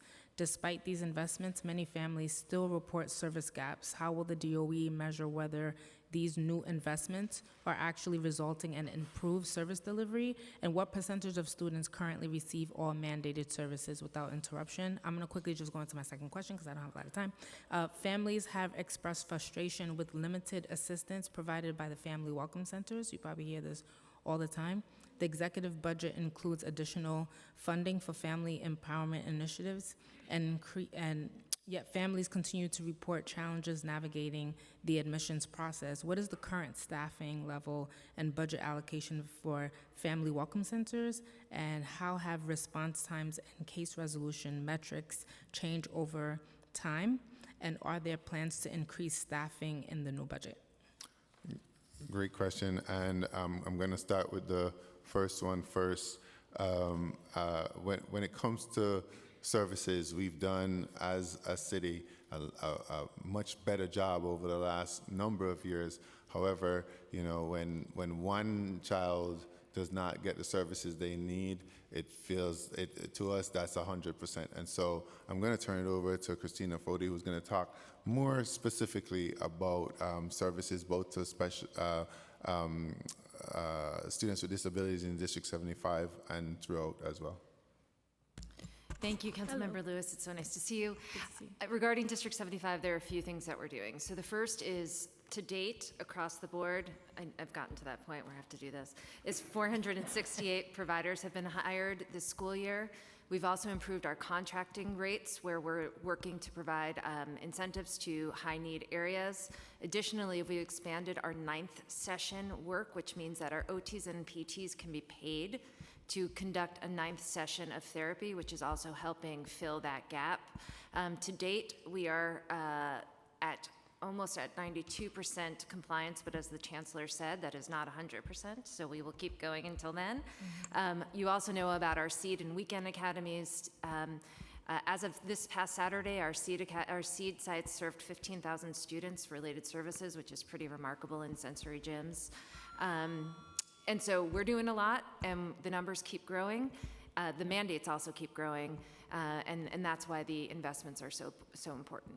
All right, if I get a response on the family welcome centers, thanks. Thank you for that question. I don't have the data with me right now, but I'm going to follow up with you. If I have it before the end of today, I'll share that with you. All right, thank you. Thank you, Chair. Councilmember Brewer, followed by Narcisse. Thank you. I have a question about menstrual products, class size, playgrounds, art education, and affinity schools. So starting with menstrual products. So we have a lot of interns. They talked to a lot of schools. 56% of schools said that those period products are almost never available. 80% said they don't know if a student doesn't know how to report an empty dispenser. So my question is, for the young women in the school system, how much is included in the budget for menstrual products, and how are you dealing with some of these issues? Yeah, so for those, we're gonna have to take a look and get back to you on that. And I don't know if, Kevin, you have anything you want to share there? Thank you, Councilmember Brewer. I regret hearing that. We do survey our schools and work with our principals and custodians on a daily basis. I will absolutely follow up with a... It's not working. Well, we're going to follow up on a message to custodians, make sure that they are fully stocked in all locations. All right. Apologies. Playground. So I passed a bill that said a certain percentage of playgrounds have to be open within the next 10 years. Obviously, custodians have to be paid. What are we doing about this program, opening up playgrounds weekends and during the summer? Who's in charge of that? Well, specifically, we are supportive, when funded, of opening up our parks and having our custodians there to make sure it's open and available. If there's any specific cases that are not open in your district. No, it's not my district. It's the law. Yeah. I passed a law. Right. And within a certain time period, DOE must open more playgrounds by law. We're committed to that. Okay, so you're going to make that happen. In arts education, can you give me a sense of, does every single school have either an art teacher, and then how many have arts programs, and are pre-K and even 0 to 2 going to have art programs? Yes, thank you for that question. We've done really good work around our arts programming over the last 2 years, including at the principal level, having principals who are now involved in pilots for arts programming. So I'm going to turn it over to the First Deputy Chancellor Junta to add some more. Hi, all right. So we have a great number of schools that are mixed between licensed art, certified art teachers, and then we have in our elementary schools, you don't necessarily have to be a certified art teacher, and then we have lots of our schools that are partnering with cultural organizations to provide the arts. Can you get back to me with a number of certified art teachers? How many Yes. schools have cultural organizations, and how you evaluate them? Can you get back? For the first one with the certified, we have about 16% of the schools that currently lack a certified arts teacher. Those include 168 elementary schools, 23 middle schools, 37 high schools, and 25 multi-grade schools. So conversely, they do, the vast majority do. Okay, but we still need 16%. Yes, we certainly do. Okay. And then in terms of affinity schools, I think we talked about this a little bit before, but what's the funding situation with them? So for affinity schools overall, we haven't had any issues with the funding mechanism for affinity schools. Specifically, we've been talking about the New Visions portal, but overall for affinity schools, it's not. Their funding is in place. Okay, because they feel differently. And then just, I love your comic books. I hate comics, but I like your books. And congratulations on Hold Harmless. And just in terms of class size, I understand 2 years we'll have more time to do, but do you have some sense of how many class sizes have already been reduced? Because that's phenomenal, and how many have not? Yeah, so one of the things about the class size law is that is interesting is that it's not about reducing class size necessarily, it's about getting to the actual compliance numbers. So, for example, you could have a kindergarten class that started off at 25 students and now is at 22. It's not at 20, so it doesn't get counted as compliant, but it's been reduced. And so, I'm going to turn it over to Erin to talk a little bit more about the progress that we've made, but just to say, you have to hit the mark to get credit. Right. You can't just reduce. But go ahead. I think you all know this, but boy, when somebody gets to 20, which is ecstatic, just like I have hit gold. Yes. And you can tell the private schools go to hell. Well, I can share the data that we have on progress last year. So grades K to 3 saw a 28.7% increase. Grades 4 to 5 saw a 23% increase. Middle school grew 20%. High school grew 16%. And to the chancellor's point, and to your point about overall progress towards class size reduction, about a third of the non-compliant classes are only 1 to 3 students over the new caps, and we've reduced the number of classes that were 6 students or more above the cap. That rate declined 12 points, so in 29% of classes in FY25 had 6 or more above the caps, and now it's down to 17% in FY26. Okay, and it won't slip in the next couple of years, right? I mean, what we're doing now is we're working to look at funding for schools and make sure that teachers are available in line with the new caps to make sure that class sizes are maintained. Okay, I just think you should keep going because it makes a huge difference. Thank you. Thank you. Thank you, chairs, and thank you, Commissioner and all Chancellor and all your team. And I have to say thank you to Kevin Moran, that been very nice in supporting me in the District 46. School nurse funding is baseline in this budget. Does that put a full-time nurse in every school building citywide this coming year? Or are schools still sharing one nurse across multiple buildings? And how much of that health funding rise on federal Medicaid reimbursement that is now at risk? We all know that.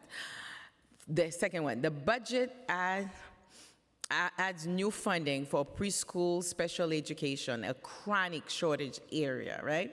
How many new seats land in Brooklyn, where parents are still waiting months for placement? How many community schools operate in Brooklyn, and are any of them at risk of closing or scaling back services this year?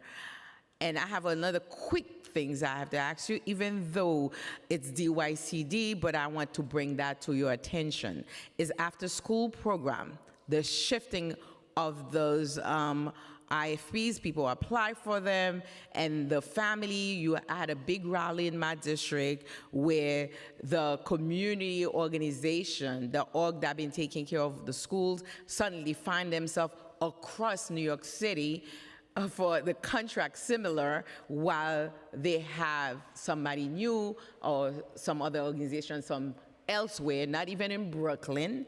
So I want to know, what can parents do? Because they've been sending me email. We were on the street rallying, so I want to have your input on that. Yeah, thank you. And, you know, on the issue of after school, I know a lot of the work is done by DYCD, but so going back to the beginning of your question about, we've done a lot of work to ensure that our schools have nurses, and I'm going to turn it over to Kevin Moran to add anything there. And after that, we'll follow up with pre-K special education to Christina Fody, and then finally to Flavia to close out the DYCD conversation on after school. Okay, real quick on your question, we meet all legal mandates as it relates to staffing nurses in all of our school buildings.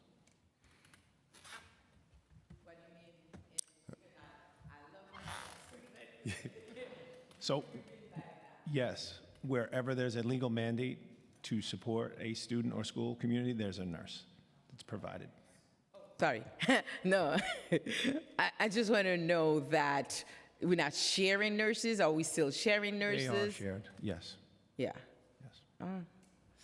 I'd rather they have their nurses in, really. Understood. But the budget on pre-K special on the education. preschool. Yeah, and that's something that we are really committed to, given the history of not necessarily having those services in pre-K. And so I'm going to turn it over to Christina Fody to talk about it. Thank you, Councilmember Narcisse. You're having me open up Councilmember Joseph's tab of my binder, because usually this is her She was there. Yeah. So in terms of the $67.5 million, we're so excited and grateful for that. I am going to ask you to bear with me on details on that. In Brooklyn. That's Yes, right. ma'am. The council Brooklyn, member here's what I can say. Brooklyn. Brooklyn will be benefiting as well, and certainly we're going Because to be opening seats with that. I can say in the last round of funding, we had 75 seats open in Brooklyn, including the PS6 Flatbush Early Childhood Center, which is a very exciting addition, and more to come on that front. Okay. So for the community school, they're not going to close. You're not planning to.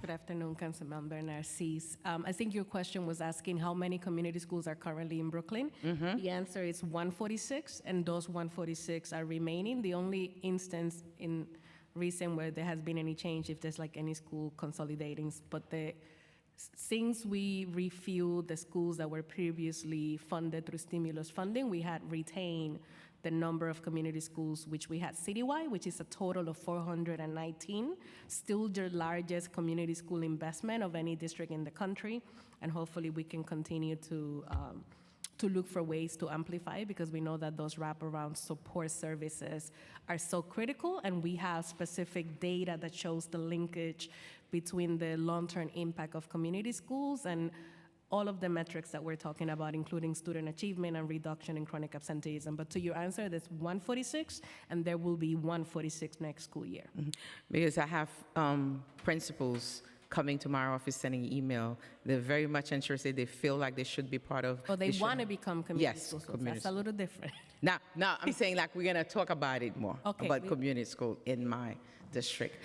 And the last one, The DYCD, yeah. So just to be clear, there are contract nuances about how DYCD does their procurement for their contracts that really, I know DYCD recently had a hearing. We don't manage their contracts, and I can't speak to all of the details of their contracts. What I can say is that since 2015, we hadn't done citywide a procurement for after school. So many of our principals that we have now, which I think, in our system, have never had to go through this experience. What we did do in partnership with DYCD was that as part of their process, we make sure that there was a principal ranking, and a large proportion of the principals did get the CBO that they either ranked first or second. There were multiple schools that didn't get it. I will say that DYCD leadership, including the commission and directly, has been meeting with some of the providers. We had held meetings with multiple CEC, our community parent councils, to make sure that they're clear.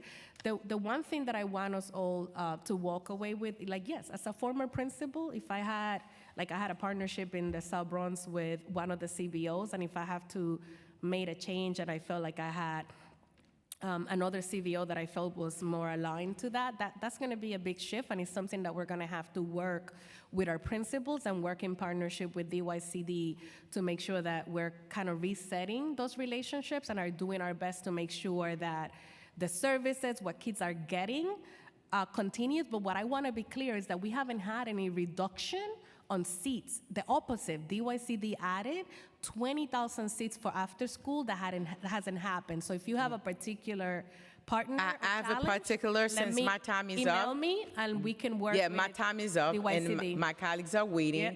But it's not only me. I have Sylvina Brooks-Power that had to go. It's the same issue. Yes. I had principal out. I have teachers out. I have parents out. It's a continuity of care and the services at the Absolutely. same time. Please email us and we can work with Thank you. DYCD to work on those. I appreciate your time. I appreciate all. you as well. Thank you. Appreciate And that it. was actually a large focus of our DYCD hearing, so it was good. And we have definitely expressed our concerns. So, and the commissioner is great. She's been working with us on that. So, thank you. Okay, we've been joined by Councilmember Krishnan, and we have Councilmember Epstein, followed by Ressler. Thank you all. Thank you for your time. I want to talk about after school. There are about 250,000 students who get Title I funding, only about 184,000 after-school slots. So what we're seeing, especially down by me, is racial segregation and economic segregation because we don't have free after-school. Chancellor, how are we going to solve this, and can we solve this soon? Look, I think we see this issue around the city, and it's certainly an issue where, it's also an issue of the type of after-school provider and what actually we're getting in terms of quality. And I think, schools also work with providers to make sure that they have the ones that don't, are not funded by Title I, that they have scholarships for young people and all this. But it's a very difficult thing for a school by itself to ensure the equity in after-school programs. But don't we have a responsibility to make sure that our schools are racially and economically integrated, and after school is a critical component to it? Part of that. And I've talked to DYCD about this. Can we get a commitment from you that we can get a plan to ensure that, especially for our Title I families, they'll have access to free after school in some period of time? Because that's what we really need. Yeah, so, that's part I think this is certainly a partnership between us and DYCD, and I know we have some expansion plans and so on, but I'm going to turn over to Flavia to talk a little bit more. Thank you for the question, Councilmember Epstein. I do want to flag that there was a commission assembled towards the end of the prior administration that was really a cross-sector commission on this notion of universal after-school. So we know that the vast majority of funding for after-school for the whole city comes through DYCD. Then the rest of it is funded through community schools. A lot of the community schools that I mentioned have the capacity to do that work. We also have LEAPS, which is a state-funded grant that goes directly to CVOs that can do that. As a parent who benefits from after school myself, because I have a child that attend New York City Public School, I know that this is something that all the communities, especially in areas of need, welcome. And this is something that I welcome the opportunity to partner with you and all of the agencies and CVOs that were part of this discussion so that we could actually look at that report that was published less than a year ago, some of the first step to getting to that vision about universally after school, the funding that it will take, and the collaboration between the agencies, the OHMH, who offers the license, because it's a multi-layer step, but it's the right effort to pursue and push. Yeah, I'm happy to work with Chair Dinowitz, Chair Stevens, and to kind of move this forward. This is something we see as a racial justice issue and economic justice issue. Chair, if I can just get another minute. So I know at the preliminary budget hearings, we talked a lot about literacy issues and making sure that young people, if they get to third grade and they still aren't reading or writing,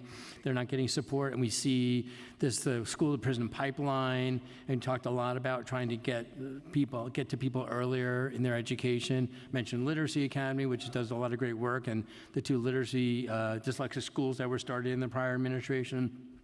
I haven't seen anything in this budget that would advance the issues of trying to ensure that our young people, are getting the support that they need.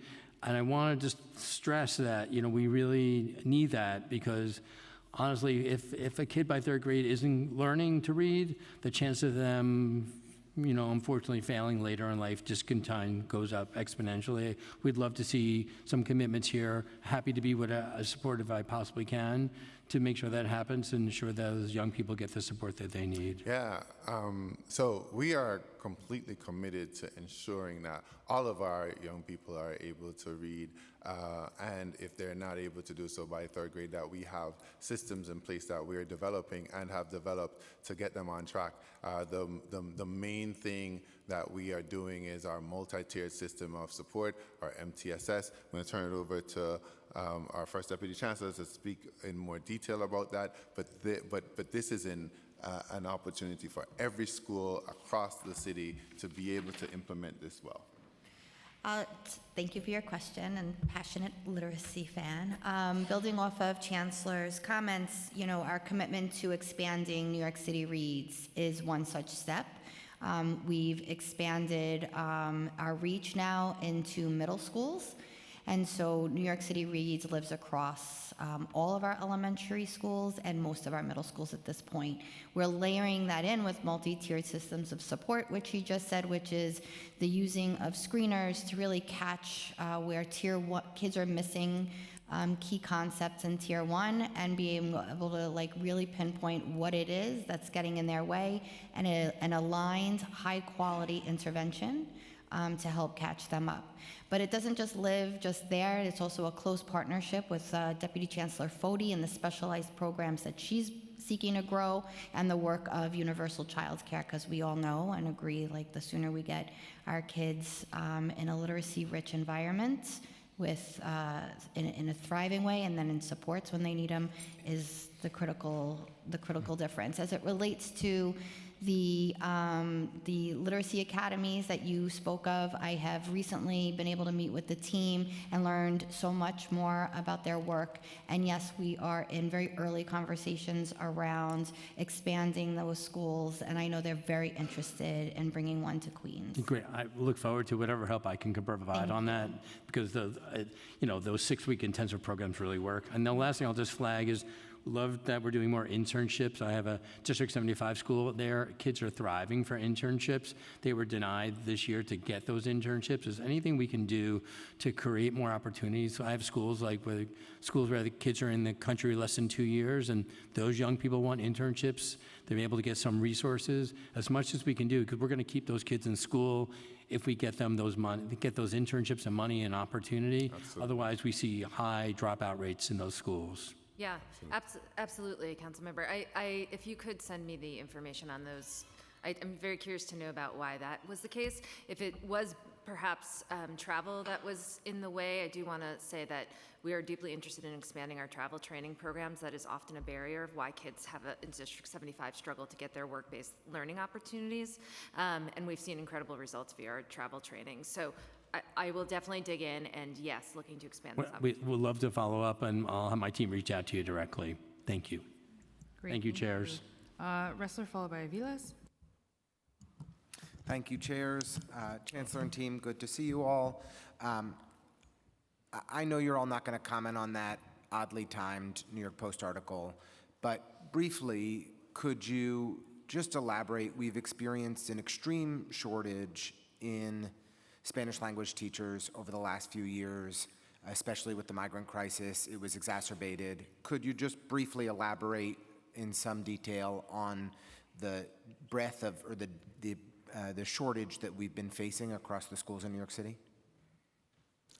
Yeah, we've had significant shortage in Spanish language and L teachers in general prior to the arrival of New Yorkers, and certainly exacerbated by that, and also continues to be a shortage area that we experience. And I know we have our Amy Way here who can speak more to that. In 15 seconds.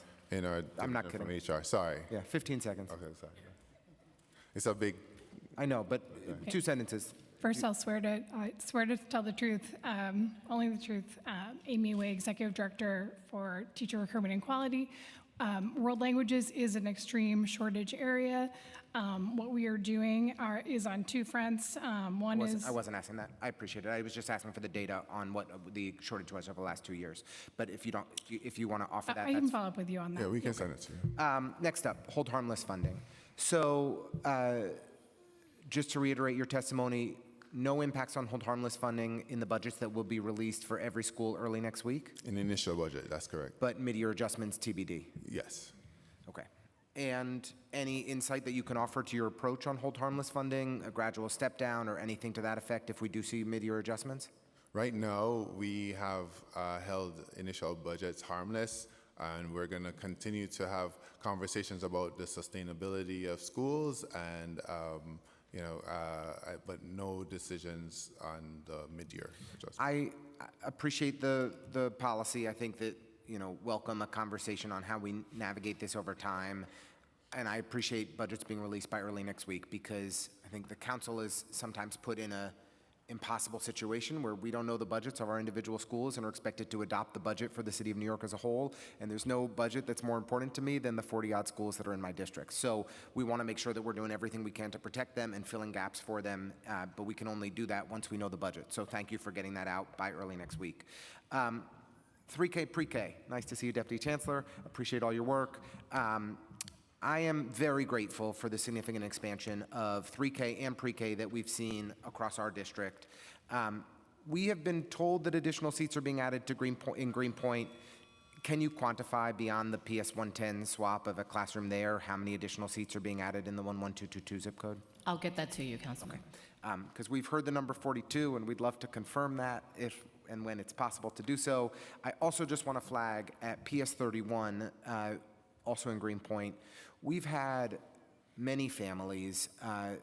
We've had families zoned for kindergarten that can't be accommodated into the school, which we're concerned about. And we've had families that applied for pre-K that have been assigned to locations as far as 11 miles away. And so we can send I think if we haven't already, we'll send you all the details on those families, but we really hope to be able to work together to add a pre-K classroom and a kindergarten classroom at PS 31 to try to make sure that local families are accommodated. And since I've gone over time, my last question is, last year we passed a law with then Chair Joseph's help, to have the DOE report on the presence of school librarians in our schools. It showed that there only in 47 out of 657 elementary schools did we have a certified librarian, which, gosh, that is just far too many. I'm a big believer in librarians and the impact they have on literacy outcomes. The first annual report was due on June 1st. Do we have any status update on that report now that we're a week late? I believe it was submitted today. Submitted today? Yeah. Great news. I look forward to reading it. Yeah. Thank you very much, Chancellor and team. Appreciate your partnership and look forward to working together. Awesome, thank you. Avila's followed by Zhuang. Great, thank you so much. Hello, everyone. Thank you so much for being here and all the work you do. I wanted to ask a couple of questions. I'm sorry, it's like lightning speed because we've all got to go. About restorative justice. Our understanding is that this year, DOE is funding 8 Tier 1 cohorts, which is down from 13 last year, down from 30 2 years ago. This seems to be in a very wrong direction. So can you talk to us about what is happening with restorative justice work? And then I'd love to hear a little bit more about, in 2025, the comptroller put out a report that noted 53% of the New York City schools did not meet the recommended number of guidance counselors in the buildings. In terms of guidance counselor ratios, have we made any progress there in terms of making sure there's enough guidance counselors for our students? Mark? Oh, I'm sorry. Good afternoon. Hi. I will get back to you with those cohort numbers in particular. So can you just repeat the question? My understanding is that there's 8 this year, down from 13 last year, down from 30 2 years ago. Very wrong direction for restorative justice. I will try to have that for you Great, before you thank leave you. today. Thank you. In terms of guidance counselors? I can. Hi, Councilmember. Hi. How are you? I can speak to the guidance counselors. So, in total, New York City Public School, as per our public report that was shared in February, we have a total of 3,296 guidance counselors in the school system. 3,256 of them are full-time, 41 are part-time. In terms of the ratio specifically, and with that I want to be clear that as we know, a few years ago, the state changed the requirement for guidance counselors at the elementary school level, making them just this notion of access, but not necessarily with the requirement of a full-time counselor. But the current ratio is 1 to 259 to all schools. And then when we look at historically what were the high school grades, which were where a full-time person was mandated in the past, is 1 to 182 schools with high school grades that have a school counselor. Now, when you add the total of both when we look at school counselors and social workers, then those ratios change. So the ratio then becomes 1 to 160 for all schools when you look at the combined numbers, and 1 to 125 for schools with high school grades. Okay, better, but still not good. We need to do much better. And I know we're working to get there. In terms of last question, in the budget, we saw $3.7 billion to charter schools. How much of that is for rent? Does DOE have any oversight in terms of those rental payments or any negotiating power in terms of rents and leases? So for rent for charter schools is over $200 million of that total amount that you just quoted, and it's all governed by state law. And what are the major categories? So 200 million is rental assistance, and then what is the breakdown of the other Tuition. major categories? Tuition. Most tuition and rental payment is it? The rental payments should be captured in the lease cost that I just provided to you, but the bulk of it is tuition for general ed and special ed students in charter schools. Got it. And then there's no negotiating power that DOE engages in terms of rental assistance or negotiating leases for schools and new buildings? Sorry, and just a correction, rental assistance is over $300 million, so thank you for that, Erin.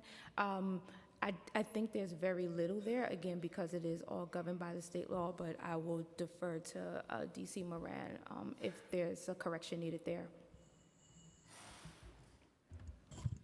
Yeah, so exactly.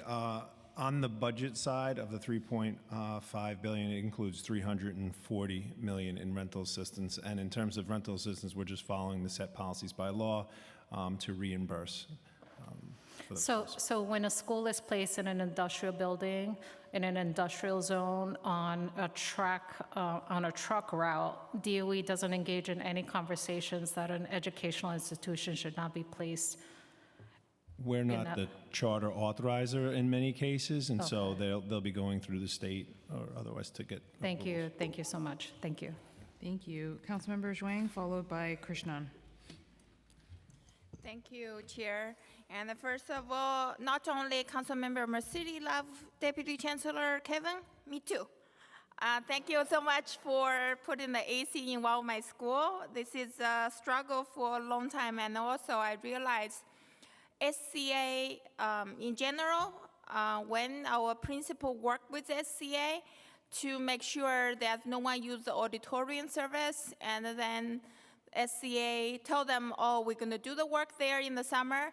After the principal reroute all the service in the school, and the SCCA told them, oh, we cannot do the construction in your school anymore.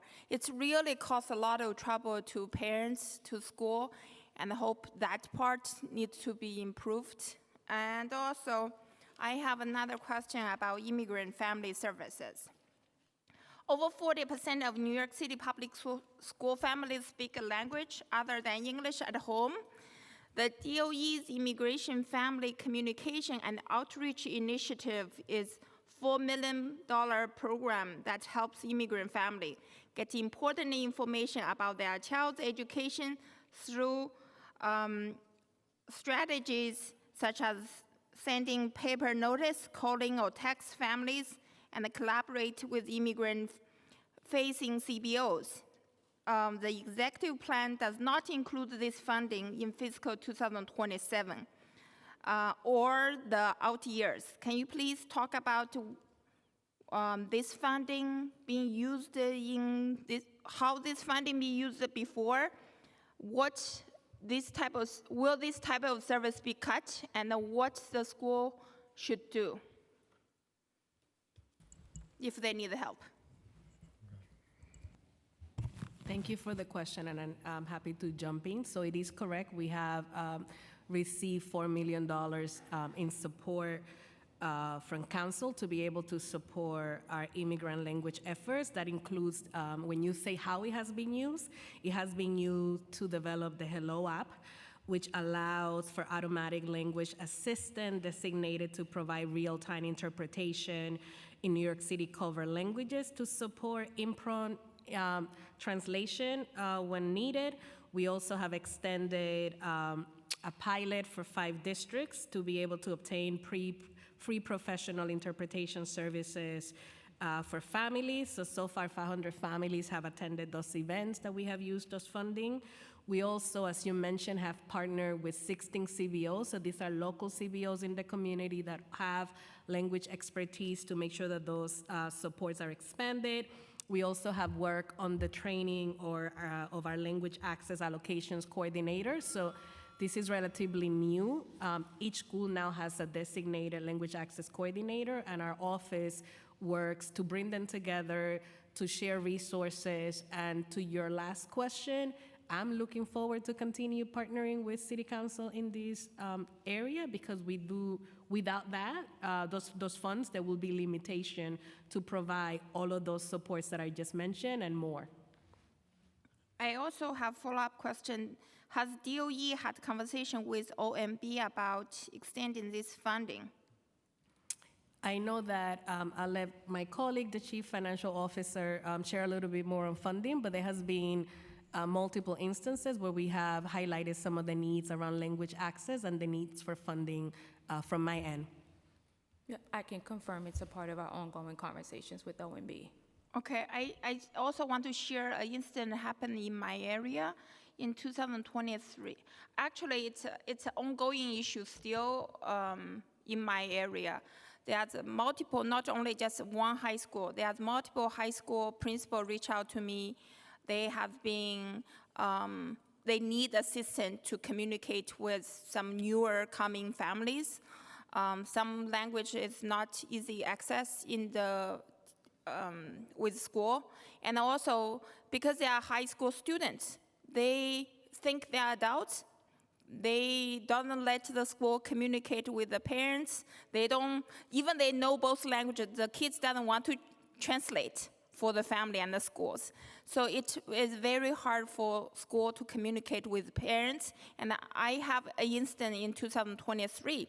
One kid actually get shot and dead in my district. I don't want this type of thing happen. I want the school have frequent communication with especially the immigrant parents. They don't speak the language. They don't know how to navigate the system. And I'm an immigrant. I know in different countries, the education is different system.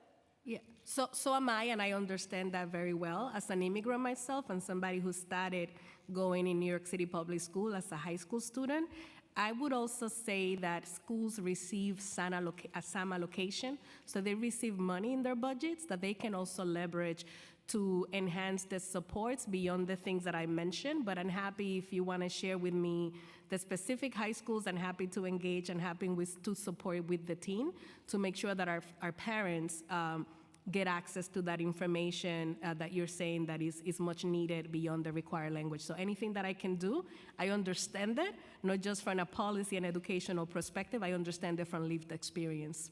Okay, So here thank to you. We'll support. definitely follow up with Anything you. that you need, I'm here. Thank you. you. Thank you. Councilmember Krishnan, followed by Gutierrez. Good afternoon, everyone. Good to see you all, and Chancellor and the bilingual education team. I want to thank you all for coming out with me to one of our programs at a school in Jackson Heights, and I appreciate the department's commitment to bilingual education.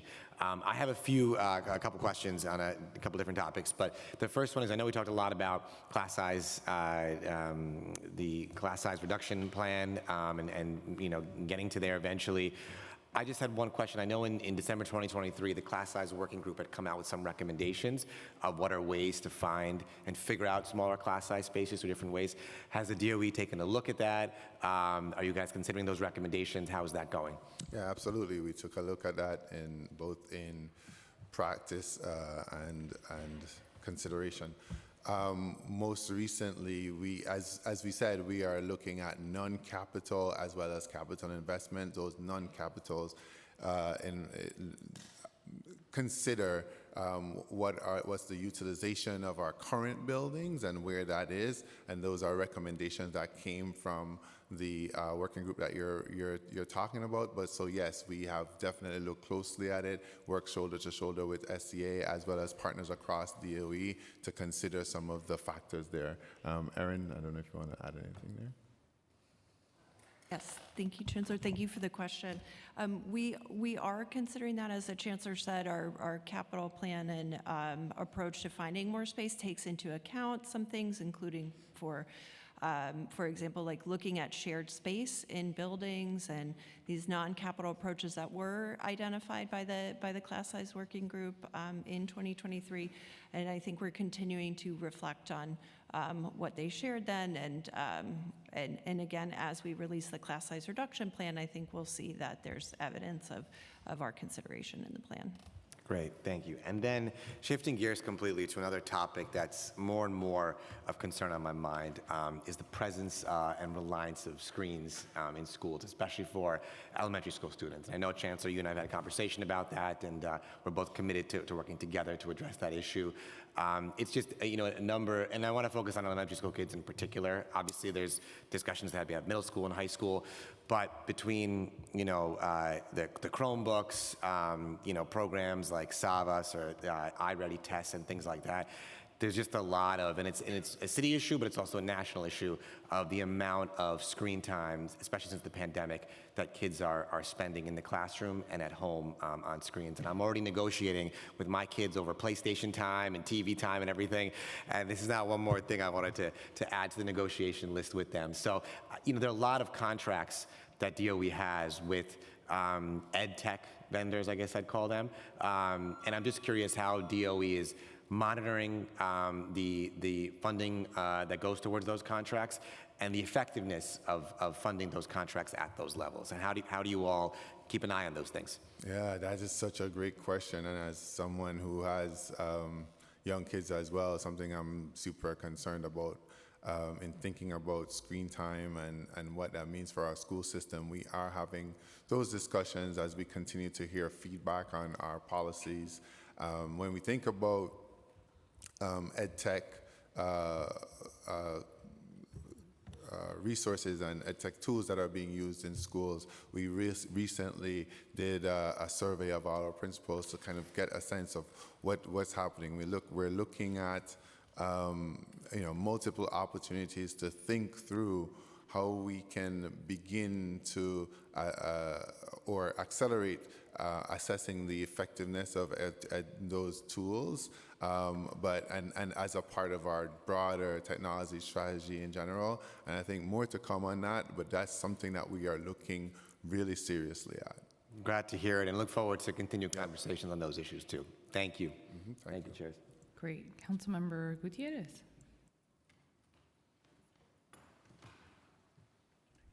Thank you. Good to see everyone. What time is it? 3:20. Oh, it's early, everybody. Okay, I have a few questions. I'm going to focus obviously on early childhood education, although I do have maybe like 2 other questions for everybody else. So first, I just want to start. I just wanted to see if Deputy Chancellor, you wanted to expand. I know Speaker Menon had asked on the pay parity. I felt really encouraged by you referring to it as compensation parity and really wanting to look at benefits. Is there anything else that you can expand on that? I know we've spoken at length. Every time we have a hearing, we have a number of people come and testify. It still seems to be the biggest issue for folks to really buy into, expand, to get to universal childcare. And as you know, we're working really hard on trying to get more people to want to pursue a career in this. So is there anything that you can expand right now on kind of how you're looking at, or how you're even thinking about beginning those conversations? Because I understand it's layered. I appreciate that, council member. And, nothing to share that would be any less than kind of a non-update, and I really want to be thoughtful about giving you something with substance.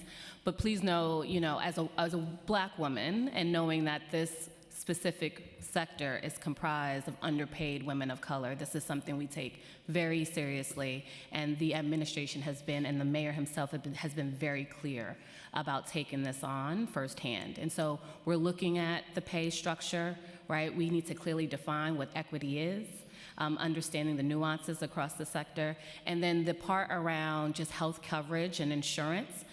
Some of the things we're looking at is the cost of insurance, right?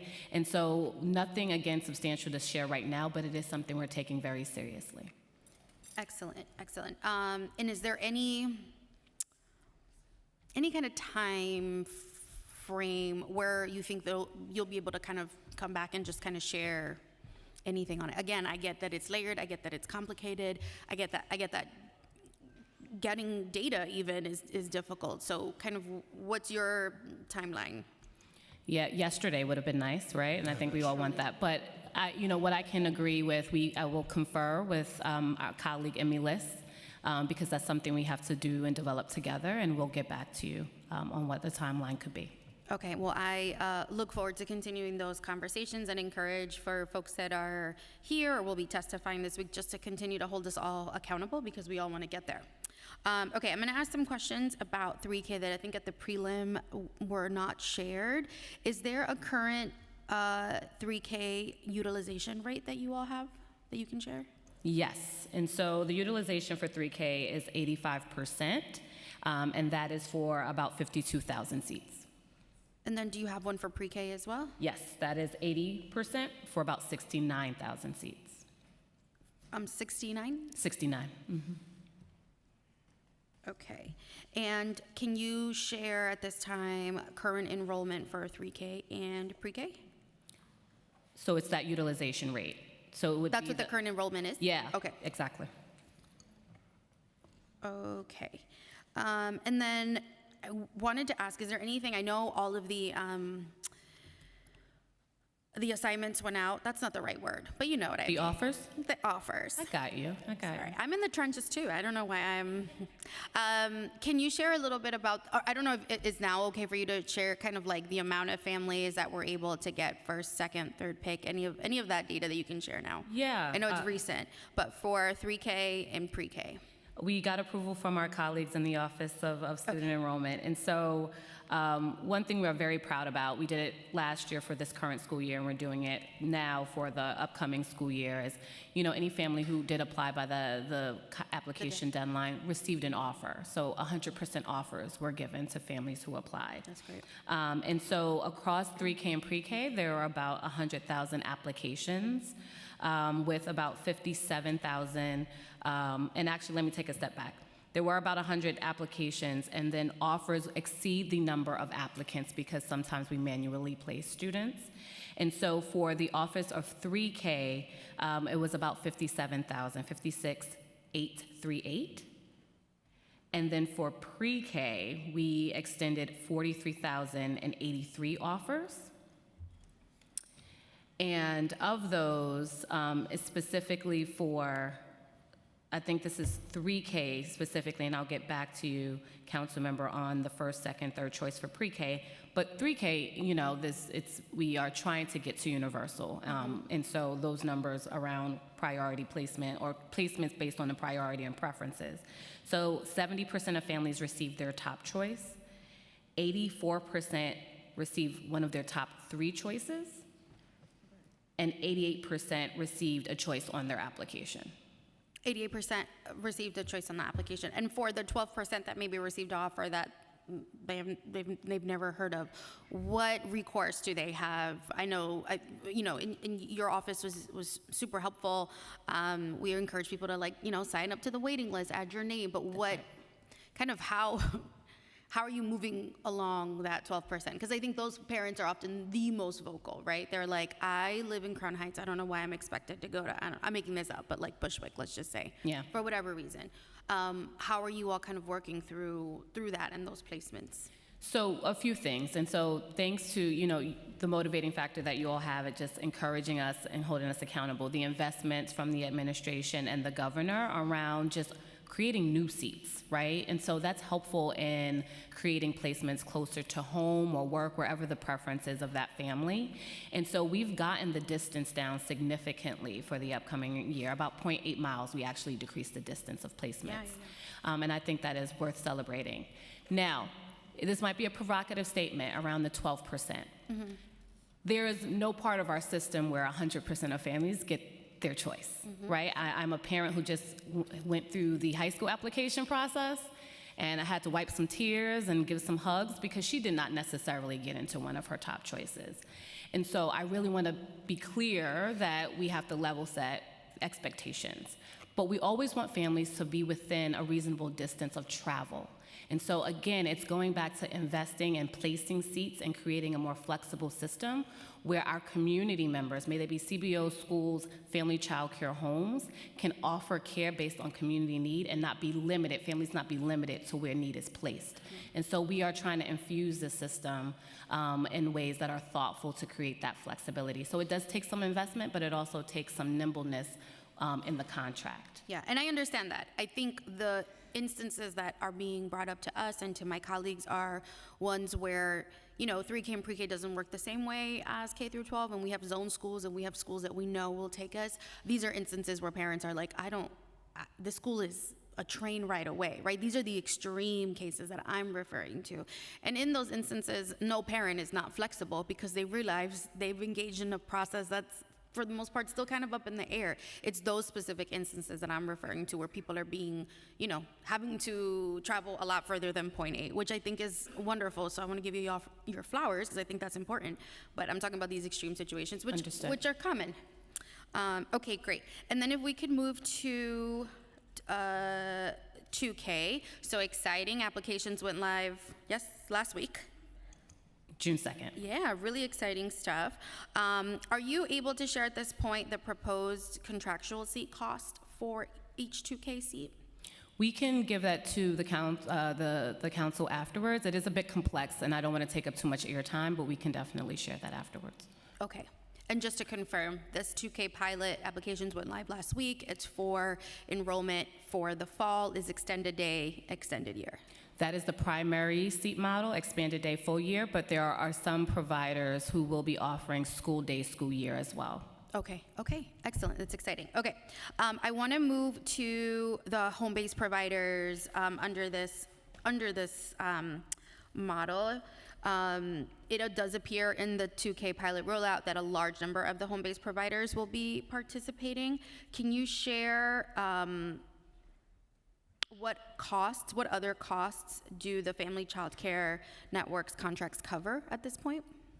So the Family Child Care Network structure, and just for everyone to have awareness, we contract with a network that then affiliates with a family child care home. And so through that cost per child rate, the network retains a portion to support that kind of administrative oversight and support. So they provide coaching and training.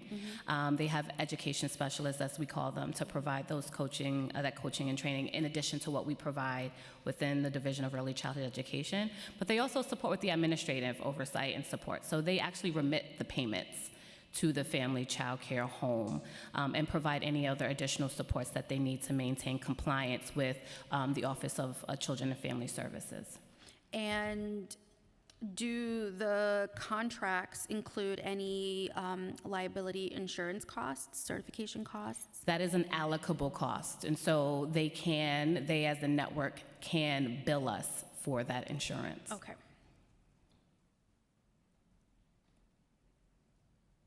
Is there any role that home-based providers who are not affiliated with a network currently play under this 2K rollout, or will play to the best of your, foreshadowing ability? Yeah, so one thing we were very thoughtful about is the placement. We don't want to oversaturate communities because we know that some of our family child care partners want to remain independent, right? And they're part of a healthy ecosystem of care that centers family and parent choice. And so we did really look at expanded data set to determine their placement, and we worked with ACS on that really closely with them. But what we hope to do is we hope they do consider partnering with us and affiliate. And what we created as an opportunity in this RFI process that we released to encourage new 2K and 3K providers was that group family daycare organizations can actually serve as a network, and that's a new model. Okay. And so it's really exciting. They are So a home-based provider or family, just make sure I have the terminology correct, who is not within a network right now, can serve as their own network. if they applied through the RFI and and they were selected, their proposal was selected. For this pilot. For this initial year, correct. Okay. And we plan to do that moving forward. Okay, and is there, and we will, I think, expand a little bit more because I think people are very curious and we want to be very careful. I know you all share in that, under the 2 administrations ago rollout of UPK, I think there were a lot of folks that ultimately had to close their doors because they were not in the process, and we want to be really careful. I don't want to be a part of something that's going to force these women, majority women, to shut down shop. So for any of these home-based providers that are seeking to join a network or be their own network, what is the process, right? Let's say they're not one of these in the 2K pilot for this year, for this round. What is the best way for them to remain engaged? What is the best way for them to just not fall through the cracks? Right. So for the latter, if they wanted to operate specifically group family, not family daycare programs, if they wanted to operate as a network, that opportunity has since passed, right? There was an RFI process, they had to apply. And so I will say that if there are future opportunities, we will note that on our webpage. But for those who are interested in affiliating for 2K or not 2K, right? We offer infant care, we offer 3K care through family child care. They have the opportunity to reach out to us to determine if they want to affiliate with any of our existing, about two dozen networks that already exist across about 48 contracts, and we have at least one in each borough. And so they can reach out to us. There is a process to make sure it's a right fit, right? We want the affiliated provider to choose the network that they want to partner with. Language is a real important aspect of that. Cultural responsiveness is at the core, but we also want the network to have some say in the affiliated provider. And I'm sorry to interrupt. No, it's okay. Is every network that is affiliated, have the capacity to take on providers at this point? That is a fantastic question. Not every single one of them have the capacity. Some of them are at kind of their max target, but we are having conversations with those networks now and the UFT to determine if we can have some wiggle room in shifting that target threshold for them. Yeah, I think that's a concern. I think especially the ones that have reached out to me have said, like, we've tried and they're at capacity. Okay, I want to just switch gears to the Birth to 2 pilot. Sorry, Chancellor, I got you. Don't worry about it. I'm in the zone, but it's only a couple more, and then I'll ask you questions. So the council was able to fund this $10 million, and thank you to the DOE for really kind of having it come to life, and really encouraged to hear that the administration is going to fund it to kind of roll it over into the next year, which is really exciting. Can you share, are these the same providers from the last year? Okay, the same exact. The same, the 160 seats, and excitingly enough, all of those 160 seats are full and filled. Okay, and this is just a new crop of 2-year-olds in the same with the same providers. Correct, or younger than 2. Or sorry, yeah, Birth to 2. Can you share why? Is it because I think originally it was the allocation was for 240 seats. That's right. And I know that there were several issues as to why it was not for this year. However, why are we sticking to the same 160 and not shooting for the 240? I appreciate that question. And so what we wanted to do was make sure that the existing seats that are already up and running can sustain for the upcoming school year. And so we focused just funding on that.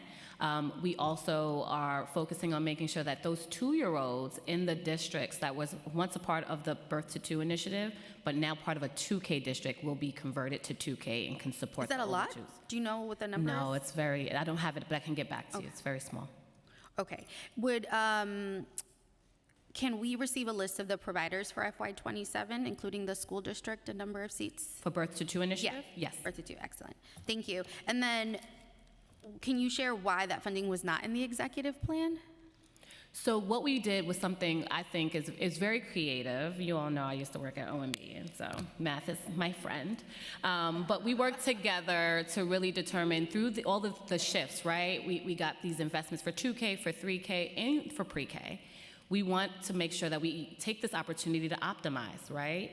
And so some of our existing partners, specifically in CBOs, decided to age down or age up or move, and that allowed us to free up some city tax levy that allowed us to support the Birth to 2 initiative for another year.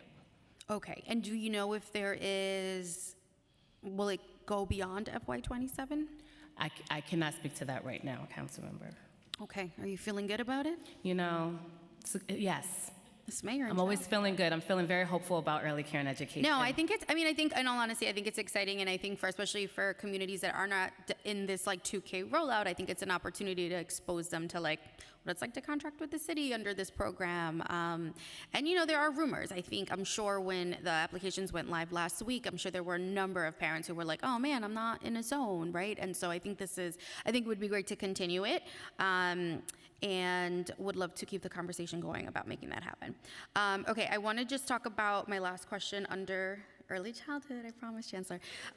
Is just the concern, I know, you're like, I need a break. I love the topic, it's fine by me. I think a lot of advocates and parents, to be completely honest, have trauma from not this administration, but just trauma from, not feeling like the 3K seats or pre-K seats were guaranteed for their child if their child had a disability. And I don't mean, the need for early intervention, but a disability. As you know, we fought tooth and nail to get funding to make sure that we were following the law even.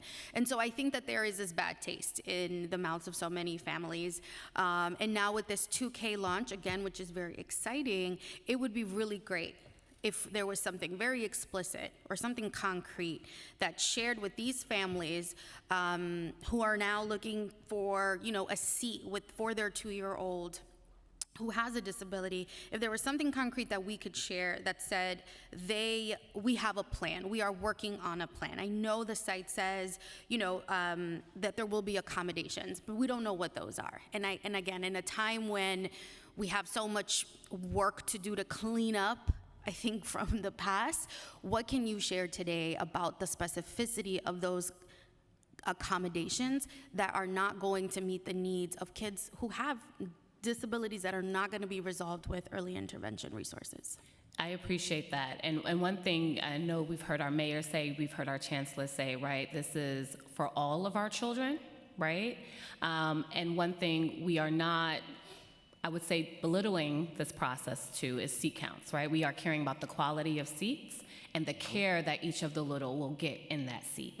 And so that means we have to be thoughtful about how we create inclusive environments, but also ensure that we provide the right interventions and placements where appropriate. And so I cannot provide any specificity because what I never do, and I hope this is on brand, is overpromise and underdeliver. But please know that this is something we are being very thoughtful about, and once we have those specifics, and again, we're not doing this just within the doors of Tweed. We are doing this with our partners at the health department because they too are a part of this, and they are the experts as well.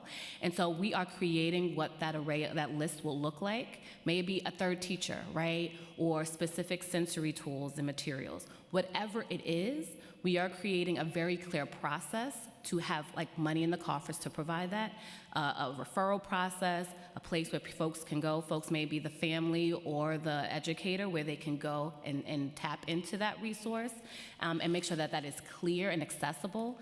And we will be updating our website with that information once it is finalized. Okay, and thank you for that. And do you think that that will happen before the deadline to apply for 2K?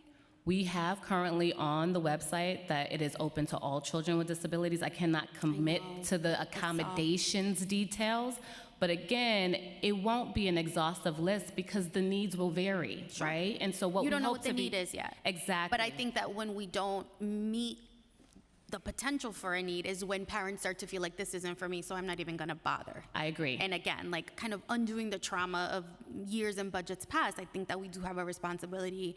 I think it's great, I saw it on the website, and that's why I wanna take the time today to kind of hear that from you, that that you are committed We are to like absolutely making committed, these accommodations. Councilmember. Okay, thank you. And then I have one question for the Chancellor. I just want to second what my colleague Shaker, Councilmember Kirsten had raised about AI in schools. We've gotten a ton of feedback from especially parents of K through 5 that are deeply concerned with the guidance. So I know we're going to continue that conversation. I know Chair Dinowitz is on top of that. I wanted to ask about the funding for restorative justice. What can you share? Is that you or not? That's you? No, yeah. I was expecting the AI question, and then it was fine. It was No, fine. that was it. We could be here all day with You gave me an AI. okey-doke there, you know, like, okay. I think I need you Crossover. to feel my concern, Hesitant, but yeah. I'm not going to ask about it Okay, right got you, now. For restorative justice, can you share a little bit about the issue with the vacancies? Because as I understand it, that's where the cuts are being proposed, is because there are vacancies, or no? Am I misunderstanding that? No. So first of all, you know, again, we are committed to ensuring that we have high quality programs when it comes to restorative practices. It's a huge part of what we do and our response to the discipline code. And so I'm going to turn it over to Chief Prasad to talk a little bit more, but I'm not exactly sure the vacancy. Well, and I'm sorry, I misspoke. So it's cuts to RJ and then vacancies related to social services. So two different things. Okay, so you want us to adjust the cuts to how the cuts to RJ? Yeah, I want to understand why there are cuts to RJ, kind of what happened there. I don't see, I mean, the cuts, what cuts to you first? Was there no cuts to RJ training proposed in the executive? Cuts to the RJ training? Yes. No. When you say, I mean, the last council member, I apologize, I forgot the name. The question that she asked was about cohorts. Is that what you're referring to as well? No. Okay.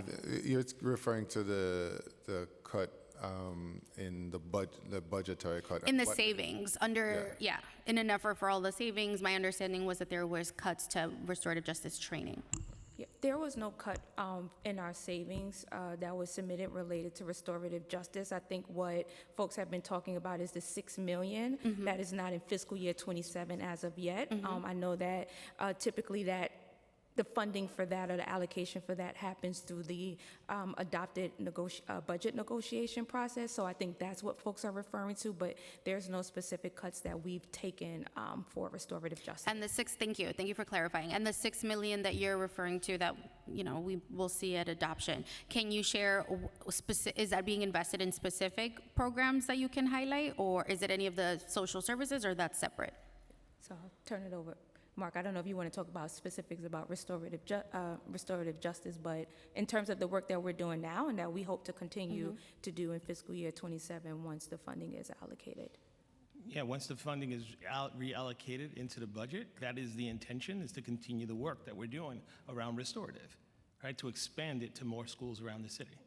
Okay, and there's nothing that you can say about, and the 6 million is a new allocation? No. 6 million is not a new allocation. What's getting confused here is we're talking about $6 million that is not baselined, right? And that's what you're referring to. So without the baseline funding, obviously restorative is going to take some change in the way that it is modeled and offered to schools. So if in fact the $6 million is in fact restored, I'll say restored, will continue to be able to provide the existing schools. Yes, ma'am. Okay, and is there any intention or is there any need, in your opinion, for additional funding to meet this need? Because I think there's a lot of advocates that are saying they would love to see more investments in restorative justice, obviously. So I think that is kind of where my line of questioning wants to get to. I get 6 million is not nothing, but I think, is there an opportunity, or kind of what is the assessment on the need for more, to expand on this, for more, to reach more schools? I think at the prelim, we had some, feedback from council members who who had engaged with their schools about specific programming. Kind of where is the line of thinking or priority for that specific area where people want to see more of it, maybe stronger programs, or expanded? So everyone has an opinion around what they would like to see as it relates to restorative. What we'd like to see in New York City Public School is a program that continues to evolve. Evolve in the sense that more people are trained, the mindset is shifting, right? What we need to be able to do is continue to have more people invest in the overall work, right? So we continue to offer cohorts where people are not showing. Right? And so the real conversation is around getting more people to buy in to the notion of restorative, and then create our internal muscle where our staff can train our staff, and we can continue to grow and grow and grow. It's not necessarily about more money, it's about more people investing in the notion of restorative practices. Okay, thank you. Thank you, Chairs. Thank you. Okay, so one quick question about the state funding, because I know that the state passed the budget, yay, for FY27, which I know we were waiting on for a while. And they're going to provide $15.3 billion in school aid to New York City, including $11 billion in foundation aid. So just wanted to know how much additional foundation aid funding is left to be recognized at adoption over what was included in the executive plan. Yep, so we estimate about 18.7 million is left to be allocated in the adopted budget. Perfect. And then can you also discuss the importance of getting the English language learner weight increased and a new weight for students in temporary housing and foster care, which I know we talked about? We are extremely excited that those two things happened within the state budget, something that we have been advocating for a very long time. I know that while we are happy and grateful that those things actually made it in, we're going to continue to advocate for regional cost index and increase funding for our students with disabilities, but happy to see that we're on the right track with having the foundation aid formula updated, and we will continue to partner with our city and state partners for more funding from the state to New York City. And then given that, would you support the call for $3 million in funding to provide interim transportation for students in foster care that are awaiting school bus service? I think that was the amount that we were looking at. $3 million from the funding that we received? Yes. So unfortunately, any increases above 3% that we receive from state aid is actually geared towards or shifted to C4E, which is a restricted funding source. Got it. Okay. And then just in terms of the 3K under budgeting, and then I promise I'll be done with my questions at least. In the preliminary plan, the administration addressed significant under budgeting in the 3K budget, including reversing the 170 million peg from the previous administration. So can you speak to the under budgeting in the 3K budget and what factors led to this issue? So I think I want to pivot to the fact that that funding was actually put up in the preliminary plan, which did also reverse the $170 million in cuts. So I think what this administration has come in and done is show the importance of investing in sustaining the system. Again, prior to that, we had $170 million worth of cuts related to empty seats, but we never actually did anything with those seats. So happy to see that that was restored, and then the acknowledgement of our contractual obligations to our CBO. So just again want to point out that the preliminary budget, which is this admin's first budget, addressed all of those things. Okay. Yeah, because it included the reversal of the $170 million peg, yes.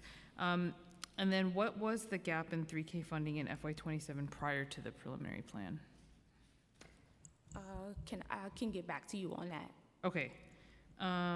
And then for the 205 million for 3K and 30 million for pre-K, how will you utilize the additional funds and recognizing the preliminary plan from the state executive budget for FY27? So those funds are doing two things specifically for 3K primarily, is creating those new seats I mentioned earlier, but also sustaining the existing portfolio. Okay. And then how much of this new state funding will be utilized for the 2,000 new 3K seats? So $73 million is dedicated to 2K. Okay. And then what other programming has this funding been allocated towards? For early care and education, specifically for New York City Public Schools, I believe you covered it, Chair. Okay. Perfect. Are you ready or? I'm always okay. ready. And perfect. Go ahead. Go, yeah? Yes. Okay. What an intro. Go.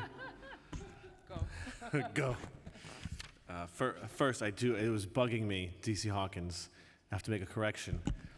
Math is not your friend. Math is everyone's friend.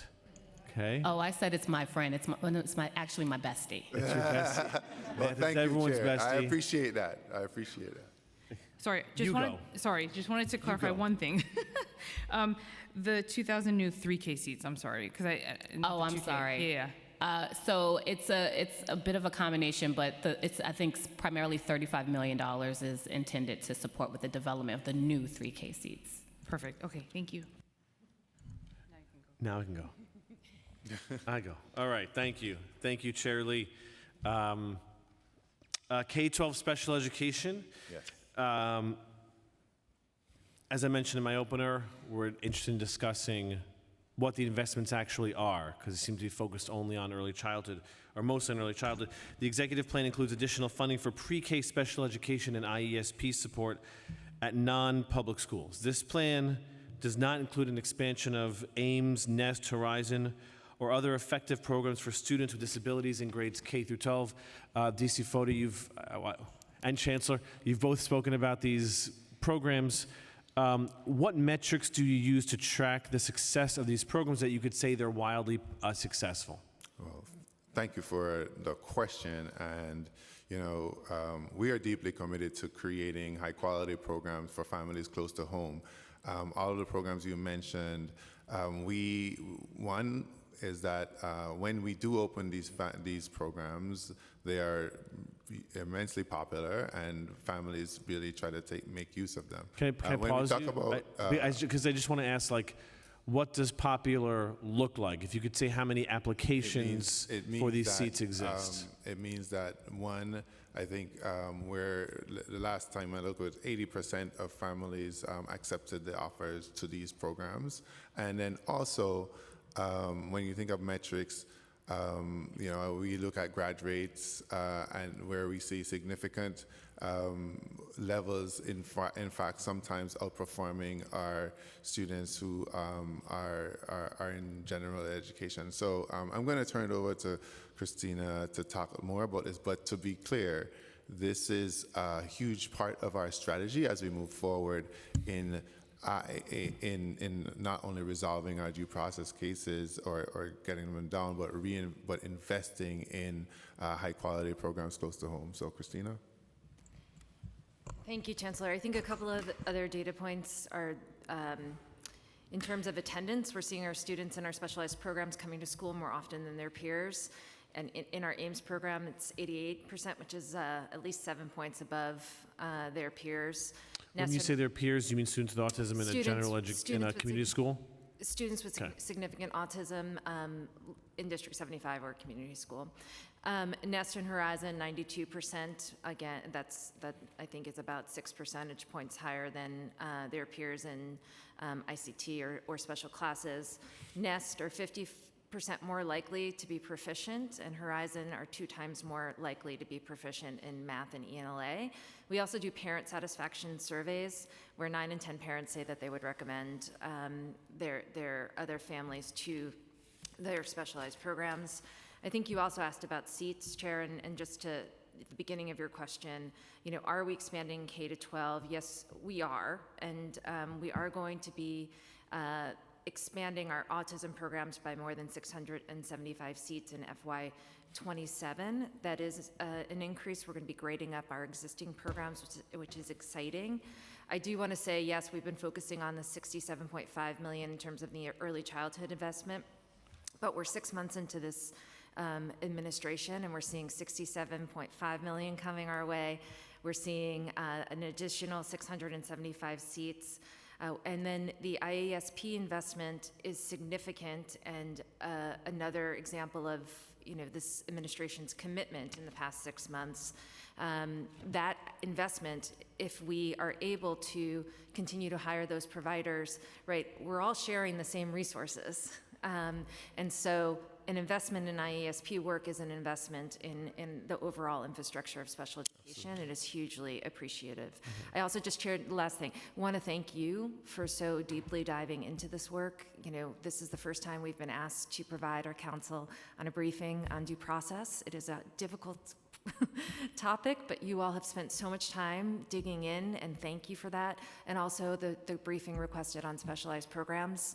The fact that you all are able, I mean, your testimony, you did my job for me today, Chair, so thank you. And I really, all of us in the community recognize how much this matters, so thank you. Thank you. And as I say, I think we all agree this is a moral imperative, but also a fiscal one. So I'm going to get to the IESP, and I want to thank you for that briefing. It was very informative. As I said, you should be Liz, you should be a teacher. I mean, you're also a good lawyer, so you should do both.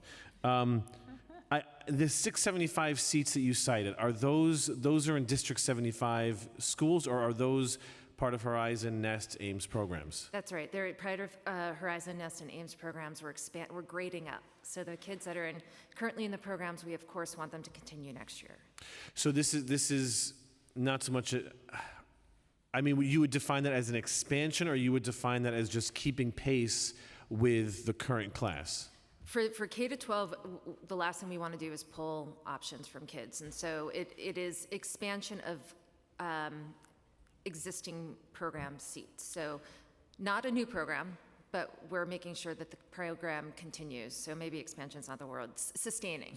Okay. And how many students were not offered a seat or rejected, whatever word you want to use, because there weren't enough seats? Yeah, I mean, those numbers are staggering, right? So I have to say, for our AIMS program, which we were onto something, we thought the AIMS program was exactly what our kids need.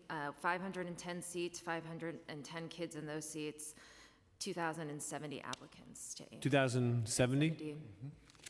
Yeah.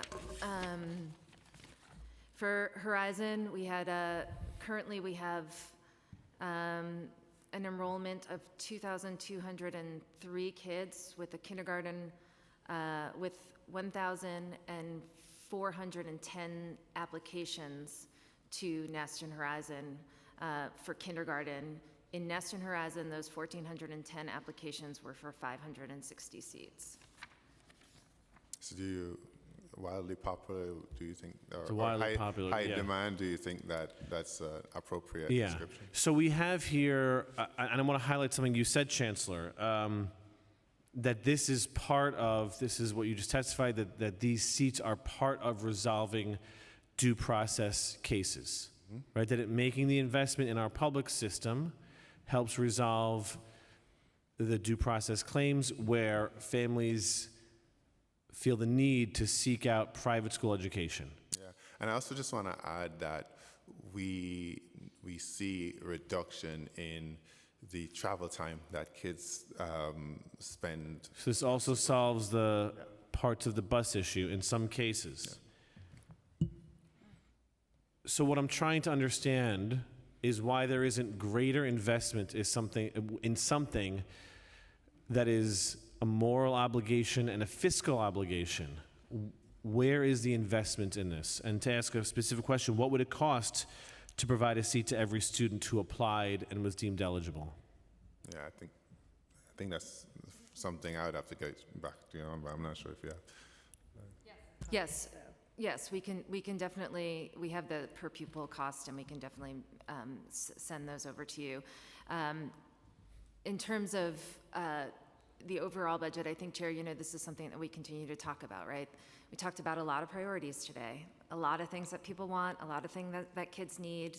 1 in 4 kids have a disability. We are seeing those numbers rise significantly, and the needs of our students coming into the system rising significantly. That is true nationally, but this is a local issue, of course. So the demand is going to continue to grow. But I would argue that every time we have an investment, we have shown enormous return on investment in terms of the outcomes you just have heard about. We also talked last hearing about the due process infrastructure and a lot of private benefit from public funds. And that is why we are glad to have the best lawyer in the city here helping us come up with a strategy. Oh, so you agree with me? I agree with you on most things, Chair. I especially agree with Chair Lee on maybe, okay, I'll stop now. But most people do. The point is, though, we've had, right, since 2000, over a decade of $8.5 billion going to due process. And that is not just the cost of what it takes to educate the child alone. That is the entire economic infrastructure that is built around due process. Every dollar that goes to entities that are not the child themselves is a dollar that could have been invested in our public school systems to make our kids whole here. Agreed. So we agree that these programs are popular, and in part because they're successful. You've demonstrated that with data. You agree that they are part of solving the due process crisis. Did the DOE submit a new needs request for these specialized programs? And how much funding would the DOE like to add for these programs in fiscal 2027? Yes, so the funding to support these programs are a part of our conversations with OMB that have been submitted, and I feel optimistic that we'll continue to have good conversations. As you noticed, the administration have made significant investments within special ed pre-K, recognizing that we need to capture students early. And so I think that in itself shows that the administration is fully invested in what the needs are for special education, starting with pre-K, but we will continue to have those discussions around what the K through 12 needs are. So I just want to make sure that I'm clear in the answer. And the investments in pre-K are wonderful. Look how you stood up for that. Look at you. Yeah, the investments in pre-K are wonderful. I often say, I wish so many more of my students had gone to pre-K, or that they had been identified as having a need much earlier on. I think they would have had a much easier life, particularly in school. And at the same time, we have the needs as kids are in K to 12. And I just want to be clear in your testimony that you did submit the needs, but OMB, I guess, rejected the increase. And how much additional funding did you request from OMB? I don't know if I'll necessarily categorize it as rejecting it, Okay. but, and I can get back to you the number. I'm sorry, I don't have it right in front of me, but I can let you know what it was. Okay. not to split hairs, but you made a request and OMB said. Sorry, so the reason I'm said- saying I'm not categorizing it as rejecting is because the budget process is iterative, right? And so we have ongoing conversations with them throughout the year about what our needs are, and are always hopeful that we will see those needs reflected in an upcoming budget. And so if you say rejected, that means it's rejected, never talk about it again. That's not the case, right? And so we have submitted it, we'll continue to, and we'll continue to have the conversations. For this budget, for the executive budget, there is 675 additional seats to sustain the program. You've made a request to expand Nest, Ames, Horizon even more, and OMB came back and said, not right now. It didn't make it into the executive. It didn't make it into the executive budget. Okay, so that's what I'm asking. So the administration, so the DOE is requesting more funding for this, and the administration is not putting it in the executive budget. Okay, how can we support then? Because I think there's wholesale agreement on the importance of these programs, morally and fiscally. How can the council support the DOE in expanding these crucial and successful programs? The joke is always that the lawyers are no good at math, but I'm going to give it a try. But math is everyone's best friend. Math is everyone's best friend. So, the last time we were here, we talked about how we've got to think of the ecosystem of special education as not just the DOE budget. And I think, when DC Foti talks about the impact of her programs, and when we talk about the comparative cost for her to develop more seats versus a due process case, it's really worth expanding on that a little. We are in a bigger world. Autism diagnoses are exploding all over the country.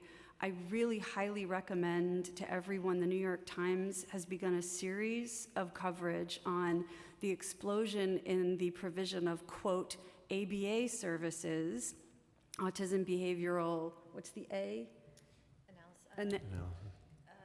Applied behavioral analysis, thank you, ABA services. Because guess what? These services are Medicaid reimbursable. And so the New York Times has begun a series looking at how ABA services are a new cash cow for some well-intentioned people and plenty of bad actors. Guess what else? More and more due process cases have autism components to them. And when we talk about average cost per student of an IEP due process case is $105,000 a year, yeah, that's head and shoulders above what we're spending, except if we're talking about autism cases specifically, we're already up at $145,000 a year.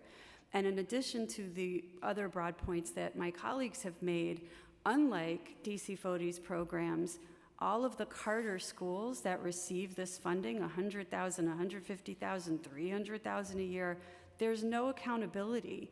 They don't have to demonstrate to anyone what outcomes they're getting, because as you hear from our leadership and our chancellor first and foremost, we're not just talking about it is a fiscal crisis, it is a moral crisis, and the moral part of that is we want all of our students to be set up to succeed. We have no idea what's happening to students once they become Carter cases. There are certain legal eccentricities here that mean once they're a Carter case in kindergarten, first grade, second grade, they're never coming back to public school. More and more we have kids who are Carter cases who've never come to public school in the first place.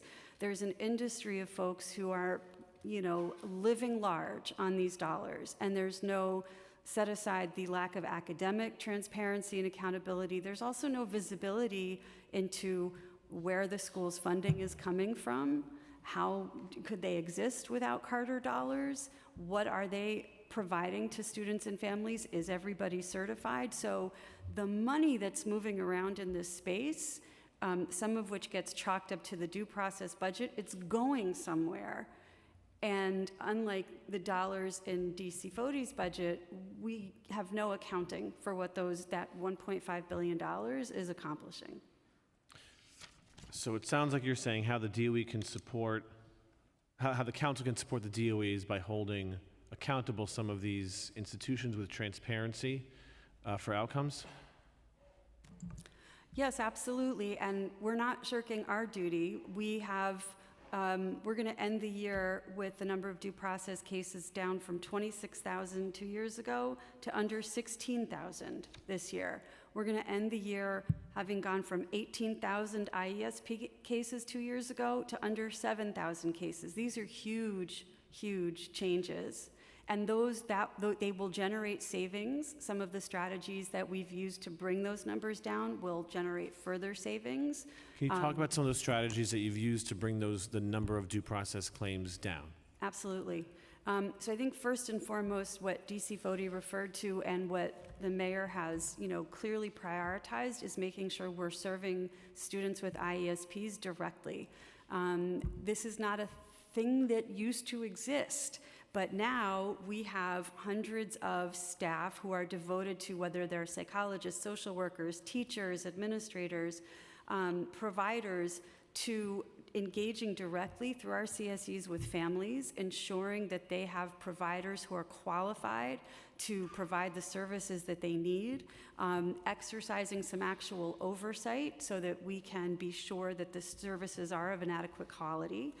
We've also been working to engage with schools, with private schools where students have IESPs, because the law does not envision school districts having the same extent of responsibility to families who opt out of public school as we have to students who want a public school education. And so in order to make those dollars make sense in IESP cases, we should be working with schools to determine where we can scale services. I wish we were getting a better reception from those schools. We are finding success. We have raised rates. There was a valid complaint for a while that rates had not been raised in a long time. We did a fair market rate study for SET services because that's a unique service that only in New York City do we provide it. So we had to really get into the weeds of what does it actually cost us to provide this? And that has helped us lower the cost of these services. And frankly, we have adopted and continue to implement and enforce fraud controls and strategic litigation. Meaning what? Meaning, all of these 16,000 cases, most of them go to a hearing at an independent tribunal. Well, we are cross-examining witnesses, we are demanding documents, we are insisting on a demonstration that parents actually know there's a case on their family's behalf, and we're starting to look at moving to recoup some of the funds that go out the door because the legal process itself is not very well thought out, where we win the case in the end, but it's taken long enough to get there that we've made all these payments that we shouldn't have had to make. So lots of things that we're doing that we're very optimistic about. At the preliminary budget hearing, you went over, as a teacher would, the history of the due process claims and the change that happened under the de Blasio administration, whereby the cases would be settled. They would automatically be settled. Is that policy changing now, and that you are contesting a lot of these due process claims? That policy changed. We changed that policy several years ago, but we didn't do that in isolation. The first thing that we did was we said, okay, we have IESP cases over here and tuition things over here and service gaps over here.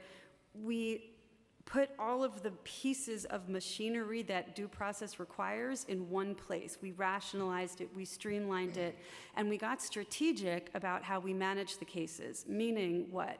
Meaning we spent a lot of time, and thank you to Comptroller Lander and now Comptroller Levine, because they've helped us identify the cases that should be settled quickly.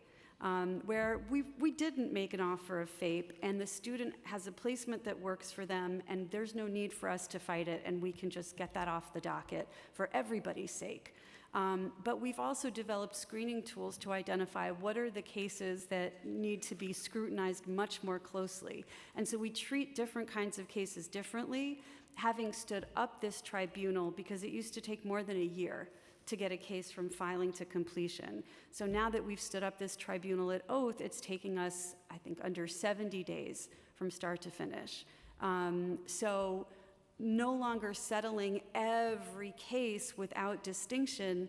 Yeah, we don't settle every case without distinction anymore. We settle the cases that should be settled. We litigate the cases that should be litigated. Thank you. I want to turn over to the New Visions portal. This is a small contract, but it was asked about before, and I think you had testified that not many schools are use it, or only some people in the schools are use it. No. We were told 99% of schools used the New Vision portals this year. I don't think I said not a lot of schools. Okay, use it. I would more say it's used as more an administrative tool. A lot of schools do use the New Vision portal, but maybe not a lot of people in the schools are using it. So not necessarily a lot of teachers, but it is a widely used tool. It's a very popular tool from my perspective for the purpose that it serves. And we are continuing to talk to both and I think the opportunity that that we see within the tool is also across agency, which we haven't necessarily bolstered yet, but that's an opportunity that we're thinking about, and we're continuing to talk to our partners at New Visions about what are the options going forward and possibilities for not disrupting the service. Do you know how many schools are using the New Visions portal, even if it's the administration? How many schools are using it? So we've seen at least a log on for over 1,500 schools within the system. How many schools are in the system? About 1,600. So it's like almost all. So Yeah, it's a lot almost them. A lot all of them to some degree. Have logged in or log in monthly. Do you have usage statistics? We have some. Yeah, I don't have. Can you share those? Sure. Oh, like do you have sure them now? them now? Yeah, I mean, so I No, don't meaning have like them out of in front of me. 1,500, like how many of them are using them once, twice, 3 times a month, or using them in instruction or for whatever it's used for? Yeah, I can get you some of that. Okay, well, why don't, Yeah. I have other questions, so maybe Go ahead. Yeah, you can ask. someone else could get it, and then they'll give you the little Post-it note, like they always do. And you had mentioned that other agencies use the tool as well. What other agencies, to your knowledge, are using this tool? From my understanding, either are or wanting to use ACS and DYCD for sure. Yeah. And Flavia, I don't know if you. Because DHS also DHS. uses the data. So from my side of the work, we're working on building enhancement to the tool so that for ACS, they have access to data through agencies. DYCD typically uses that for their SYP program, which our colleague can speak to. And then for the Department of Homeless Services, is mostly leverage around the shelter data supports. And does CUNY use it as well? CUNY, CUNY is your CBOs use it as well? CUNY, I believe so. I know definitely the community school CBOs, the community school directors leverage the tool as well. So it just sounds to me, I mean, it's weird to quibble over like a little over $8 million, but it sounds like it's a tool that is used by almost all the schools, a tool that is used in an interagency fashion. Can you explain the thought process behind the consideration of cutting this contract that seems to be used a lot? Yeah, so first I'll say 1,542 schools have logged on this year. 18,500 monthly users, 9,000 weekly users. 9,000? Weekly users. And 4,600 users rely on the New Visions portal multiple times per week. Right? And at the superintendent level, and certainly I use it significantly, there are 249 superintendent team members logged on in 15 days this year on average for 40 days of usage. So I'll say, in thinking about why this was proposed, all of the New Vision, the data that is in New Visions exists within DOE and other places. And so from that perspective, it was viewed as duplicative. But I'll say that New Visions, for some schools and for some administrators, going to many different areas is is difficult, often clunky. And so what New Vision does is has like a one-stop shop for a portal for many different, for like administrative users. And so I think, like I said, viewing it from that way, I could see why it was viewed as potentially duplicative. But in terms of actually how the system works, I understand the value of the portal. And that's why we're continuing to have conversations. Yeah, I mean, it just sounds like a lot of these, you know, say in an almost $40 billion budget, small amount, although 8 million here, 6 million is not a small amount of money. But in the scheme of a $40 billion, almost $40 billion budget, you know, when you talk about $6 million restorative justice here, 8.7 for a New Vision's portal, and these are actually tools that, according to your testimony, are used to a significant degree, and it's used in an interagency fashion, and it seems like it's a very necessary tool, because if it goes away, if the contract ends, it goes away in July, it sounds like everyone from administrators to the Department of Social Services to CUNY to ACS to community-based organizations would be left in the lurch and wouldn't have the data that they need. Well, there are other options and without having the program go away. This was a discussion of central spend. There's also having schools that use it. Schools that have now hold harmless funds, they can also pay for the service. There's schools for there Only if it's less than $25,000. There are other. It's about 5. So there are other options within our system, and New Vision is a contracted vendor as well. So there are other options that we could talk about for how to get it rather than a central spend. But like I said, I think we're having really meaningful conversations throughout the system, as well as with other agencies, about how to continue to not have interruption of service. Right. I mean, the worthwhile goal is to look at every contract and to make sure everything from $1 million to $100 million contract, to make sure that it's actually providing services to the students or to the teachers, to the faculty. That is very important. You've heard from this council when $12 billion of the dollars are spent on contracting. Well, we really do have to look at those contracts. Yeah, and I think that's to the point of the cost savings team. I think that's what they did here, with the eye of looking at just contracts. Maybe objectively, you might not be able to see the way that it's used at the school level, but you could say, okay, the same data that the school has exists in other places. And there are teachers using other tools that they use a lot more. And so you might feel like, well, this program is potentially duplicative without, seeing the context of, let's say, other agencies and so on. So we're having discussions to really think about what's the best way forward. Yeah, here. I hope, I'm going to assume they do, but I hope that these discussions you have with the cost savings team include teachers, include discussions with teachers and principals who are the ones actually using the tools. It's one thing to sit in an office and look at a spreadsheet and look at the one-pager as to what different contracts do. It's another thing to go into the school and know what's actually happening in the classroom. Absolutely. I'm going to chime in. As the Chancellor stated, we're having conversations with different program offices, specifically school-facing team. We did a preliminary review of their contracts, and now the next step in that process will be for them to engage with school leaders and teachers to have those conversations about quality and service levels. Good. And you know me, I think evaluating all of your tools is very important. Evaluating your curricula, very important. Evaluating everything is very important.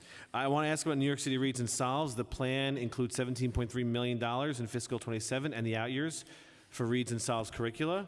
Next school year, New York City Reads will expand to additional middle schools, and New York City Solves will expand to elementary schools for the first time. What's the current total funding levels for New York City Reads and Solves?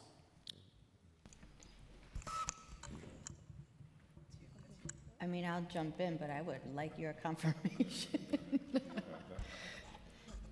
So would I. All right, we have a baseline budget for 53 million for Reads and Solves, and an additional 17.3 million to sport expansion.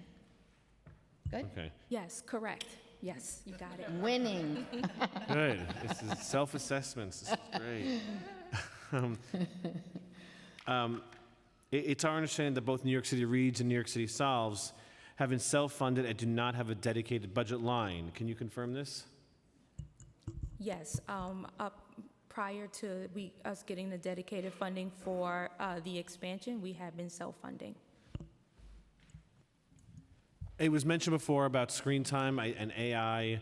I do want to note that the AI hearing will be on June 24th. So everyone mark your calendars. Chair Lee is very excited. She's whatever this is, she's doing. And I reference because New York City Solves, I will just note as a personal privilege that I don't think most elementary school kids need calculators. So do away with those calculators for those kids and let them use pen and paper, or pencil and paper rather, for math. Thank you. What? Math is our friend, Chair. The Student Success Centers. Funding for Student Success Centers has been added 1 year at a time since stimulus funding expired. This programming is a unique peer support model for college and career readiness at high schools. The executive plan does not include the $3.3 million gap in Student Success Center funding.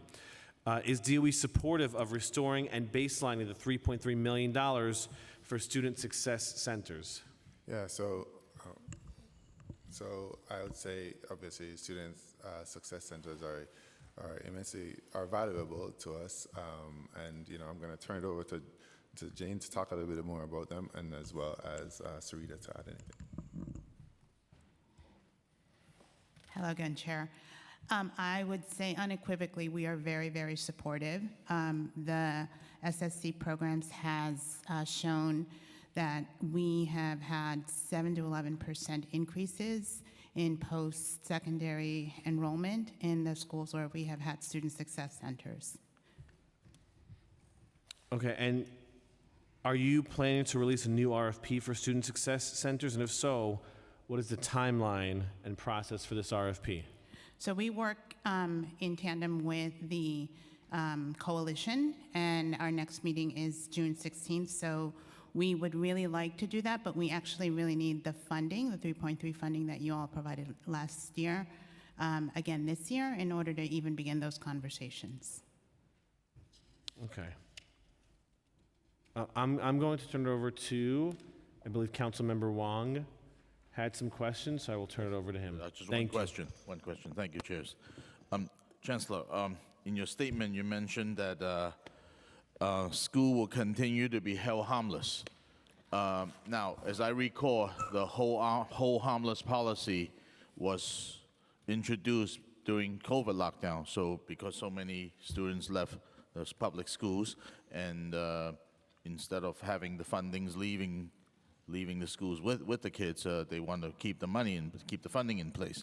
But that was the COVID lockdown has been lifted since 2023, February. My question to you is, why are we still holding schools harmless? Why are we funding empty seats and even empty schools? Can you answer that? Yeah, thank you for your question, Councilmember Wong. I think, stability in schools is very important, and I think we need to ensure that our schools are well funded, despite the fact that we've seen enrollment declines. If we actually remove our own harmless funding, it would be a huge whiplash effect to schools that would have to really contend with a lot of concerns at the budget, and in some of our most vulnerable communities, they would feel the brunt of the issues. And so I think we are proud to, for this year, be able to hold our schools harmless, to make sure that they are stable, and we will have an ongoing conversation about how we get to sustainability over time, including what we are able to do at the mid-year. Okay, I get that, Chancellor. But what is the estimated cost of holding initial school budgets harmless? And do you expect this additional funding to be reflected at adoption? Because I can see if we can free up so much funding and use it elsewhere rather than keeping schools open with that are mostly empty. Yep. Please answer that. So we are doing our final quality assurance checks on the numbers. So once it's final, we can provide it to you. Yes, we can provide it to you once it's final. I've visited some of these schools, and I see that we can definitely do something rather than keeping them empty. My follow-up is, how can DOE not know the cost of this policy, especially given that 26-27 enrollment projects have been available since early May? Council Finance has estimated that this policy will cost at least $110 million, if not more.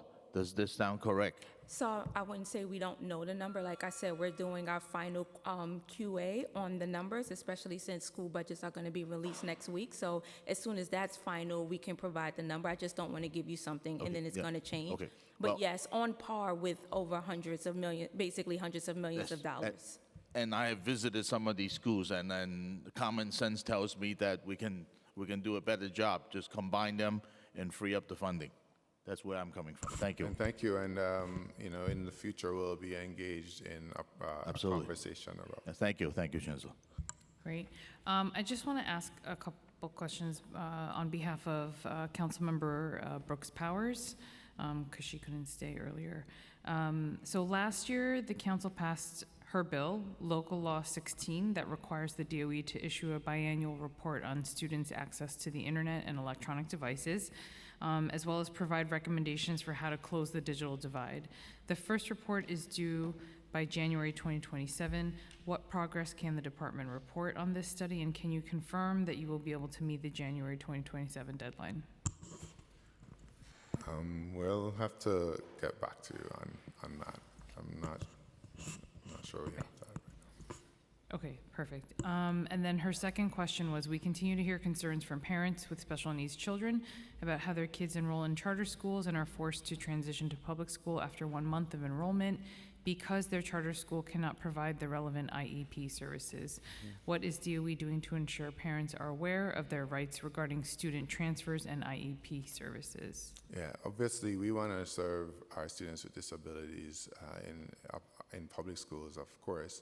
And when our charter school colleagues don't meet that, or have concerns, we do have a mechanism for ensuring charter schools are paid for students with IEPs that they serve. But I want to turn it over to Christina to talk.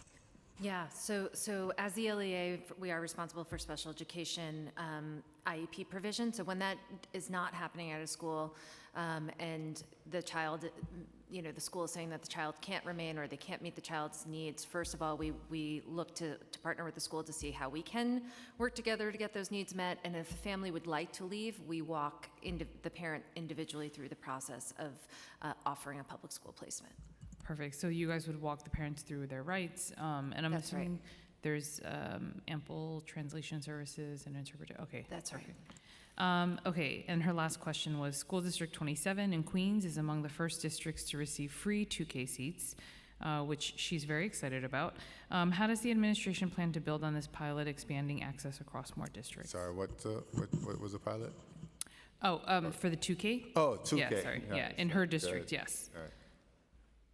So how do you plan to build on the pilot, expanding access across more districts? Yeah, thank you for that. As you know, this is the beginning, first year. We have 2,000 seats, and we'll be expanding next year to 12. And so let's, Simone, Deputy Chancellor, would you like to share more? That's precisely right. Thank you, Chancellor. We will be adding another 10,000 seats next year.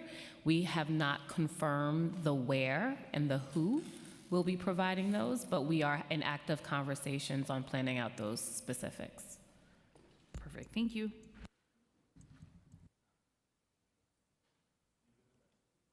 Okay, thank you. Class size. Our understanding is that the timeline extension includes a deal with the U of T, which will provide differential payments of up to $8,500 per teachers for those whose classes receive approved space or hard-to-staff exemptions. Can you provide more details on the deal? Yeah, so let's specifically speak to what this is, right? So yes, there was an adjustment, and for example, in September, the goal is now to get to at least 70%. And now there's a 2-year extension to the law. And so the process of exemptions now includes differentials specifically as they relate to any exemption that we have that gets us to 70%, right? So it's not as though you're going to exempt everyone, you're going to give everyone an exemption who is teaching in a class that is out of compliance. It is only in the event that you need that exemption to get to 70%. That is when the differential applies. And so I want to turn it over to Erin to add anything else in terms of detail. Yeah, I think the only thing we would add is we're working to develop guidance on the approach to implementation, and then we'll share more details when we can. So there are currently 4 exemption types for class size. However, only 2 have been identified for differentials. Are teachers in schools defined as over-enrolled, in economic distress, or specialty classes also included in the policy? Well, in terms of determining the exemptions, that's when we would we would prioritize students with schools with a high economic need, right? So the way it works is, first you have to decide on, and we do this collaboratively with our partners, which classes will be, which exemptions you're going to use. And then when you apply the exemptions, you apply them on prioritizing our students who are in an economic need and so on.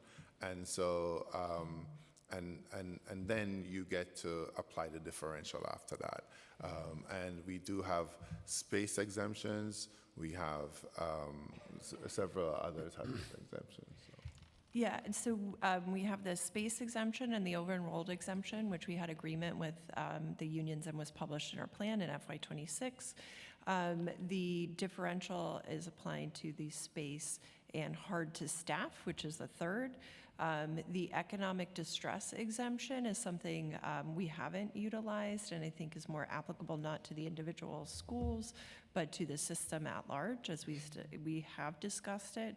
But again, the 3 that we have and are talking about are the space, the hard to staff, and the over-enrolled. And this is a exemption of up to $8,500. So what's going to determine how much the differential is actually for? The differential, if you're teaching, for example, for the entire year, you would get to $8,500. If you teach, let's say, in a class for half of that year, and then as you reprogram and it's different, you would get half of the differential. And I think this is where we need to look a little bit more deeply and go into the data. And I think conceptually we're looking at it applying to the over-enrolled classes that the teacher is teaching, or the classes above the statutory caps that the teacher is teaching. So at a high school level, it could be, say, 2 out of the 5. And then there's we would do prorating at that point. Thank you. It was asked for about the SEED, the sensory program. I think you had testified 15,000 students use this weekend program.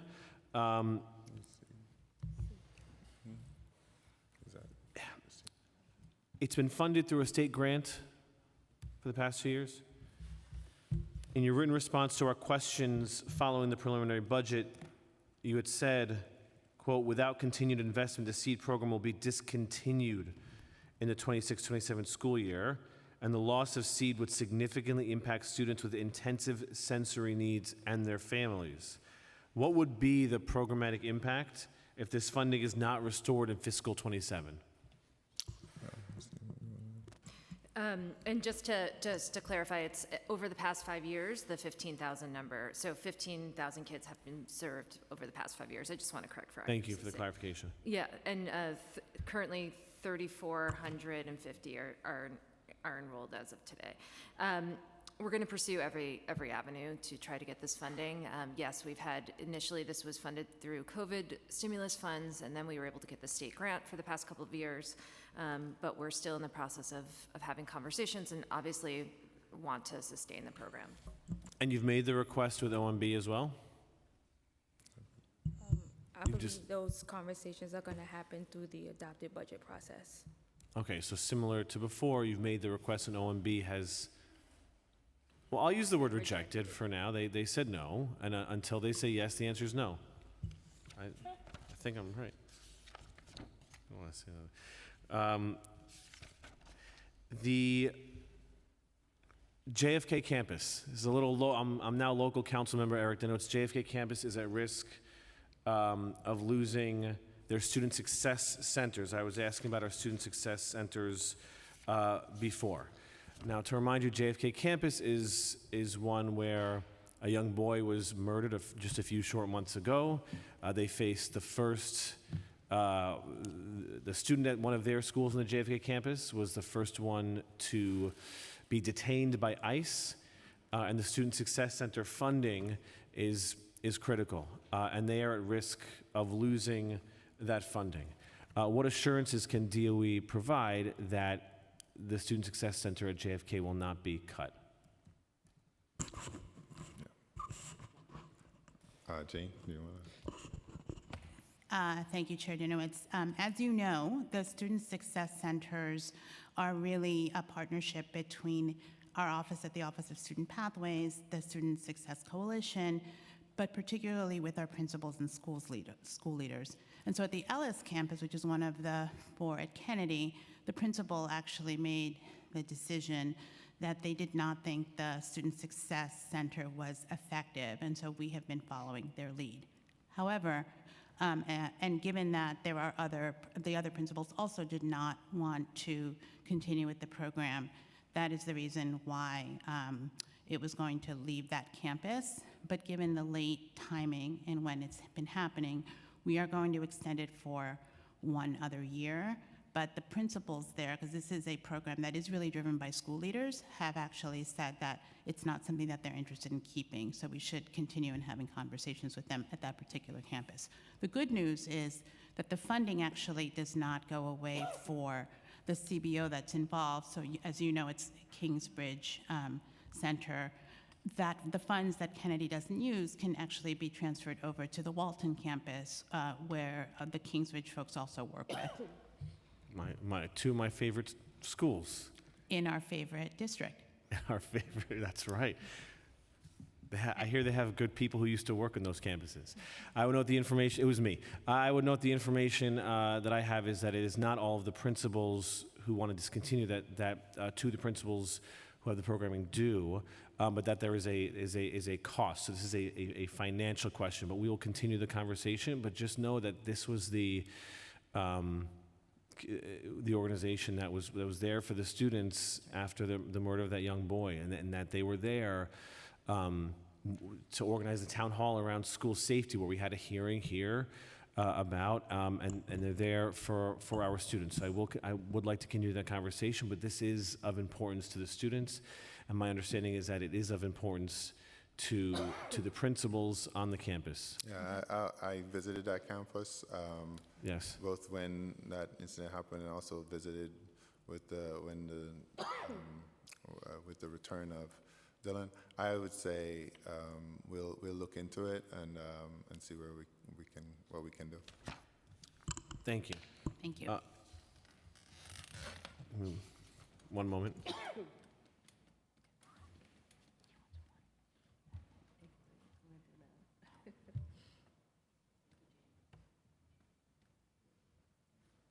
Okay. Okay, so I think that's it. I still can see clearly, sort of, somewhat. And I just want to thank you all for spending, I know we went over time, but we really appreciate the fact that you guys stayed and answered all of our questions. So really, thank you so much for being such great partners with us. Yes. Well, thank you very much for having us. I think we all can agree that there are orange and blue skies outside. Go Knicks. Yes. That's right. Thank you all so much. you. Thank you.